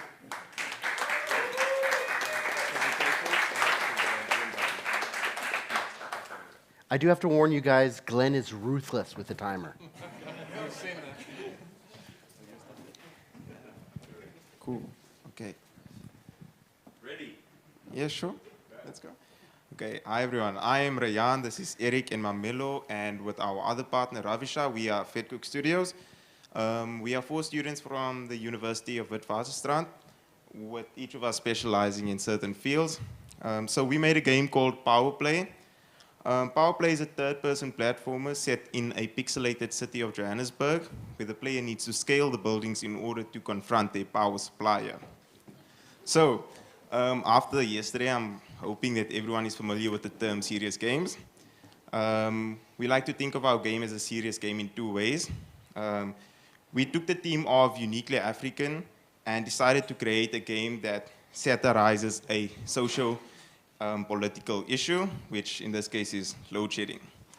And secondly, we're looking at how we can integrate the tourism industry with the gaming industry, and by looking at the representation of local scenery in games.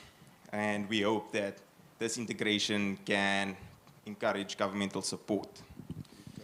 All right, thank you. Let's do a quick breakdown of the game. Our key mechanics is parkour and platform jumping. Our character is navigating in the dark by the light of their torch, which is supplied by a battery lifetime timer, which is recharged by battery pickups. Respawning happens if your torch runs out, or if you fall from too high up of a tower, you can catch a taxi home. Inspirational titles were Fez and 3D Mario games. Our target audience, primarily South Africa, and then other African countries on top of that, and eventually a global audience. People who enjoy playing arcade games or other kinds of platformer games. Our setting is South African cities and scenery, and additional locations can become DLCs. The problem that our game is solving is the problem of developing a sustainable business model for producing African-themed mobile games and solving the problem of a lack of African representation in games.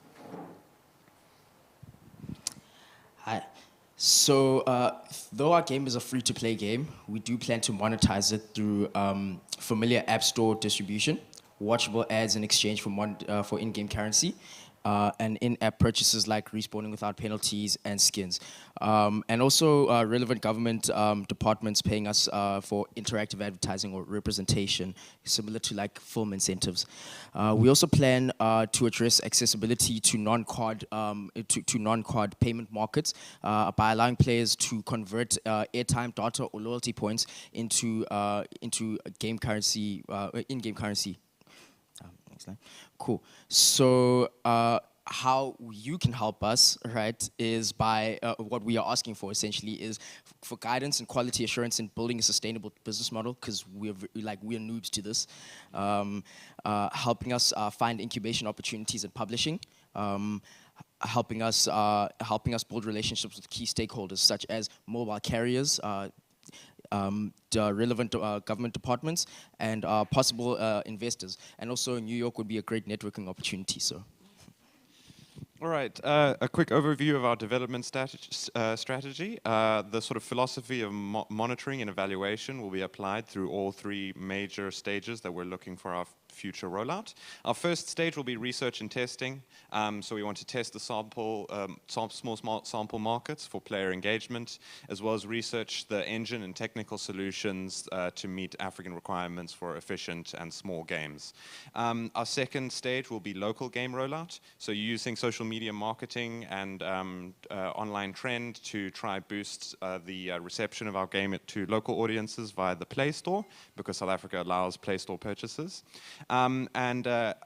As a result of this, try drive our Play Store rating up and our retention ratings up.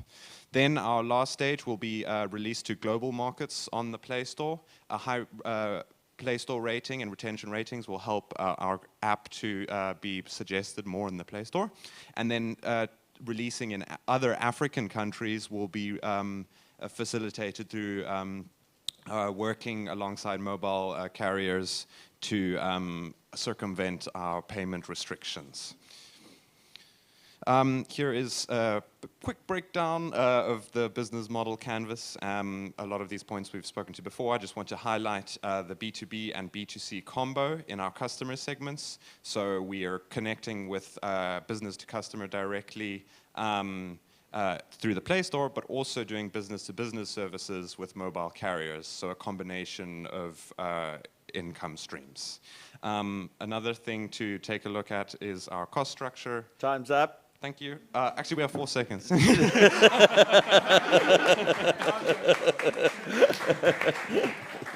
right, take a seat, guys.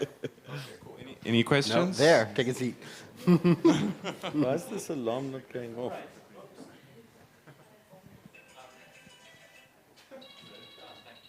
Wait, yes? Oh, here we go. Okay, fantastic. I'll try to be quick as well, Glenn. Okay, so yeah, very, very interesting. You mentioned at the beginning sort of like this idea of like changing the shape of like perspectives and tourism and sort of like getting the government involved and things like that. But you also do talk a lot to sort of like what seems to be a local audience, sort of internal in that regard. So not necessarily a question that you have to answer now, but maybe something for you to think about. And I swear this is not blunt or tricky or anything like that. Well, it is a bit tricky, but consider, like, why would the government be interested in supporting your game in particular? How does it promote South Africa's image towards sort of like tourism outside? And can it be, can there be impact that is beyond the sort of the catharsis of a, I mean, I would very much enjoy playing any sort of game that, you know, sort of plays towards the current power structures. But is there anything beyond that that you think would be that sort of hotline for you? So I think the idea of tourism is about African visibility. So I think something that maybe government institutions would be interested in is our ability to, with the Play Store and global releases, make African destinations more visible in our game environments. Similar, like a great example model would be Subway Surfers in terms of how they use, how each month there's an update with a different city. So that's essentially what we plan for the model to be. So next month is going to be I don't know, Pretoria or anything like that, and there's jacaranda trees on the, on the terrain and all that. So, yeah.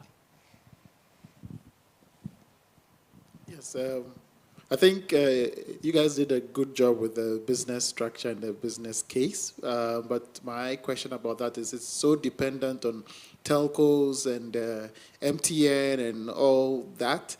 In terms of and it's a free-to-play game, most of the time.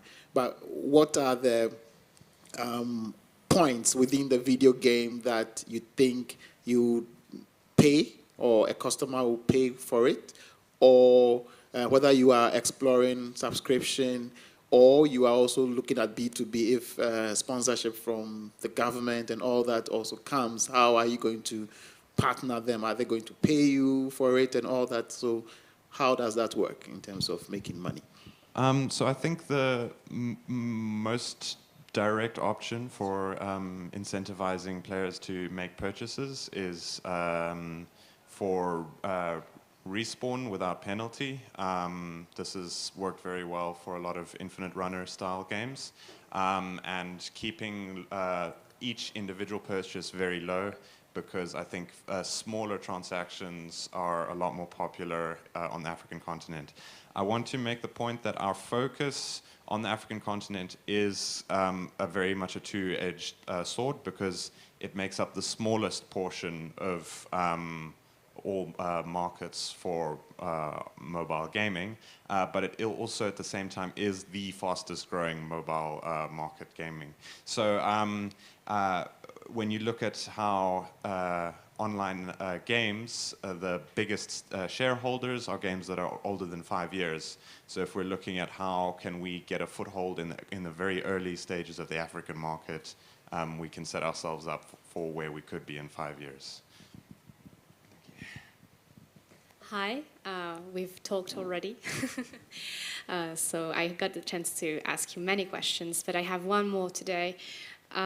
You say that your game could help place South Africa as a destination. Don't you think that talking about load shedding could actually scare people? And how could you actually use that to make South Africa a destination? Do you know?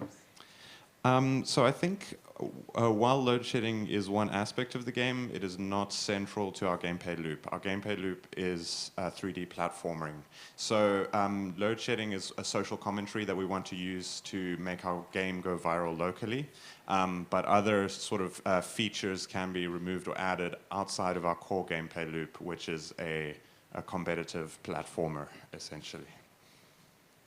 Very clear. I have a suggestion for you afterwards. Thank you. Are you going to explore ads in the game as well?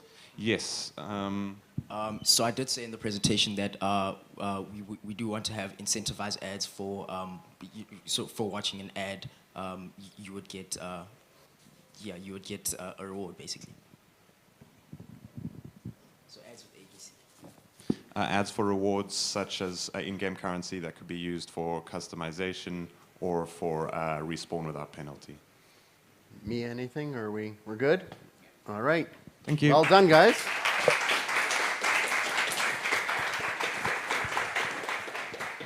By the way, I should have mentioned at the beginning, there are bonus points for every member of the team answering questions and being involved in the conversation. All right, another team who are great at making games but bad at spelling. Please welcome Photosynthesis. With an F. I know. And then to go next. This is last green, yeah.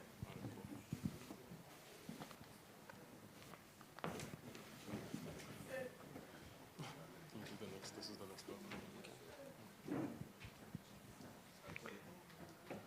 Okay, are you ready? Yeah. Lest we rob you of your 4 seconds. 3, 2, 1, go. Good day to you all. My name is Ntlanganiso, and I have here with me Nico, Peter, and Lisedi. And together we are Photosynthesis. We have made it our mission to be the platform of the synthesis of new media. We are here today to present to you a game that we've made. We've called it Road Rages. Next, please.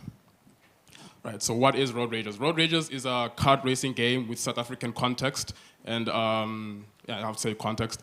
We believe it's very important to be able to play a game and see your environment within a game. So what we've pioneered, or trying to pioneer, are video games where South Africans or South African players can get into it and be like, oh, this is where I grew up, this is my environment, I can get into this, right? So our target market would be players that are into competitive games, so that we go from FPSs, soccer games, your FIFA, those kind of games. And because of the art style that we'll be going with, it will be a tunic kind of art style, so it will also reach children or kids from 7 upwards and low and that. So it will be like a synthesis of those kinds of, that market. And I'd like to... So a little bit more about Road Rages. Road Rage is essentially a kart racing game that we're trying to put into the esport market. So the game essentially does represent South Africa. Everything that happens in the game, everything that you see within the game is strongly South African, and we're unapologetic about representing ourselves within the gaming industry.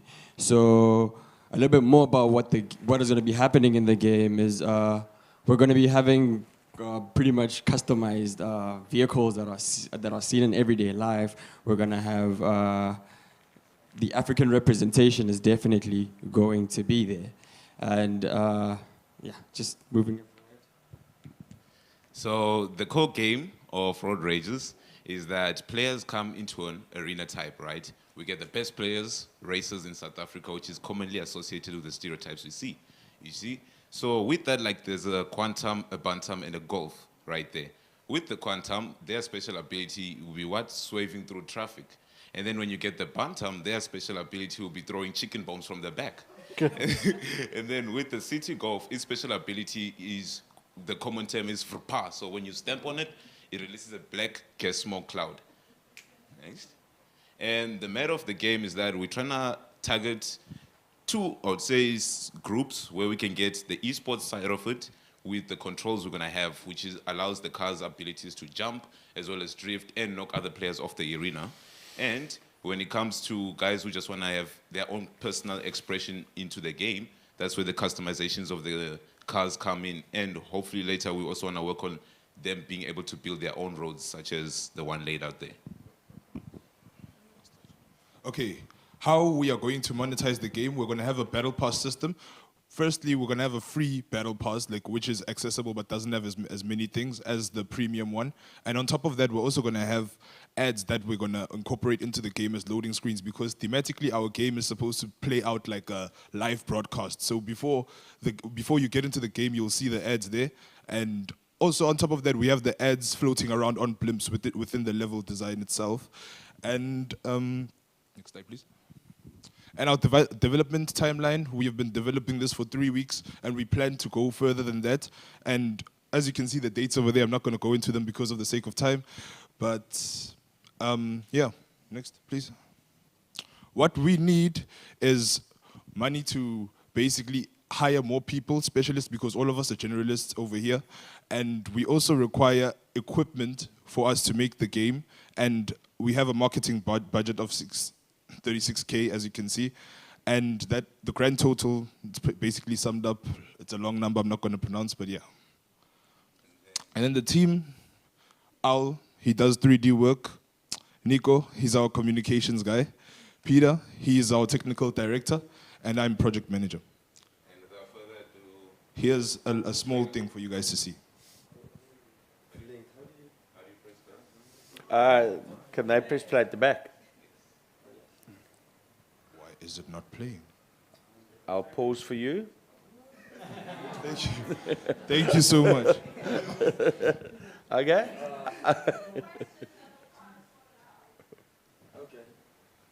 Judges, it's your call. Yeah. Do you want to ask Appreciate it. questions, and then let's see if you want to Yeah. allow the trailer? All right, here we go. Yeah, I'll ask one cheeky question to start with. Okay, so without mentioning the words South or Africa, how do you think that your game is going to distinguish itself from others for players? I would say how we think it will happen is that with the initial cars we're going to use, right? We'd want them to be specifically cars you commonly see here. And with that, with its abilities as well as the characters themselves, will be drawn to represent people that obviously in South Africa. And with that being the first phase, we have that first phase being the free-to-play, where now all around the world, if you want to play it, the first phase will always be the South African culture. And we like to tell our story through the environment, where we can add union buildings, add the Mandela Bridge, and have all of these concepts where, with the free-to-play, everybody knows is predominantly coming from SA. Then as we expand into other regions, that's when we accommodate for different regions as well. Yes, this is a brilliant game, actually. A friend in Ghana made a car racing game, and just because of the strategy you just outlined, like, it went viral on Twitter, and since then they've been one of the most grossing games from Ghana, right? So I think this is clear. My only concern is how you intend to, because everything is all over the place now. I know it's just 3 weeks and you are asking for money. And I think you may have to outline the business model much more clearly and start with the very obvious cars, as you mentioned, because when people relate with the content, they actually jump on and play, right? So if you are, this is just an advice, not like a question, just make sure you do that very well. And if this game comes out, that's why I'm curious to see the trailer. I think it might do something, especially with ads could work, and then subscription could also work for this kind of game. Just in terms of feedback, I thought you all had a really strong opening, and I really enjoyed getting to hear from all of you, so great job on that front. I'm a little curious if you all intend for there to be a social impact or social mission to the game, and what that might be. So in terms of social impact, as we all know in media, most of our media, especially this side, has been westernized, and there's so much Western things that people see, and they don't quite feel connected to those stories, especially in gaming, because it's it's gaining more traction daily in South Africa especially. So with that, our main goal is representation, so that when somebody sees a certain element within the game, they see it in their real lives. Like, for example, with the whole taxi driver thing, like taxi drivers acting like they're the only people on the road, all of us see that as South Africans. And that's what we're aiming for. We just want people to relate to something and see that people actually took a dream about a game that they have about the place where they stay and brought it to this level. So it's just an inspirational more, and yeah. Add a bit more to that as well. With the environment as well, another impact we saw is that we could actually tackle issues like environmental pollution and everything, where we could have the road going through a city that's coming out with factories releasing gas into the air, and such like a blimp there where it says stop polluting and stuff. As a child or as a player, while you're playing, you don't really notice it, but the more you keep playing it, the more it's now stuck within your head. And to add a little bit more to that, just some extra spice. The game, as you said, representation is one of the biggest parts of our game. And everything that you see in the game is pretty much things that everybody sees in everyday life, and they feel that representation. So what we're also trying to do is also tackle issues that are affecting us on the roads, especially at this time of the year. I know the accident rate goes way up in South Africa. So what we're also essentially trying to do here is sort of shed light on the road safety and doing it in a fun way and represent pretty much the efforts of trying to make our roads safer. Do you want to allow the video? Yes. Sure. Can I just ask? I'm just checking timing. But yeah, go ahead, of course. It's one last short question. How do you intend to defend safety on the roads with a racing car game? So, as I did say, we're trying to do it in a fun way. Yeah. So we're pretty much going against ourselves, like we're contradicting ourselves, because we're talking about road safety and we're talking about being safe on the roads and you're racing, right? However, However, we're trying to do that. Well, however, we're trying to do that in a fun way. So, pretty much. Should I take this one? I think I see where he's trying to go. I think I see where he's trying to go. I think one of the biggest things that you've seen in social media, this whole movement of being woke and everything, people are getting angry at seeing things like, oh, stop telling me to do this, stop telling me to do that. So we're not trying to have it be overtly be there, be like, yo, our game is telling you to stop doing this. Put that rapper in the fucking bin, bro. We just, I'm so sorry. Ooh, I'm so sorry. I'm so sorry. Yep. Good. All right, let's roll the film. Thank you, guys. Let's see the trailer. Yeah, let's see the trailer.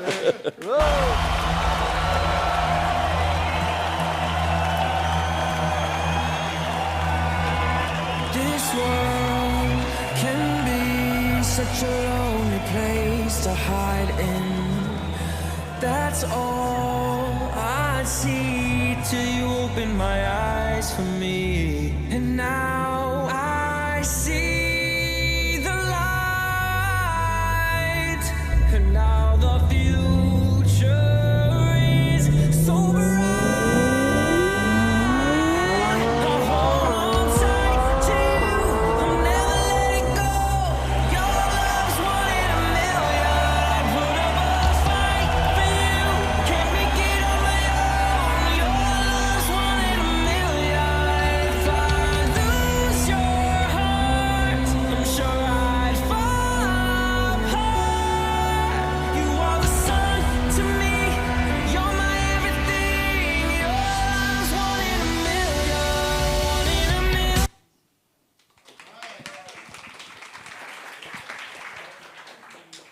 One in a million. Remind me to stay off the road until these guys have left Cape Town. It's interesting that in the late 1940s, a huge number of the movies that came out from Hollywood were all like wartime stories. I'm noticing a trend that all the South African games are taking place in the dark. Is this like reflective of the trauma? All right, next up, Nth Place.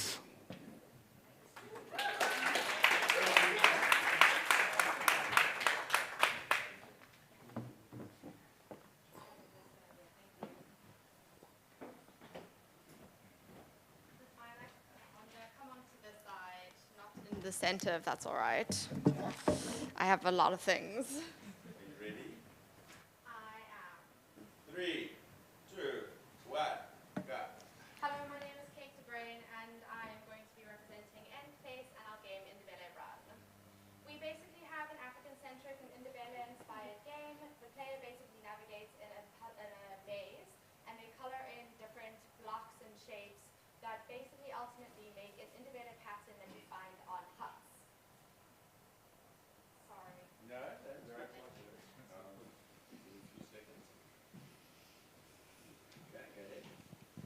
So the player is basically coloring in Indibele patterns along a hut, and they're creating their own artworks. These painting mechanics are inspired by Splatoon, very gooey, splashy, aesthetic pleasing painting, and the control scheme is inspired by Assassin's Creed. Our target audiences are creatives and digital artists, casual game enthusiasts, and puzzle game players, and they are quite young, from 14 to 35. So it's an amazing coloring game. We consider it a serious game because of its social impact. It is laden with representation. It is laden with representation as it represents Indibele cultures and traditions. Ooh, sorry, how do I go back? Ooh, my bad. So our KPIs in terms of our goals is we're going to get a lot of feedback from community engagement, like forums, like Discord, where we're finding out how people are playing the game. The fact that you can produce your artwork means that we can see what people are doing in the game. So we want to gain qualitative data from that and quantitative data from in-app purchases. We can see how people are investing their time and themselves in our game. It's currently in its prototype phase. We submitted it for the Fakugezi competition, the game jam that we did. So it's very early. It's basically proof of concept. We're going to aim to make it for PC and mobile, and it's currently being made in Unity. So our core game loop is to explore, paint, and produce art. But around that, we have a little bit of puzzle solving. We have a lot of agency where the players can decide how they're going to color in and what they want to do. There's design and decision making in this. We also are enabling our players to be able to learn about Ndebele culture and traditions. If you have a predominantly blue hut at the end of your session, you basically have a hut that represents a lot of spirituality. Green represents fertility and growth. Yes, it is fertility and growth. Right, so our commercialization, we want to have subscription. So we want to have a seasonal pass that offers the players a lot in terms of cosmetics and skins. But we'll also do this in-app purchases with skins and cosmetics and avatars. We also want to push this to the end user in terms of own agency and what they get out of this, and this is an artwork fee. So our end user, our players, are going to be able to produce an artwork that becomes like a tangible physical file that they can download, save, and maybe sell if we go into like the NFT sphere. So we also want to involve our players that way. So currently, with our development, we are in prototype phase, but we have got an incubation given to us by Fakugezi, which is going to last a year. So we would like to really refine our concept, get it into an early access stage that we will release at the end of the year. There are some more better milestones there, but I'm just going to move on for the sake of time. This is kind of the artwork that we are being inspired by. So there's on the left, very like big paint splashes and whatnot, which we want the aesthetic feel of. And then the Ndebele patterns you can see there on the right, that's how our maze is made. So from a bird's eye view, you'll see these patterns and that's what you're navigating inside of. This is a video next. If you could just press play immediate, please. Or can I play? No, I can't. All right. So I'm not going to show this for too long, but basically the players will be able to run over colors, like basically ink pots. They'll be able to shoot and change the colors of things. So this is how you see them in the game. This is our control scheme. It's a bit of parkour to allow a lot of exploration. Here's a bit of the problem solving. So you've got to match the colors to the door. And then these are an example of just some of the colors that are available. And it's going to just head over. So this is kind of what, the biggest thing is the mini map in the corner there, in the right-hand corner. That is a total bird's eye view of the Ndebele pattern. Right, so this is the team that I'm representing. We are nth place. Unfortunately, they couldn't be here with me, but we're third-year students from WITS, and we're very passionate about this idea. Hopefully, we've inspired you a little bit with this too. So please get in touch with me. The email address is there. That's my timer. I wasn't sure, but thank you.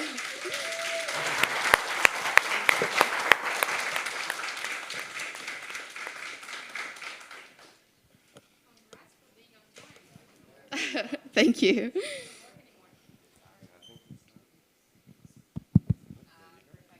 Thank you. I would like to go back to that artwork fee. I think it's really interesting. Do you intend to do that only in-game or also offline? So it would be in-game, most likely. It's something like an in-app purchase. You are going to be paying for a service that allows you to convert your work into a tangible file. And in terms of an NFT, we haven't really worked our way around that. It all depends on how NFTs are produced. But this is something that we want to incorporate because we think it gives a lot of agency for the creative and digital artists who we're going to aim towards. So it would be basically you pay for the art you created in the game and you keep it afterwards. You can download it somehow. Yeah. Right? Yes. Okay. Very clear. Yes. Congrats. The business model was pretty clear, and I think it's well structured. My only, I would say, comment would be, I was expecting a very abstract form of gameplay, like when it comes to the art and like very abstract gameplay. But I know you are still in development, so it's not totally done. But I'm really keen to see the final product, how the whole idea of painting and it converts to the artwork and patterns. So I'm really keen to see a much more polished gameplay. But yeah, congratulations. Thank Yeah, this might not even be a question, but I mean, like, congrats on your concepting here and choosing a game idea which actually feels like it demands to be South African. It's very clear that you've thought about how this experience weaves into the mechanics and the unique intersection with the cultures being described and dealt with. And I really like your integration of the idea of learning. I think, in fact, perhaps aside from the sort of like creative output end, where would some of the key places that, if you were given a free marketing budget to project towards certain audiences or groups or events, where would you put this game first? So I hope this is kind of what you mean. There's an incredible artist. Her name is Karabo. So who like we would want to get in touch with to play this game and to produce her own artwork, just so that she can show how she utilizes the game to make artwork, and that will show our players like how successful artists are engaging with this. So we want to find it in quite a alternative but very young crowd, I guess. Karabo Poppy has done amazing collabs. So to get something like that, to slot our game in with that kind of feature, you know how Fortnite has incredible collaborations with artists, with brands, with other games even. That's something that we would aim to do. I hope that answers your question. Okay, great. All right, any more? Julie, you want to answer more? I don't know this artist specifically, but do you intend to also do collabs with unknown artists or artists struggling to find their public? I think that would actually be amazing if we could like host competitions or something like that. I think that's where we would want to build our brand and community. So we have these community places where aspiring artists can log their work, show their work. We can do these NFT competitions and stuff that will actually generate income for these artists. So that's why we want the artwork to be able to be produced, saved, and sellable, so that we actually create an economy within our game for our players, not just them spending money on our game. But they also make money from the game. All right, well done.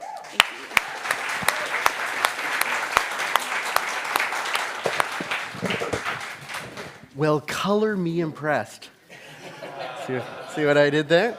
If I can make a recommendation to you, just an idea, you might want to think about the game from an art therapy perspective, or in museums, through like Museums Without Borders, as a way of conveying culture. Right? Wonderful. Installations. All right. So we've had a few South African teams. Now we have a Hawaiian team. All the way from Hawaii, we have Pineapple on Pizza Studios.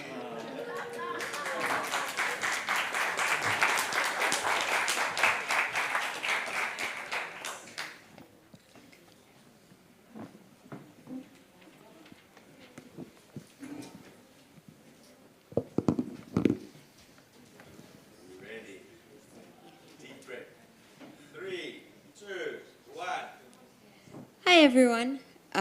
We are Pineapple on Pizza Studios. We're a startup game development company here in South Africa. We're hoping to further contribute towards diversifying the video game industry through uniquely African content. And with that, we present you Spirit of the Rain. Spirit of the Rain is a 2D action-adventure platformer, inclusive of a single-player campaign and arcade mode with additional cooperative elements. The game is set in a post-apocalyptic South Africa where things like culture and belief are remnants of the past. In this game, you join 3 reluctant adventurers on a quest as they journey through a dying land, plagued with obstacles and evil spirits in a desperate attempt to save humanity from the brink of extinction. However, this can only be done by discovering their roots and embracing the age-old concept of Ubuntu. The game is currently in early prototyping stages on Unity for PC, but we do have intention to later port it to mobile and console devices. The game will be free to play, with the arcade mode containing in-app purchases and incentivized advertising as a means of bringing in revenue. Additionally, story progress cannot continue without upgrades provided by currency collected in this arcade mode. Now, with regards to inspirations, we looked at a number of well-received games that successfully incorporated similar aspects to our game. Among them, Toon Blast is a mobile game that makes use of a limited life system to incentivize in-app purchases, which we intend to do. Never Alone is a 2D narrative-driven platformer that also does a really good job of integrating the need to control more than one character strategically. Dindara is another platformer we looked at, which, while based in Brazilian culture, not African, also works to integrate traditional culture into the game. All right, so as a studio, we're working towards taking African content to an international level. Our game is aimed at an international audience who are already familiar with platformer and narrative-driven games, but who are lacking the uniquely African knowledge, stories, and experience that we work to provide. In single-player mode, the player takes alternating control of 3 characters, each with their own unique abilities, all of which are integral to level progression. This core gameplay mechanic is created to depict the importance of working together and of community, key Ubuntu ideologies. With combat and puzzle encounters dispersed throughout the game, each and every character will be needed to traverse this dangerous terrain and together forge ahead on their quest to save humanity. The arcade mode presents a more replayable option, in which the player controls one character from a gallery of unlocked campaign characters. With these characters, players can upgrade and improve their stats and abilities by earning and spending coins in the arcade. The arcade mode is our primary means of generating revenue. This is done through a limited play life system that makes use of incentivized ads to play further once all lives have been depleted. Alongside this are in-app purchases consisting of cosmetics and gameplay enhancements, as well as purchasing of additional lives to avoid advertising. The core gameplay loop consists of strategically alternating between characters in order to solve puzzles, face enemies, and progress throughout the level. The meta gameplay loop revolves around 3 simple words: play, upgrade, progress. As levels become more difficult, players require further upgrades through the arcade mode. Within the arcade mode, halting the loop through the use of limited lives encourages players to either pay for more lives or watch ads to continue playing further. Okay, so let's take a look at key features of our game show. Campaign levels, randomized arcade levels, collectible African idols, and collectible currency. Upgrades and cosmetics, unlockable characters with unique abilities, and uniquely African stories and characters. I only have 30 minutes, give me a break. So, at present, the time Spirit of the Rain is the result of a 2-year game jam with the intention of further development. As such, all the art and gameplay is all subject to change, and from there, our post-launch strategy is to use the revenue to generate to release new story chapters alongside new arcade features and cosmetics. The team working on this consists of 5 African game designers within the different fields of the sphere.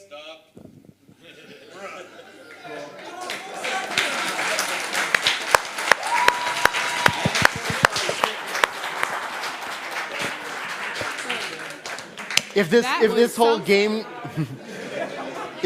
whole game design thing doesn't work out for you, you've got a future as an auctioneer.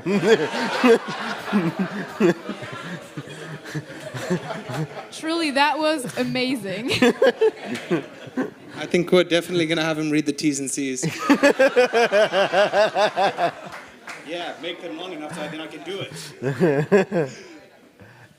I think, given that the Games for Change, one of the pillars is heritage, I think it's really interesting how a lot of these games have dealt with that topic. And I think with your game specifically, I'm a bit curious as you opened up talking about the setting as being post-apocalyptic South Africa, where I think you said tradition and culture are a thing of the past, but how you intend to then weave back in these ideas of African narratives and tradition and culture within your game. So that's where the narrative component comes in. Basically, as I mentioned in the presentation, humanity is on the brink of extinction. According to our narrative, they've tried to do everything. They've looked at towards science. They've basically tried everything and nothing's working. But so we have a whole storyline where they come across this mystical mask and a spirit appears in front of them, and the spirit tells them of like a prophecy that the land would be the land would be like this someday, and how to essentially save it. And as they move along, they have to uncover more ancestors. They have to discover things like, for example, our first level, the rough narrative outline is that they have to find the Rain Queen. So they're in a barren desert.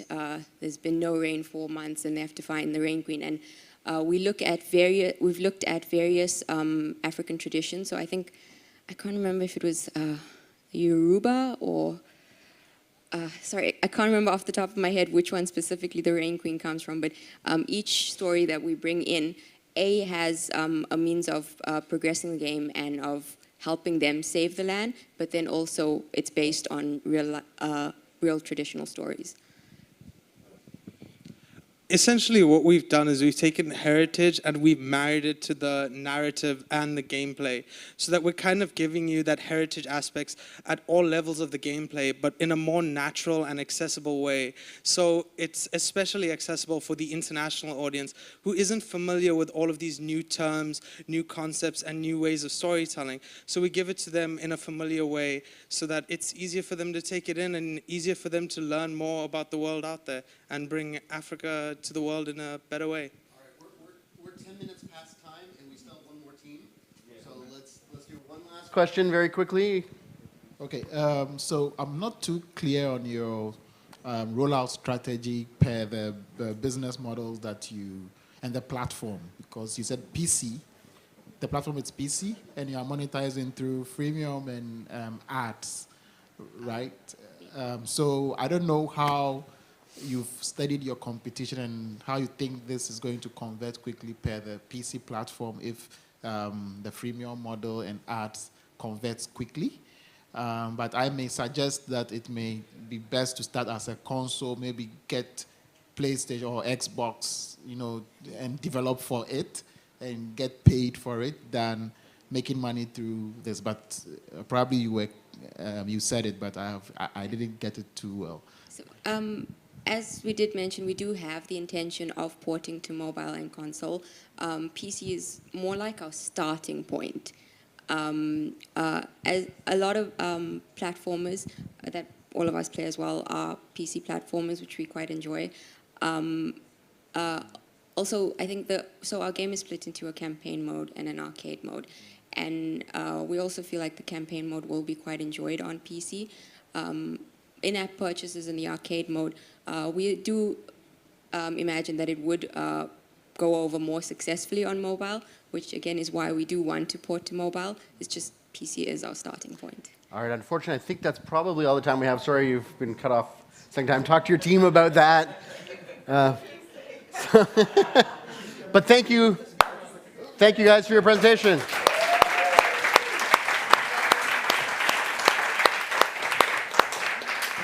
Unfortunately, we are over time, so South Game, I'm sorry you won't have the chance to present. All right, South Game, come on up.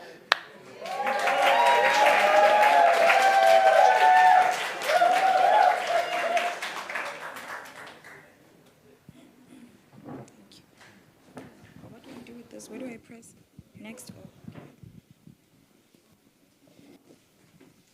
Alrighty, you ready? No. It doesn't work that way. Oh, okay. Yeah. Are you ready now? Yes. I am. 2, 1, go.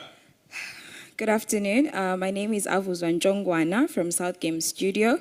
It's a studio made out of 3 women. Nompumelelo Kubai, who's our game designer, or level designer, and Dinigo, who's a programmer. I'm also the programmer, but also the project management of South Game Studio. And today we have a game named Sizwe, or the character of the game is named Sizwe. Sizwe is a young girl who wants to, Sizwe is a young girl from KZN who wants to run, or who wants to be the leader for Ibuto, the warriors. She's trying to unite all the kings around the provinces, so she needs to learn about her culture to actually gain the trust of the kings, starting in KZN Our game is cultural and educational. It's our edutainment and adventure because then she gets to learn about her culture and her clan name, why that is important. She gets to collide with an elephant, which symbolizes her clan name, Ondlovu, Oboya Benyati, and so on and so forth. That way she gets to learn, and there's different elements in the game that she needs to collect in order to proceed to the next level, which would be Eastern Cape, Mpumalanga. She gets to dress differently across all the provinces according to the tribes within each province, and she gets to learn about their culture. These are the platforms that we are building our games on: mobile, PC, it's edutainment and adventure. Monetization strategy is subscriptions, licensing, and microtransactional transactions. And we are currently in the development stage, or in the production stage. Okay, so this is basically what I've just said right now. These are some of the things that you'll find in the game. When you play it, it's an open world PC game, and it's adventurous. You'll get to see traditional attire, survival, music, drums, bonfire, and enemies approaching around the terrain. And this is our business model canvas. This is our phase 1. So we are our key partners, Department of Arts and Culture, and collaborations with like-minded gaming studios across the world to keep our business sustainable, and being able to collaborate with other studios and doing something different but still keeping it very South African or African. And this is the key activities: game development, research, and African history, and customer reviews. And this is the revenue streams: Google Play, transactions, YouTube ads, partnerships, sponsorships, renting to our asset. I feel like I'm going on and on and on and on. And this is the cost structure for now, because our company is quite small, but we're planning to expand. Game production, marketing and fixed cost, rent, salaries, and customer relations is school campaigns, heritage campaigns, where it resides. It kind of correlates with what we're building and the culture that we want to expose to the world. And targeting people who love exploring different worlds, history, culture all over the world. Whew, okay. This is our chart in terms of where we are, our milestones, and we did our game design in January, February, March, April, and then we did our phase 1 in July, and we're currently in the development stages, and we have our level 1 working, and we've been testing it from Comic-Con all the way to Africa Games Week. And this is our roadmap from what we've done so far to where we are. The big milestone was Africa Games Week, and we wanted to just be in the game of the world, and everybody sees what we've been building so far. And this is the gameplay that we... Yeah, do I press play? Where? Oh. Is the sound? Oh, there we go.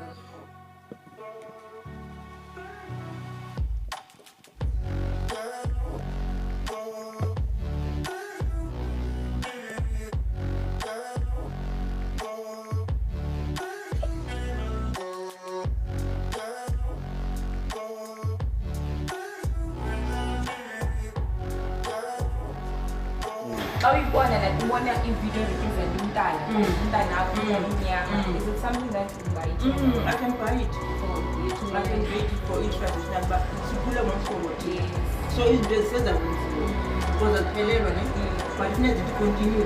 5 minutes. Because if we are capable, Sorry. let's say example. Stop the video. Sorry, I got to be fair. It's a shit job. Okay, yeah, very, very cool from the learning and impact side of things. I can already see that fleshed out picture and the enthusiasm that people would have for that. I think that could really speak and educate a lot. But what I want to know is a little bit more about the mechanics of the game itself and how it might tie into these things. In fact, what are the chief obstacles that your character faces on the way to their goal of sort of like, interacting with these?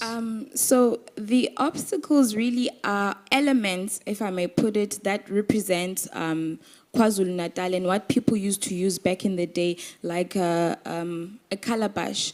There's history behind that. We wanted to also add beads, and we just didn't get the information and the right information because beads were used as a communication back then, and we wanted to implement that so that she can solve that as a puzzle to get to the next stage as to when you mix these beads, it actually tells you this, and it gives her a hint to the next element in the terrain. So right now we just have a calabash, a basket, we have the pots, we have her colliding with animals that speak of her clan name, and she needs to also find the king's necklace, the King Shaka necklace. And regarding the impact, so the representation side of it is pretty clear, and it's great, so congrats for Thank that. Is there anything else that you want to add on this side? In terms of the game? Impact, yeah. The impact, well, I mean, I think the impact of the game really for us when we started, it was, we wanted to find a way through gaming to tell the impact that women had back then, hence why we used Sizwe, and we named Sizwe based on Shaga's history because no one believed at the time Nandi was actually pregnant, and so they said she had an infection, a beetle infection, which is Ishaga in Zulu, and that's how Shaga became Shaga. And we took Sizwe because that at first, your first thought is Sizwe, a man or a boy, but we took that and we made her Sizwe, and so we're still trying to find a way how we can educate kids to know that they actually have an impact as a woman and the impact they had back then. That is what we want to add in more levels and more, because as you go down into the history of different provinces in South Africa, there is a lot of impact that women played back then. Very clear, very interesting. Thank you.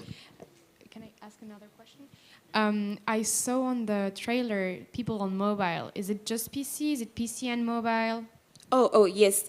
It is PC for now, for level. The level that we created, we made it PC, but we will narrow it down to mobile. The reason why we were showing, actually, we wanted to get a review on what she actually thought of the game. So we played the trailer for her, and we wanted to see her review and her honest opinion on the game. Yeah? I think it's fine, but for your business models and revenue streams, I can see you have a lot of other activities, like you have licensing, YouTube ads, and like a whole lot of things to back your revenue streams. Which one is your main revenue stream? You know, because our game is, we want our game to be more educational and have referencing. We added licensing there because we thought to ourselves, when private schools purchase our game to teach kids about the history, they can actually purchase or use licensing, and hence licensing is one of our revenue streams.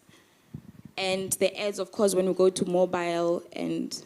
So the YouTube ads, Yes. videos, and all that. Yes. So you spend a lot of content on marketing, like advertising yourself. As well. Yes. Are we good? Yeah? All right. Thank you. All right. For 1 minute, can I please ask all of the teams to stand up again? And let's have one more huge round of applause for all the brave brothers and sisters.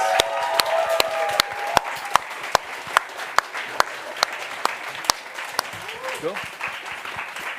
Any closing remarks, observations? Yeah, so look, although the pitching session is over, I think the journey has just begun for all of you guys. Some really great concepts there. I love how we've integrated some strong women characters into the games. The culture is present in every one of the games. We have all different kinds of formats and all that, and I think you guys are on a great journey. We are way past time, so I think we're going to sort of call it there. Do we want to... Do you want to switch it up? Gather with the teams afterwards, I think? Yeah, no, that's cool. We can definitely do that. Walid, can you string a coherent sentence together? Can you?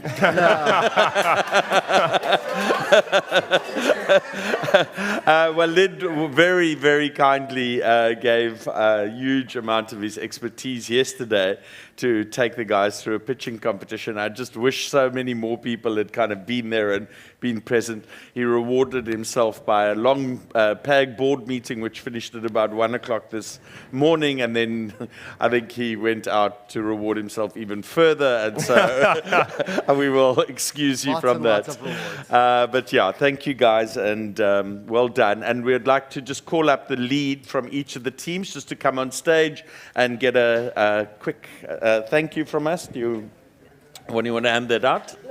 In the meantime, lock the doors. Nobody's allowed to leave. No. We're coming to the end of the day, so we have the closing ceremonies coming right up. Don't go anywhere. Okay. I guarantee you they're going to be thrilling. So each team now needs to figure out how to split this. So to be clear, these two things are for each team. So that's for the one team. Thank you very much.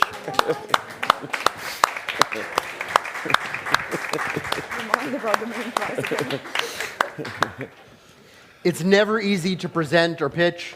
It's even harder when you're by yourself. It's even harder with somebody like Glenn on the timer. But you guys did an amazing job, so congratulations. Yeah, thank you guys. Well done, and good luck. Wait one second. Tatiana, get out of there. Okay, we're going to do a quick photo.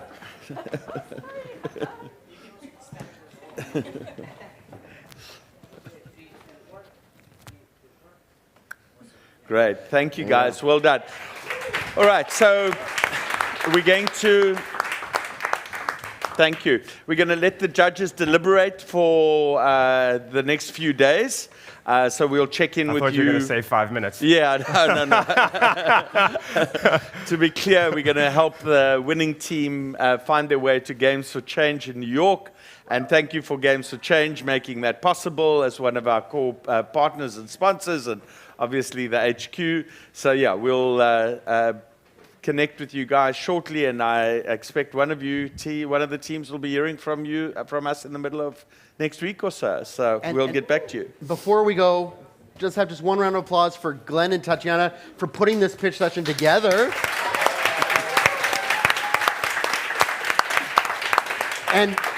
And for making sure that Games for Change is a core part of the gaming industry in Africa as we develop Africa Games Week. So well done, guys. Thank you so much. Thank you, Jay. Thank you for everything. Glenn, some closing remarks from you. I've got a few things, and then I want to hand over to Tatiana. Before I do closing remarks, just also thank you to sponsors for helping with the gifts for the students and the teams. Thank you all. Nibble assisted with the help of T-Dagger and Winks with regards to mouse pads. There's Game Tester as well, who came in and also helped, as well as MSI. I was like, do I gamble and say I was correct with my memory? And MSI. So thank you to all those sponsors, and obviously with Nibble, we're really glad to have been able to help.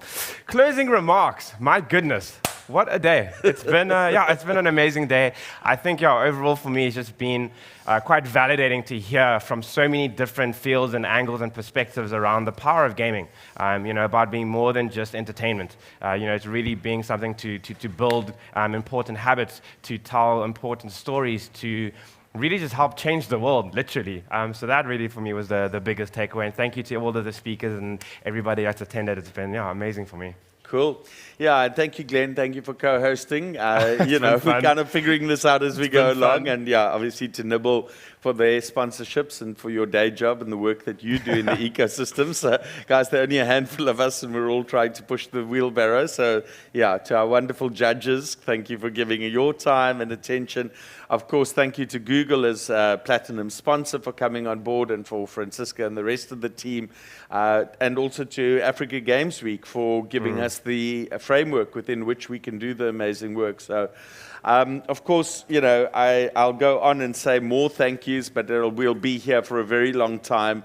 I think you'll just appreciate that there was a lot of work that went into this. Speakers flying down, working long hours to be here. The quality of the presentations I thought was just incredible. Nyambura, maybe you want to come up and say one sentence or no? Because you helped with the curation to put it all together.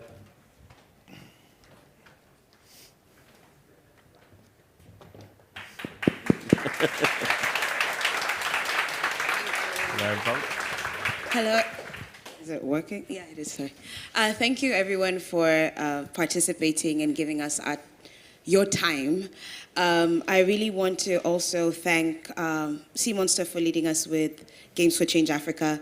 We started last year as people across the world using the internet to, gather and believe that we can make a difference with games that are serious, that have social impact, and that are also entertaining in many ways. And I think, if anything, with this design sprint, we have seen it. It is possible, and it can happen. So I really want to thank everybody who came and all the people who joined us on. Curating is about finding the soul, but if anything, thank you for lending your energies to this. And that's why I think we're speaking in one voice, not the same voice, but one that's rooted in the values that we want to espouse as we go on and make games and create a different world and imagine radically. So thank you very much for participating, and thank you very much for Games for Change and Games for Change Africa and Africa Games Week. Thank you. So we're almost done.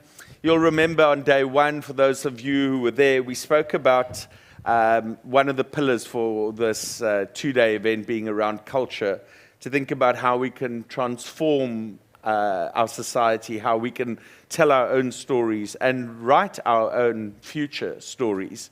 And I hope that in a small way we put some sparks out there and that will catch fire.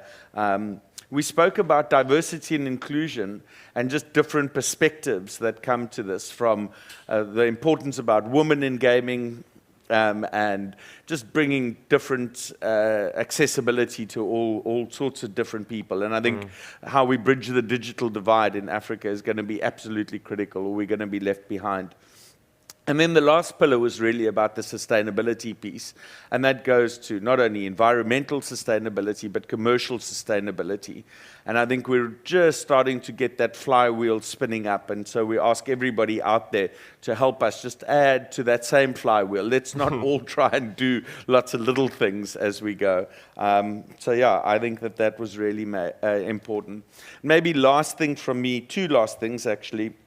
One is, when we speak about African games, let's just be quite intentional that there's African-inspired stories and the challenges that exist about bringing those stories to life. There's Africa-made stories and the industrial creative challenges that we have to be able to compete with the best in the world and bring new talent and build this industry from the bottom, from the middle, and from the top. And then, of course, there's Africa-owned stories. And that's about bringing annuity income, cash back into the ecosystem, because without each one of those things will not solve this in isolation. We have to do all three of those at the same time. So, Glenn, are you cool? That Because I do want to say what I hand to perfectly T. done. Yeah. Are you No, that's happy? Is there perfect. anything else? Okay, so again, without one person in the room, really none of this would have been possible, or at least it would have been completely chaotic. And so I do wanted to say to the festival director, Tatiana, who I kind of coerced into doing this, and then she embraced it and then was telling me what to do, which was great. You're wrong. You're wrong. You see? No, you're absolutely wrong. And the reason why I'm saying Glenn is wrong, because whatever the things I do, or whatever the things the speakers or judges or anyone who was involved in the production of this event, if we did all the job and there was no people to come to, then, you people who came here definitely made the event. Because as we all in the gaming industry say, you can design whatever the game is, but if there is no player to play this game, what was that? Just a useless exercise. Okay, exercise for your creativity, right? No creativity is useless.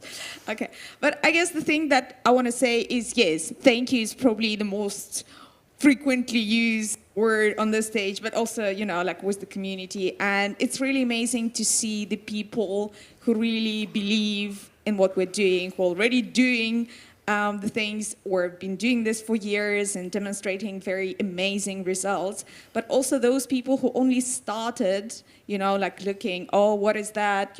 When people are asked, Games for Change, what is that all about? And for me, this is the big thing, because as much as I want to thank you today for being here, but also I've got like one little ask for you, right? Because it's very, very amazing that you've been here, but also I want us to take a little bit of step further, and there were many people who didn't have a chance to be here today, but still, because you were here, you were able to participate, you were able to see what the people are doing, to hear some new ideas. And my ask for you is really, if you can just share one thing, if you can just share one idea that you took from the conference, or anything that you saw, or maybe even something that you complain about, but really the thing that, you know, I was here, but I also want another person to know that the things like this exist, then we talk about those things, right? And we are not only talking, but also we are doing. Because at the end of the day, we can have an endless discussion, but what matters, what we do, right? We don't want to end in the apocalyptic Africa. We want to end up in Africa that is rich in our stories, and we don't reach any sorts of apocalypses, right? Like, the future is bright, and let's make this change together. And speaking of, you know, like spreading the word and everything, I do have the box with the bracelets, and I know how people are excited of getting something, but I really want you to take one bracelet, but only in case if you want to give it to someone else and tell about the things that we're doing. Thank you so much. So, there you go. Yeah, so Relate is an NGO that raises money for other charities, and so yeah, absolutely, please take those. Thank you, Bella. Are these for me? Oh wait, no, hang on. But yeah, Changing just the take script. one bracelet. They're 50. They're only 50. Scarcity. It's a game design. I'll explain to you later. And yeah, just join the tribe and share the love. Speaking of which, these are for you. We've also arranged for a spa treatment for Tatiana because I think she can finally relax after several months of hard work. And that's it, guys. We're done. Thank you to everybody. We'll be back tomorrow, 9:30 a.m. What? For the rest of Not Africa me. Games I'll be Week. on my couch if you need me. Very cool. Thank you very much, everybody. Have a good Get one. safe. Hey.